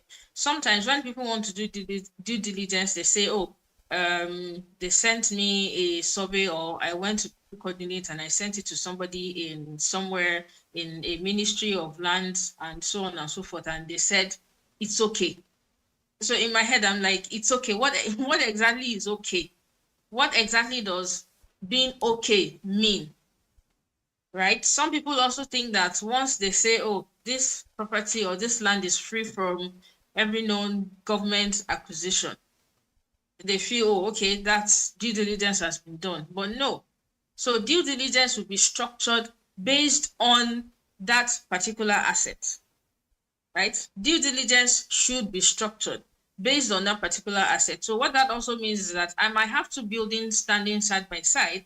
Now, the nature of due diligence I will conduct on building A is not going to be the same. It's not going to be all the same as what I will do as due diligence on structure B. Because the dynamics of the transaction of property A is not all the same as the dynamics of the transaction of property B. So due diligence makes or mar your return on investment. You may actually be eyeing return on investment and say, okay, I'll make 30%, 40%, even 100%, because yes, I've seen 100% in about 12 to 18 months before, right? You may have envisaged you will make that much, but if your due diligence is faulty, it erodes that high return that you may have seen. So due diligence is very, very sacrosanct when it comes to making good return in real estate in Nigeria. I hope I answered your question. Yeah, you did. Thank you so much, Oluwakemi. Thank you for the robust explanation. Thank you. So that will bring us to like the next question, and that will be for Fatima.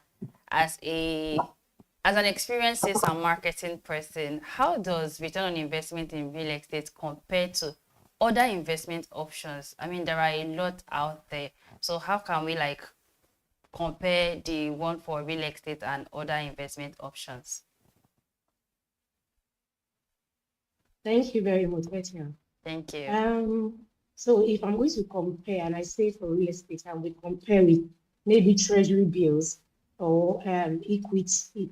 Treasury bills can yield about 17 to 18% short term, but is risk free.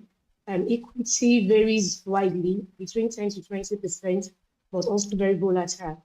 Crypto can yield about more than 50%, extremely risky. When it comes to real estate, the truth is that real estate could be a bit slower, and it might not yield as much as you think. Real estate, like every other person has said, you need lots of patience. Real estate in Nigeria, for prime areas, you can get between 6 to 12% annually. Lagos and Abuja, for short legs, you can get between 10 to 20 thereabouts. REITs, which is real estate investments, can give you about 5 to 8%. But one good thing about real estate investments is that it's stable. It is very stable and it is asset backed. So, and it also provides an edge against inflation, which most of these financial instruments cannot give you. So what it does is that it can enable you to get a cash return and you still get a physical asset depreciation. That is what real estate can do. Not as high as I've mentioned all these treasury bills are, but one of the safest thing about it is that it is that just like the last speaker said, there's quite a lot of demand. And you know, where you have demand, what it does is that it forces the price up. Quite a lot of people, the shortfall for housing is enormous and it's very large. And that means that there's a lot of players who can come in, foreign investors who can come in and who will be able to do it. So real estate would be lower. But again, like we always said, looking at the driving cost for real estate investments, if you're in a very good location, please mention even places that you don't think about, like Ajao Estate. One, because of its closeness to the airport, you find that people will prefer short-let accommodations to those areas. So when you divest and you are very careful about the locations where you are getting your real estate, you can maximize your returns on investment as large as. Not only do you get cash back, and if you want to sell or you want to use it as an asset, it's also a very short form. So it's very stable, but it's also, and it appreciates in time. One thing about it is the process of demand will always force price up. And as the price goes up and you continue to maintain your property and keep it in good order, you ensure that it matches whatever it is the demand at the moment. I know the diversity of real estate is again is that you can flip, you can switch. So I do short let this year and I find that short let demand has dropped and I switch to long lease. So it's very diverse and it's very stable. Thank you. Thank you so much, Fatima. Thank you for buttressing that last part of the diversification opportunities in real estate. You don't just focus on buying only land, or maybe you just want to buy a property. You can also invest in short-let and other options. So, but you spoke about maximizing return on investment. That will take us to the next question. Let's take a look at it real deep. So that will be for you, Moses. What are the most effective strategies, as a business strategist you are, what are the most effective strategies for maximizing return on investment in real estate? Thank you so much. I really enjoy this question because it's what I do on a daily basis. Wow. I always tell clients, strategy is key. What is your game plan? My game plan will not be your game plan, and your game plan will not be my game plan. But before I dive into the strategy, I want to just put some statistics so that our audience will understand that strategy does not come up first unless you understand the market clearly. Yes. Looking at 2025, for instance, the projection of real estate market in Nigeria will worth $2.25 trillion US. If you look at the growth potential, 2024 versus 2025, we are going to 8%. Now, if you look at Nigeria as a map, I have 3 places I call the hot spot, like Ibadan. Ibadan appreciation is projected to be at 15% annual land appreciation. If you look at Lagos, especially the Ekpe area of Lagos, is projected to have about 20% return on investment because of the boost in Lekki-Ekpe corridor project. Then if you go to Ogun State, because of the industrial hub, there is potential of 18% growth. Then look at the whole strategy.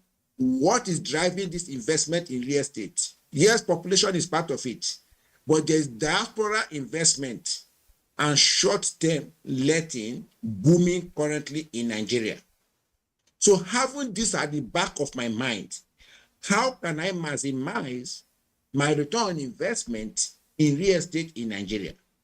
First, think about what is my game plan. Is it short-term, medium-term, or long-term? If my game plan is on short-term maximization, I have to think about short-term renters. And when I think about short-term renters, where should my mind go to?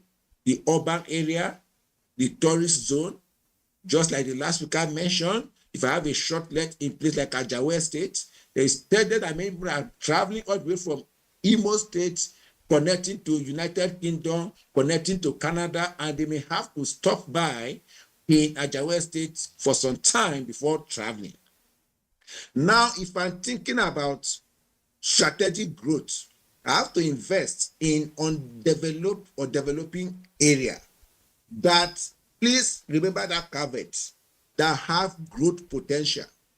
Because when I started real estate about 18 years ago, I burnt my hand. I have that projection from the people already in the system that Ikorodu have a growth potential. And I invested into Ikorodu area, directly back of Lucky Fiber. But as we speak, the growth potential is still very low, like 2%, which if I calculate the inflation already eating over my growth potential. So always be very sure that the underdeveloped area does have a growth potential. If it does, invest now. Don't wait till tomorrow. That is for strategic growth. Then for expanding or looking at a city hub, think about renovation and flipping the property. Let's take old properties in Yaba and Surulere area. Because of nearness to Yaba Tech and Polytech and the University of Lagos, there is tendency if I flip some of this property, renovated them for student use, I'm going to have constant rental income. Another strategy that you can use that many people don't think of is what I call leverage. Every rich man, every wealthy man you see in the world today understand the power of leveraging. And what is leveraging?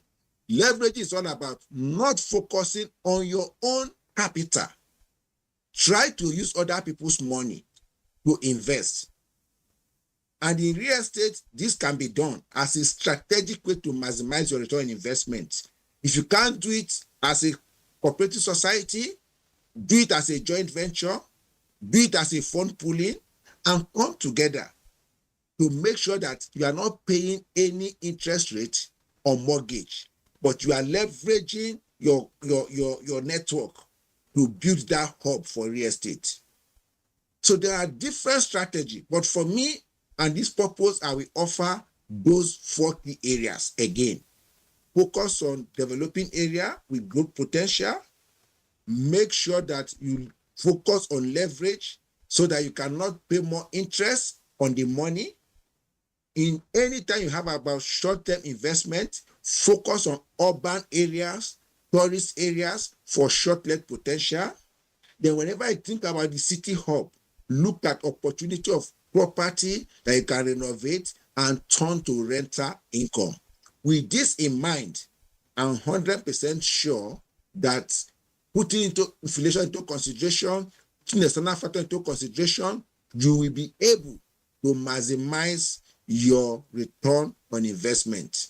Then finally, never forget the power of monitoring the market, because anything can change. If you don't monitor and there are changes, and you still focus on your strategy, there is tendency that what you have gained before as a return, a simple policy or a single change in exchange rate can erode that particular returns. So monitor your market on a daily basis. Thank you. Wow. Thank you so much. You really broke down the question like a strategist that you are. Thank you. And also thank you for sharing your experience, your real estate experience with us here. And for this first class strategies that you gave us today. Thank you, Moses. So talking about still about maximizing your return on investment. This question is for Imelda. As a founder and a CEO of a real estate company, I know you do a lot of property management. So that brings us to the next question. What role does property management play in maximizing return on investment? Should I take it again? What role No, does... I heard you. I heard you. Okay, thank you. Yeah. Okay, so I mean, property management is very key in real estate. It's very important that beyond purchasing a property, the next, and what I always tell people is the major thing is actually what some people understand as facility management and property management, as the case may be, because that is what would retain your assets and determine how much more you can make from your real estate investments. For instance, if you buy a 3-bedroom apartment in Lekki, for instance, remember that there are new projects coming up every time also in those locations. Now, if property management is not well handled, you realize that you would actually, when it's time for you to, maybe you want to sell or even put it up for rent, depending on whatever real estate investment strategy you choose to take. If property management is not properly handled by both by the buyer or the owner of the property, it could actually depreciate or cause a depreciation in your return portfolio. And so that's why it's very important to maximize property management to its potential. And ways that you can do this is by working with property management companies to ensure that your facility is in check and it's well maintained. Because lots of time, many times, we also have issues with management here in our part of the world, right? And so because of that, we realize that these buildings depreciate in value because of lack of proper management. And at the end of the day, you realize that your assets, yes, you can actually earn so much from it, but when you check it, when you weigh, when you compare it to the current value in the market, you realize that you cannot meet up with it because of the state of the property at the time that, when you compare when you bought it and the time that you're looking to flip, for instance, if you want to flip. So that's one thing that every property owner should consider deeply or greatly in maintaining their returns and maintaining their assets when you have purchased a property. Thank you. Yes, thank you so much, Imelda. Thank you for breaking down the question. So I just want to quickly take us back to one point that Moses mentioned. He emphasized more on leveraging. So that's will take us to the next question. And that will be for you, Kemi. How can investors use leverage to increase return on investment in real estate? Thank you for that question. Speaking to leverage. So real estate is one of the asset class that you really can leverage. Leverage. So Moses talked about doing joint venture or pulling resources together to invest in real estate. Because again, based on your either short-term, mid-term, or long-term goal, right? That determines where you invest in, whether you want to do areas that are developing with potential for growth, or areas that are just emerging, or areas that gentrification is going on, or areas that are even booming, right? So if you have a short-term goal, for instance, right, say 12 to 18 months or max 2 years, you want to enter and exit. To be able to maximize return in the short term in that type of market, say for instance where gentrification is going on, places like Yaba, Surulere, Obudu, as we have it now, that you have all these olden days plots. I call them olden days plots because they are far, far different from what we call plots these days, right? So in some areas like Obudu, for instance, Obudu GRA, you have plots of 1,000 square meters and even more, and you will probably have one house on it, one mansion sitting on it. So it could have been zoned back then for low to medium density homes, right? So, but now we have population increase. People want to live in some certain places and they want to feel secure.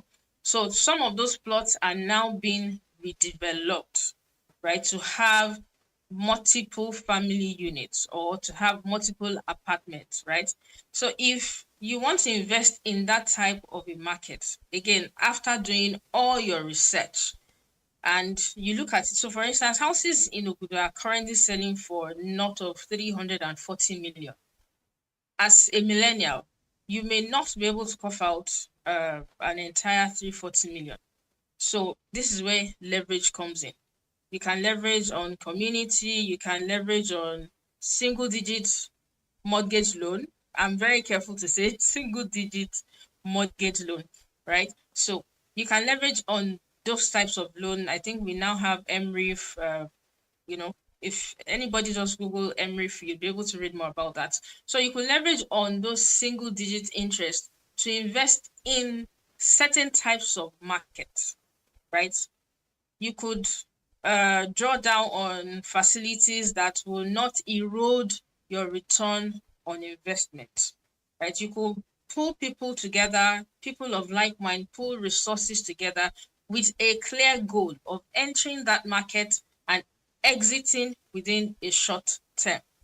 Now, exiting within a short term could also be dicey, like Moses mentioned earlier, because if your calculation and your research is not sound, if you do not understand the market that you're putting your money in at that point in time, your money may be sitting in the market beyond the period that you actually want to pull out your money and to gain return. So your research is very, very key. Your goal is very, very key.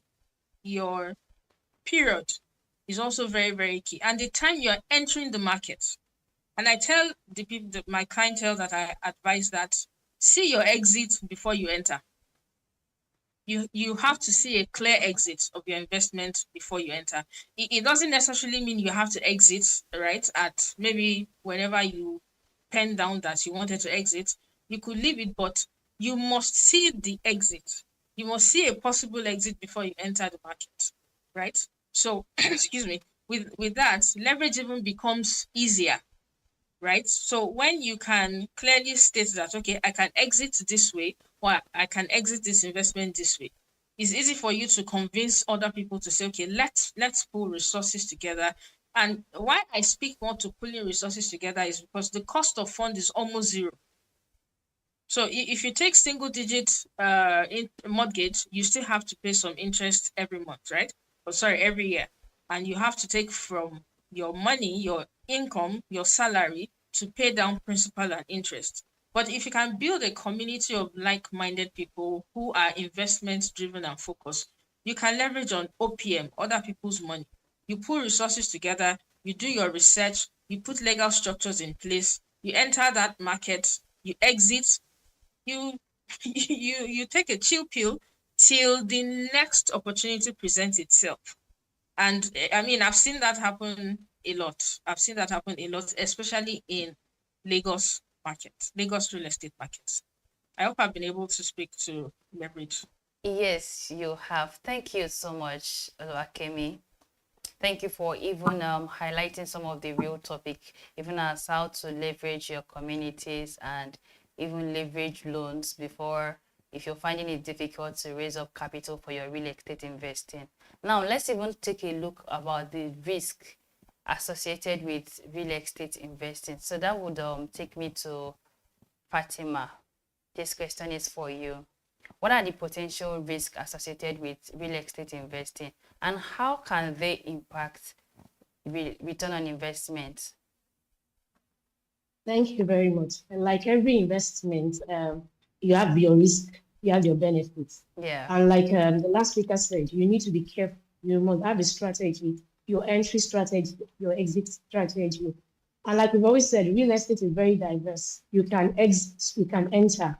And even while you're in there, if there are challenges, you can diversify.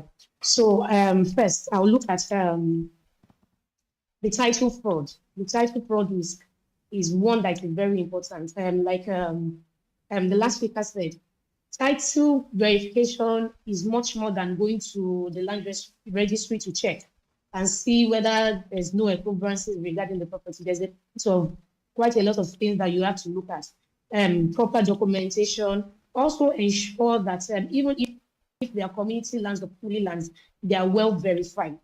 Look at the land. What kind of soil does it have? What kind of zoning plan does the government have in that area? There are some areas that are really designated for industrial. You buy the land, you want residential in there, and you begin to find that there's a lot of issue. Or you see that whether the area still has a certain level of development that will go on there. Also, another thing is supply in the market. This is another potential risk. Everybody is building. And when you get to some areas in Lagos, what you just find is lots of development going on and nobody occupying or anybody buying. So one of the first thing is to understand. You have to first understand the demand in the market. If the demand far outweighs the supply, then it's good to go. But when you have oversaturation, there are some areas where you have oversaturation of short-let apartments, and you find some people that are measuring vacancy rates. Vacancy rate is high. So one of those things will also erode your return on investment. So proper thing is proper search. Before you begin to invest, whether you are investing in form of bricks or short-let, check what the supply is in that area and the demand. So whatever it is, if, for example, I started with short-let, and I see that the supply of short-let has been eroded in the market, or the supply is that much, I can switch to long-term. I can begin to earn my rent annually. Another thing is construction cost escalation. Unfortunately, we have no control over that because of when inflation, interest rates, and as such. So that one also, that's another potential risk. But one good thing is that especially when you are an investor or you are working with a developer, one of the things is that you can lock down construction prices in contracts. You can find a way to lock them down. We have some people that when you are doing construction, it is expected that if you are doing construction on large scale, you already lock down prices with some of your vendors. You have them supply, or you talk about costs even before you do that. Another thing too is regulatory risk. You have to make your findings, dot your I's. So what is the approval rate? What is the assessment rate if I'm building a duplex? What is it if I'm doing a multi-level property?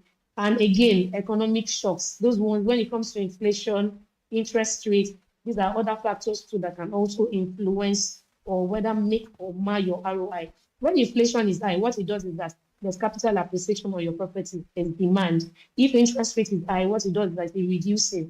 It reduces, even mortgage becomes high. People don't want to leverage on mortgage to buy houses. So again, inflation, if FX is down, it means that there's a lot of foreigners entering. So you find demand for properties. So liquidity risk is another one I would like us to consider, even for real estate. Liquidity risk to economic shocks. If you have FX swing, what it does is that it increases your costs and it lowers the affordability of houses for people. These among others, but like I said, documentation and title risk, especially when you want to flip a property and you have a wrong title, that is the worst mistake any investor can make, because what it does is that it reduces the value of your investment. Thank you very much. Thank you so much, Fatima. Thank you for explaining the questions. I think one of the things that stood out for me was when you explained the risk around short-let investing. Because I know shortlist is one of the areas in real estate that it has been attracting a lot of investors. And that will take us to the next question, because I get to see people who invest in shortlists that are not in a good areas. And what comes to my mind is, how were they able to convince them, and how do they even go about their return on investment, knowing that people don't really come to those properties? So over to you, Moses. I know you will do justice to this question. How can investors mitigate risk and protect their return on investment in real estate? Good question. I think for this particular question, we put a bit of Canadian context to it too, so that I'll have a clearer perspective, because when it comes to real estate, I invest both in Canada and in Nigeria. Wow. Any business without risk, I will tell you, don't go into the business. Because normal portfolio management, we know the higher the risk, the higher the returns. And if you want to totally avoid risk, that means you're not ready for business. So as a real estate investor, as a millionaire that really want to focus on investing in real estate, how can you mitigate some of this risk? Yes, some of our panelists have talked about your due diligence, which is good. Some of our panelists have talked about the role of property management, which is also very good. I just want to add few things. That first, your objective should drive all you do when it comes to real estate. And the market context is very important when it comes to risk mitigation. But in all, have it at the back of your mind that if I have a lower risk, I'm going to have a lower return on investment. If I have a higher risk, I'm going to have a higher return on investment. Like we mentioned, the booming area, which is short-let. Short-let currently is booming, not just in Nigeria, in most parts of the world, even here in Canada. But the question is, does short-let have a stable return on investment? Because when it comes to business, cash flow is very important, because cash is king. And whenever your cash is tied down, it can lead to liquidity crisis. Like one of our panelists mentioned, the importance of liquidity when it comes about risk. So if I'm focusing on short-let only, indirectly, I am very, very close to high-risk investment. And as a strategist, I will always advise, no matter how good your goal is, always try to balance your portfolio. And what do I mean by balancing your portfolio? If my goal is to maximize my investment, I have to ask myself the question, short term, long term, strategic term, what do I need? At the short term, I allocate 30% of my investment into short-let. I also locate my bulk of my investment, which is about 50%, into areas that I know I call the land banking in developing areas, that the property will surely appreciate. While I locate the remaining 20% in normal, standard, traditional property.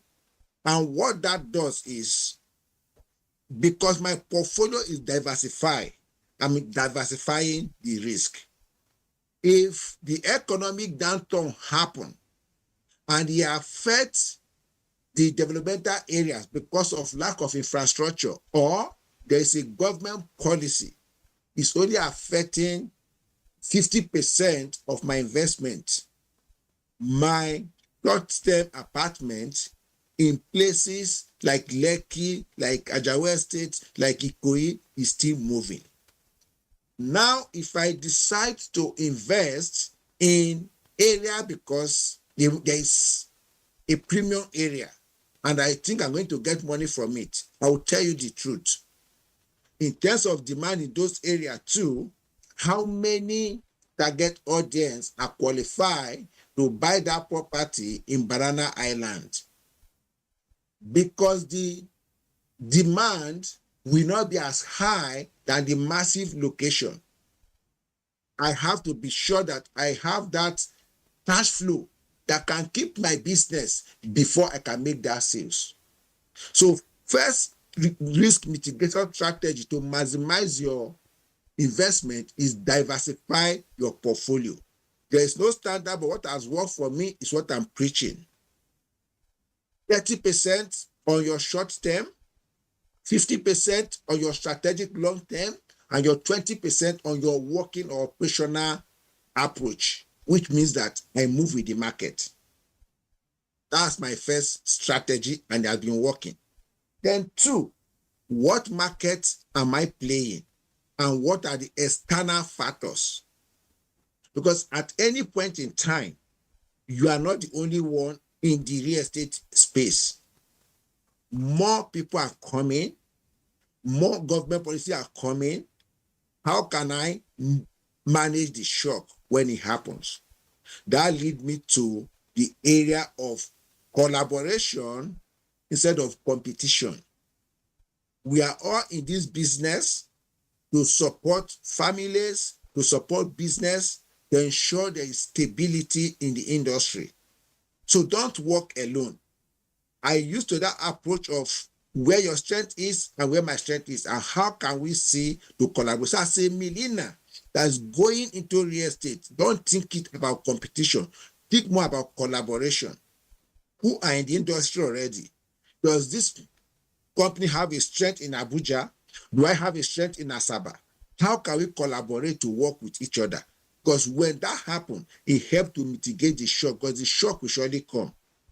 Then my third advice will be to have what I call a backup approach. A backup approach in the sense that inflation may come, government policy may come. Aside the investment that I've put into the real estate already, if there's a currency depreciation, if there's a currency appreciation, there's a downturn in the market, what other market do I have outside Nigeria? For me, that's what led to investment in places like Canada and other parts of the world. So don't limit your investment as a millionaire to only Nigeria. Think about neighboring countries like Ghana and other economy, that if what's happened here, I also have another place to fall in. So in summary, diversify your investment, make sure you collaborate with others, and think beyond your immediate environment. Those are my 3 recommendations. Thank you. Thank you so much, Moses. Thank you for spotlighting that 3 points. Again, speaking about diversification, you even need to know about the market trend before thinking of you want to diversify your portfolio. So that would take us to like the next question, which is around market trend. So this is for you, Imelda. How do market trend and economic conditions impact return on investment in real estate? I actually was looking forward to that question. So, Nigeria is a classic example of how market trends has actually greatly impacted real estate. I mean, comparing just within the last 3 to 4 years, when I think it was last time on this show, on the same show, where I spoke about how people were buying properties in Lekki, on the Orchard Road corridor between Chevron and even down to, I mean, Lekki One Freedom Way. You could get a 3-bedroom duplex. At least I'm very sure that we had projects like that within our portfolio, and they were selling for 35 million naira. This was in 2020. Same area now, same corridor. You can't find anything. At least I think minimum you would find would probably be like maybe like an 85, 90 million. And that's not a new house, right? We have some projects selling in that same area going for like about 150 million naira. So where am I driving to? My point is that inflation, or Nigeria is greatly impacted by inflation. And inflation helps the real estate markets, because what it has done, or what it does, is that it makes the products skyrockets, price of products skyrockets, and real estate industry has actually greatly benefited from that in the last few years. And there's really nowhere in the world where you would have that margin in terms of returns in investments like you would find in Nigeria. And that's the major market trend that anybody who is looking to invest in real estate would or should look into or should look at. Now, another thing is that I always tell people that the real estate industry in Nigeria has just kicked off. And what I mean by that is that because of government policies, because of new trends, because of government impact now, there are now more areas that are opened. There's now more infrastructure, available in even areas that were upcoming in about like 2 years ago. Would say that some areas were upcoming, these are areas that I don't want to go to. There's now infrastructure going in those areas. And because of that, price of property has greatly increased, right? But these properties have not gotten to their peak yet, because the demand has just started, right, in those areas. And regardless of the fact that we would think that there are many housing projects going on, it has not met the supply yet. There's still a very huge deficit in the real estate industry in Nigeria, very huge. And this is the right time for any real estate or any investor to key into owning a property. I mean, if you didn't do that 3 years ago when it was a bit cheaper, I think between now, this year, and next year, one will want to do that early next year, because we're going to see peak prices even from this last quarter into next year. There's going to be more increase in prices in property, cost of property, and because of the current inflation situation in Nigeria, and which has also affected cost of construction, affected so many things generally. Because of that, we're going to keep seeing an increase in real estate markets in Nigeria. So this is one thing that a would-be investor should be looking out for and put into consideration when looking at investing in a place like Nigeria. That's why Nigerian real estate markets remains one market where the returns would always be high. Thank you. Thank you so much, Imelda. Thank you for spotting out the new market trends in real estate. So over to you, Oluwakemi. I know she had mentioned some areas. Now the question is around how investors can leverage those market trends. So here's my question to you. How can investors adapt to changing market conditions to maintain return on investment? Thank you for that question. So Imelda talked about what has transpired in the last 5 years, especially within the Lekki corridor.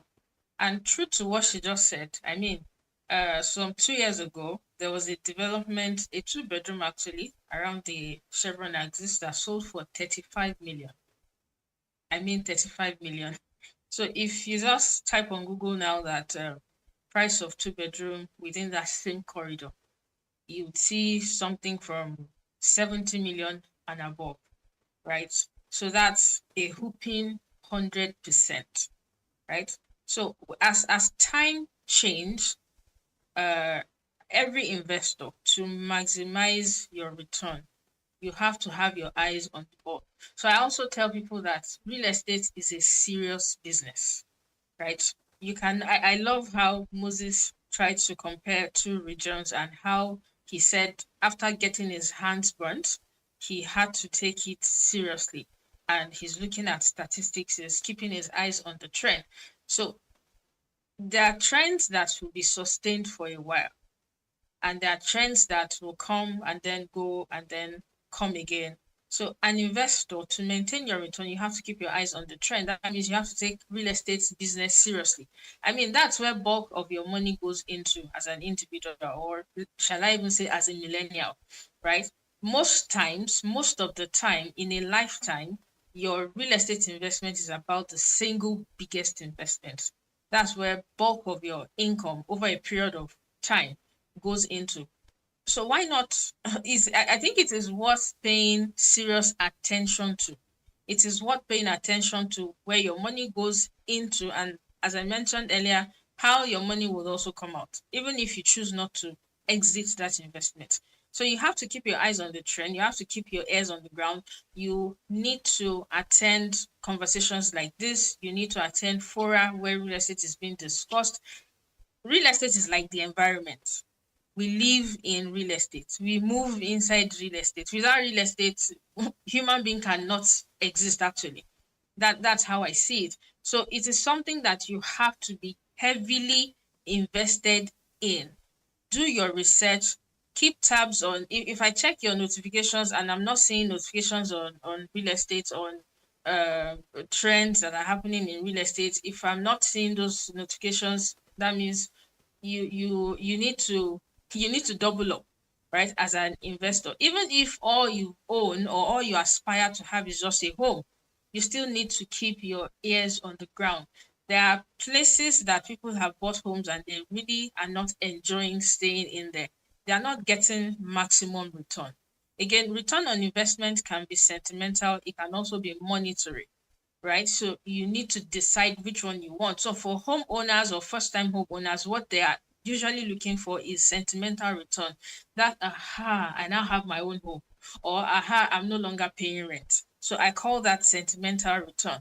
Still, even if you're looking for sentimental return, you still have to keep your ear to the ground so that you will not go and buy a house and after some few months you are not even able to live in there, right? And if you're gunning for monetary return, you have to take it very, very serious. Join fora, attend the event that talks about real estate. Even if for the first few attendance you don't seem to understand what is being said, keep going, right? Keep going. With time, your vocabulary increases. With time, you get to understand such that you yourself can design your investment portfolio for yourself in real estate. Now, speaking to trends again, the statistics says that we have people between ages of 19 and 25 as I think 60% of the Nigerian population. Now, this set of people will soon be growing up into adults. I mean, proper adults. They will need homes. They will need homes. And if COVID doesn't teach us anything, it has taught us that our homes are very critical. Our homes are sacred. So, and the reason why you have more development, more people building homes, Imelda spoke to the fact that we have not even scratched the demand, right? Yes, people may say you have houses empty. It's because people have their investment goals, right? They are better off having their money in real estate because it can preserve that cash. She talked about inflation. Yes, I love inflation so much. Some people will say, oh, okay, if I invest in real estate, the return, inflation, and all that. But I also always tell them that, do you know that if you have that money in your account somewhere, you probably would have spent it, right? Or something happens and you can't really account for the money. But if it is in a strategic real estate portfolio, whether abroad or here, you would have been able to preserve spending it. You would have been able to keep that money away from it being eaten up by inflation. You would have hedged that money, right? And the appreciation of real estate even makes it increase. So you have to keep your eyes on the trend. You need to know what exactly is going on. You need to know what is happening. You need to focus on policies around real estate investment in wherever you choose to invest in. There are a lot of policy changes and shifts happening right now. So to maximize return on investment, you need to keep your eye on it. I attend a lot of fora set up by Lagos real estate, by Lagos state government rather, because that's where most of my investors are investing in, and that's where our focus is in. So I attend almost all of the fora. I'm on several groups. because we need to keep abreast what is going on in the market so that we can catch the trend or even create the trend. Yes, it's possible to create trend, I mean. So I think with that, yes, an investor will be fine once they can keep their eyes on the trend. Thank you. Thank you so much, Oluwakemi. Thank you for that robust answer. Now, I didn't even realize we are almost exhausting our time. So let's just quickly go around the room. So this is going to be like a 1-minute question. I just want to know, what is your last advice to someone starting out his or her real estate journey today, and even to people who have been there? What is that one thing you want to say to them? So I will start with Fatima. Thank you. First thing first is real estate can start small. I'm sure most people are wondering, they've heard prices, people talking about 35 million, 50 million, and they're wondering, I don't even have half of this. You can start very small in real estate. You can pull resources together. You can start with REITs. You know, one of the things that every speaker has said is strategy. When you're going into real estate, you must have a real estate strategy. What entirely do you want to achieve? What is your motive? Do you just want cash acquisition? Do you want capital acquisition? So first thing first, understanding your strategy and starting small. Sometimes you can only invest in REITs. There are private REITs, there are public REITs in property where you can invest your money and watch it grow. There are some people too that also do development, and you partner with developers that do off plan. It means that you can buy a property while it is still under construction and you can spread your payment. So, for example, if the property was going for like about 30 million and he has a 12 months construction span, you can begin to pay in bits if really you are, because sometimes people find it easier to pay for property in bits than that bulk sum. And eventually, some of them even buy it, not necessarily to own it. I know some people who buy off plan just because they want to flip it, not necessarily because they need it. So they pay the initial deposit, and as soon as they begin to pay, before the expiration or the construction period, the price would have gone up. So initially, the developer starts about 30 million for a 2-bedroom. By that time construction is ending, the property might have gone to about 50 million naira. So if I had invested and I had paid in off plan and I've been paying it by the time I'm selling to whoever is buying at that point in time, I've made over 20 million naira. So again, it's also ensuring that you listen. The last speaker said it. Every avenue where discussions on real estate is going on, please always ask. What happens is that your knowledge becomes wider, your vocabulary becomes larger, and you'll be able to understand and know where to pitch your tent. Sometimes, like you said, like Mr. Moses said, even real estate is not all about competition. Not that I want to get there. Sometimes you find that leveraging on people's knowledge or leveraging on with other people in real estate can give you the right returns on investments that you want. One, you need to learn. It's not just about building properties in locations, because for you to get high ROI, there must be an imbalance in the demand and supply. As far as an imbalance, you need to understand. So watch trends. The infrastructural trends to also show you where real estate is moving to. Everybody, and those that I said earlier, had moved to the Lekki Ekpe corridor. I'm sure several years ago when they were buying, people were wondering, why are you buying into bushes? But because people already understood government's plan in those areas, if you get to some areas in Ikorodu now, where the Fourth Mainland Bridge is located, I can assure you that to get land now is like looking for a needle in a stack. They'll be calling prices that you'll be wondering why this is going, because people are following trend. The Abuja Kaduna Railway too. You find that that corridor, people are moving and are getting accommodation. So ahead of time, if you already have the right information, it helps you in projecting. You can lock down that area, do land banking, and like everybody has said, not just land banking blindly, but in areas where there are already talks of infrastructural development, so that when those things begin to happen, you've already established yourself in there. So those are that I'll mention that you look at. Thank you very much. Thank you so much. Thank you, Fatima. Thank you for pointing all of that out. I would like to call Moses to also like give out one advice. Make it real brief because we are running shortage of time. Thank you. Thank you so much. I think Fatima have said it all. I just want to mention that before I bought my first car, I have built my first house. And the beauty about real estate is where you start, you keep going. So my parting words is just to advise all millennials to act. And for me, my ART acronym just stands for acquire knowledge. Don't go into real estate without learning about the property laws, the title, the market trend. Learn before you go into it. My C stands for choose smartly. Talking about potential income, talking about return on investment, talking about the property, always know that information is key. For instance, if you are talking about short let within Lekki, you have a very good return on investment. If you're talking about land banking, you focus on area like Ekpe. So what is my strategy? Choose smartly. Then finally, take action. Don't wait endlessly. The best time to invest in real estate, to me, it is now. Many who bought land in Lekki area in Beju Lekki area in 2015 at 2 million. Value is about 20 million now. So don't wait. If you wait endlessly, you won't get results. Action beat hesitation. Delay often meet higher costs. So act now. Thank you. Thank you so much, Moses. Thank you for that brilliant advice. Now, over to you, Imelda. Let me just deviate a bit from the question. So I would like you to debunk one myth about real estate today. To our listeners, what is one thing that you want them to stop believing about real estate investment?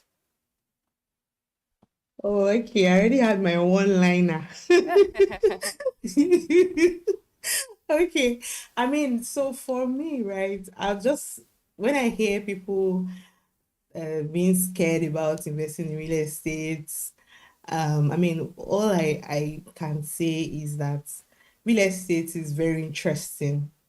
I made all my money in real estate. I can't think of any other thing. I mean, anything else I can do aside from real estate. And that's how sweet real estate can be, right, as an investor. Another thing I could say is that the truth is that in real estate, of course, there are risks, right? But if you take there are risks that you can mitigate, you can get around with. It's not a death sentence. It's not that you always fall into the wrong trap. Yourself, with your knowledge, your understanding, asking people the right questions, doing your own research, looking for the right people to work with, you can always scale, with real estate. So you need to drop the fear.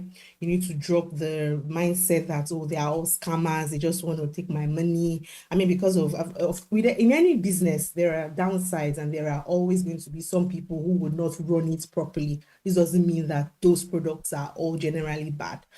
So just look out for the right people you can invest with or work with. Another thing I would like to add quickly is that your first property does not have to be your home. In fact, many people who have made it in real estate, made it big, were living in a rented apartment and they invested greatly. You see them buying into every real estate development every off-plan project that was coming up. They were keen into it. I have clients who bought in not more than 5, they would buy in like 5 different off-plan projects at the same time. And they are like, see, I've not bought my house yet. All these are all investment strategies.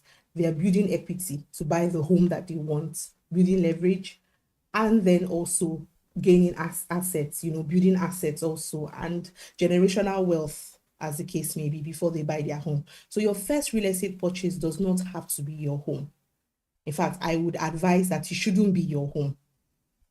Rather, invest that money into something that would, and a real estate portfolio that will give you additional income and that can help you get your home at the end of the day. So that's it. And just like Moses has said, start, speak to us. We're millennials, and I mean, we're a testament that real estate works. So thank you.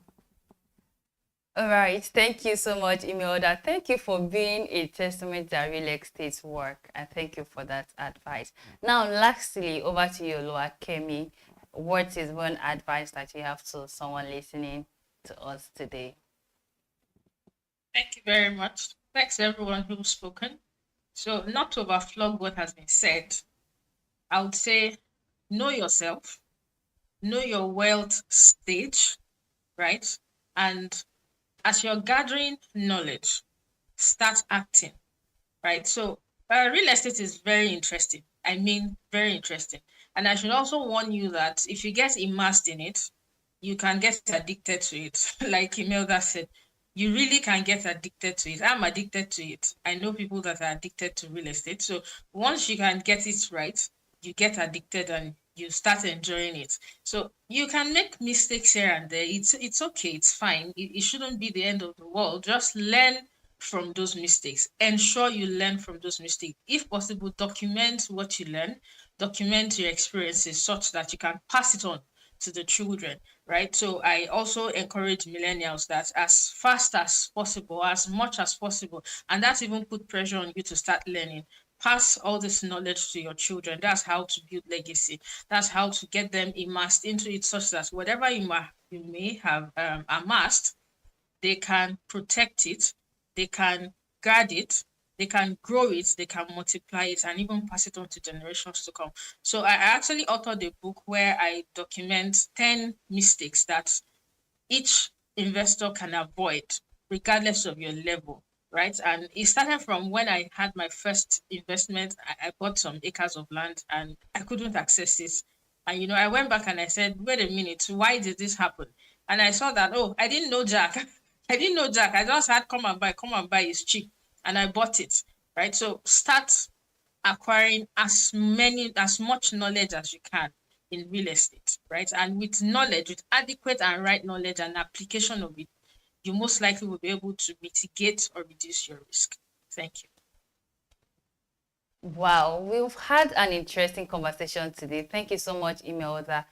It has been so enriching and so insightful. I want to say a very big thank you to our brilliant speakers for taking our time to, break down this big topic as big as real estate is and making it feel so real, so relatable and practical, from uncovering the smart ways to spot investment opportunities to showing us how patience and strategy can turn property into profit. Today has been an eye-opening, and I want to say a very big thank you. Thank you to our amazing listeners. Thank you for, taking our time to join this conversation. And to every millennial listening right now, real estate isn't just for the wealthy. It's for those who are bold, curious, and those who are ready to start small and grow big. I am Ethel Adorno, and it's been an absolute pleasure moderating this section today.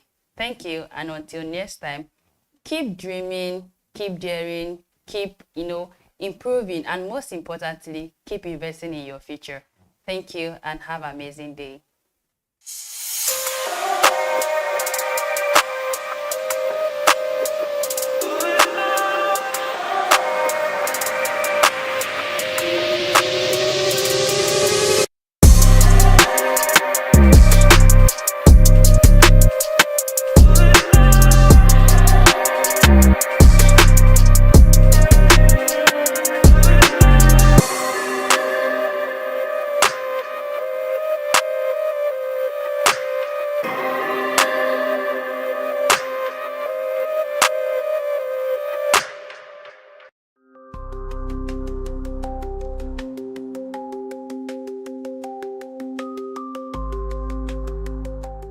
Good morning, viewers, and welcome to Today in History here on BDTV.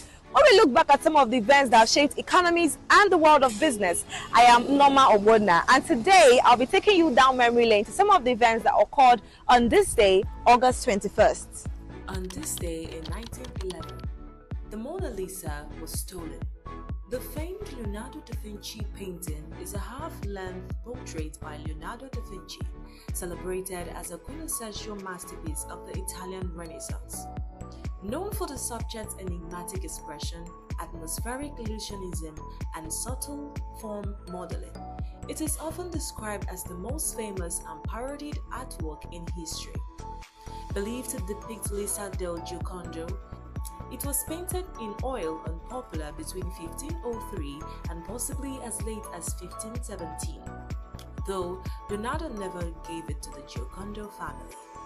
After Leonardo's death, King Francis I acquired the painting and it has been housed in the Louvre Museum since 1797. Its fame surged after its dramatic 1911 theft by Vincenzo Perugia, who felt it belonged in Italy, an event that inspired films, an opera, and the hit song Mona Lisa by Nat King Cole. Today, the Mona Lisa holds the Guinness World Record for the highest insurance valuation of any painting, $100 million in 1962, equivalent to $1 billion in 2023. And on this day in 1996, Netscape released the third version of its internet browser, Netscape 3.0.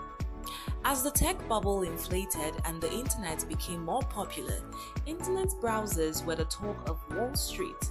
At its peak, Netscape had 60% of the internet browser market share. The release would coincide with a sharp 20% rise in Netscape stock over the remainder of 1996. Netscape Communications Corporation, originally Mosaic Communications, was a pioneering American tech company based in Mountain View, CA, later moving to Dulles, VA. It developed the Netscape navigation browser, which dominated the web in the mid-1990s before losing ground to Internet Explorer during the browser wars.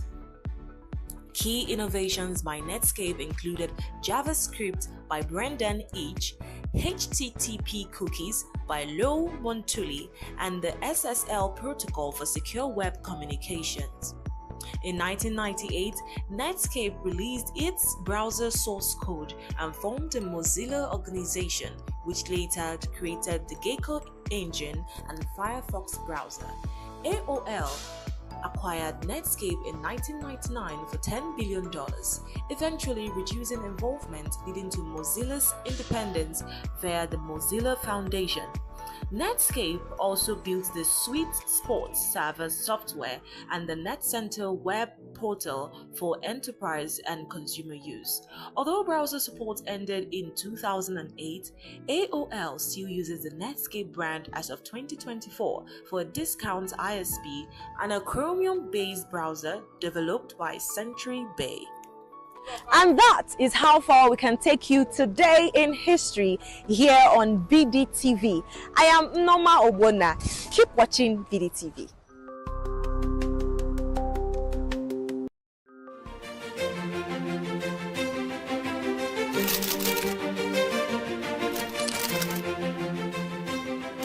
I am, of course, a great admirer of the impeccable credibility, professionalism, and business savviness of BusinessDay.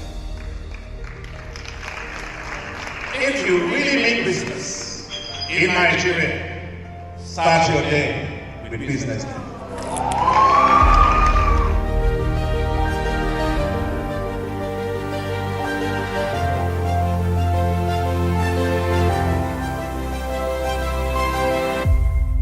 BusinessDay is West Africa's leading provider of business intelligence and information, delivering premium content across diversified media platforms, including online, mobile, and print. Since its inception in 2001 with a weekly newspaper production, BusinessDay has expanded its reach to provide exclusive content accessible through print, mobile, and online channels. Our premium offerings are further enriched with syndicated content from esteemed sources like the Financial Times, The Economist, and the Harvard Business Review. At BusinessDay, our mission is clear: to be the foremost provider of business and financial content, empowering readers to make informed decisions in Nigeria and Africa.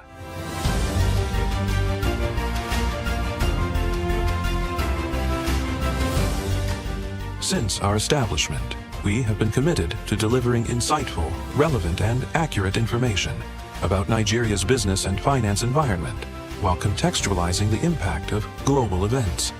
We monitor the stock market, analyze the companies driving it, and report on government policies and their economic implications. For being consistent in organizing these CEO forums for almost the last 14 years, I think this was a commendation, and I think something that will encourage them to continue. From decoding market trends to dissecting economic shifts, we offer actionable investment ideas and serve as a compass for decision makers navigating complexity. Beyond headlines, Business Day fosters discussions on critical economic issues through impactful conferences and events. These platforms bring industry leaders together to share narratives that drive innovation and spark meaningful dialogues. Our events galvanize connections, bridging the gap between inspiration and achievement. For businesses seeking visibility, our strong digital presence offers unparalleled opportunities, with millions of followers across social media and a dynamic website attracting visitors from within and outside Nigeria. Business Day is the ideal platform to boost visibility for your products and services.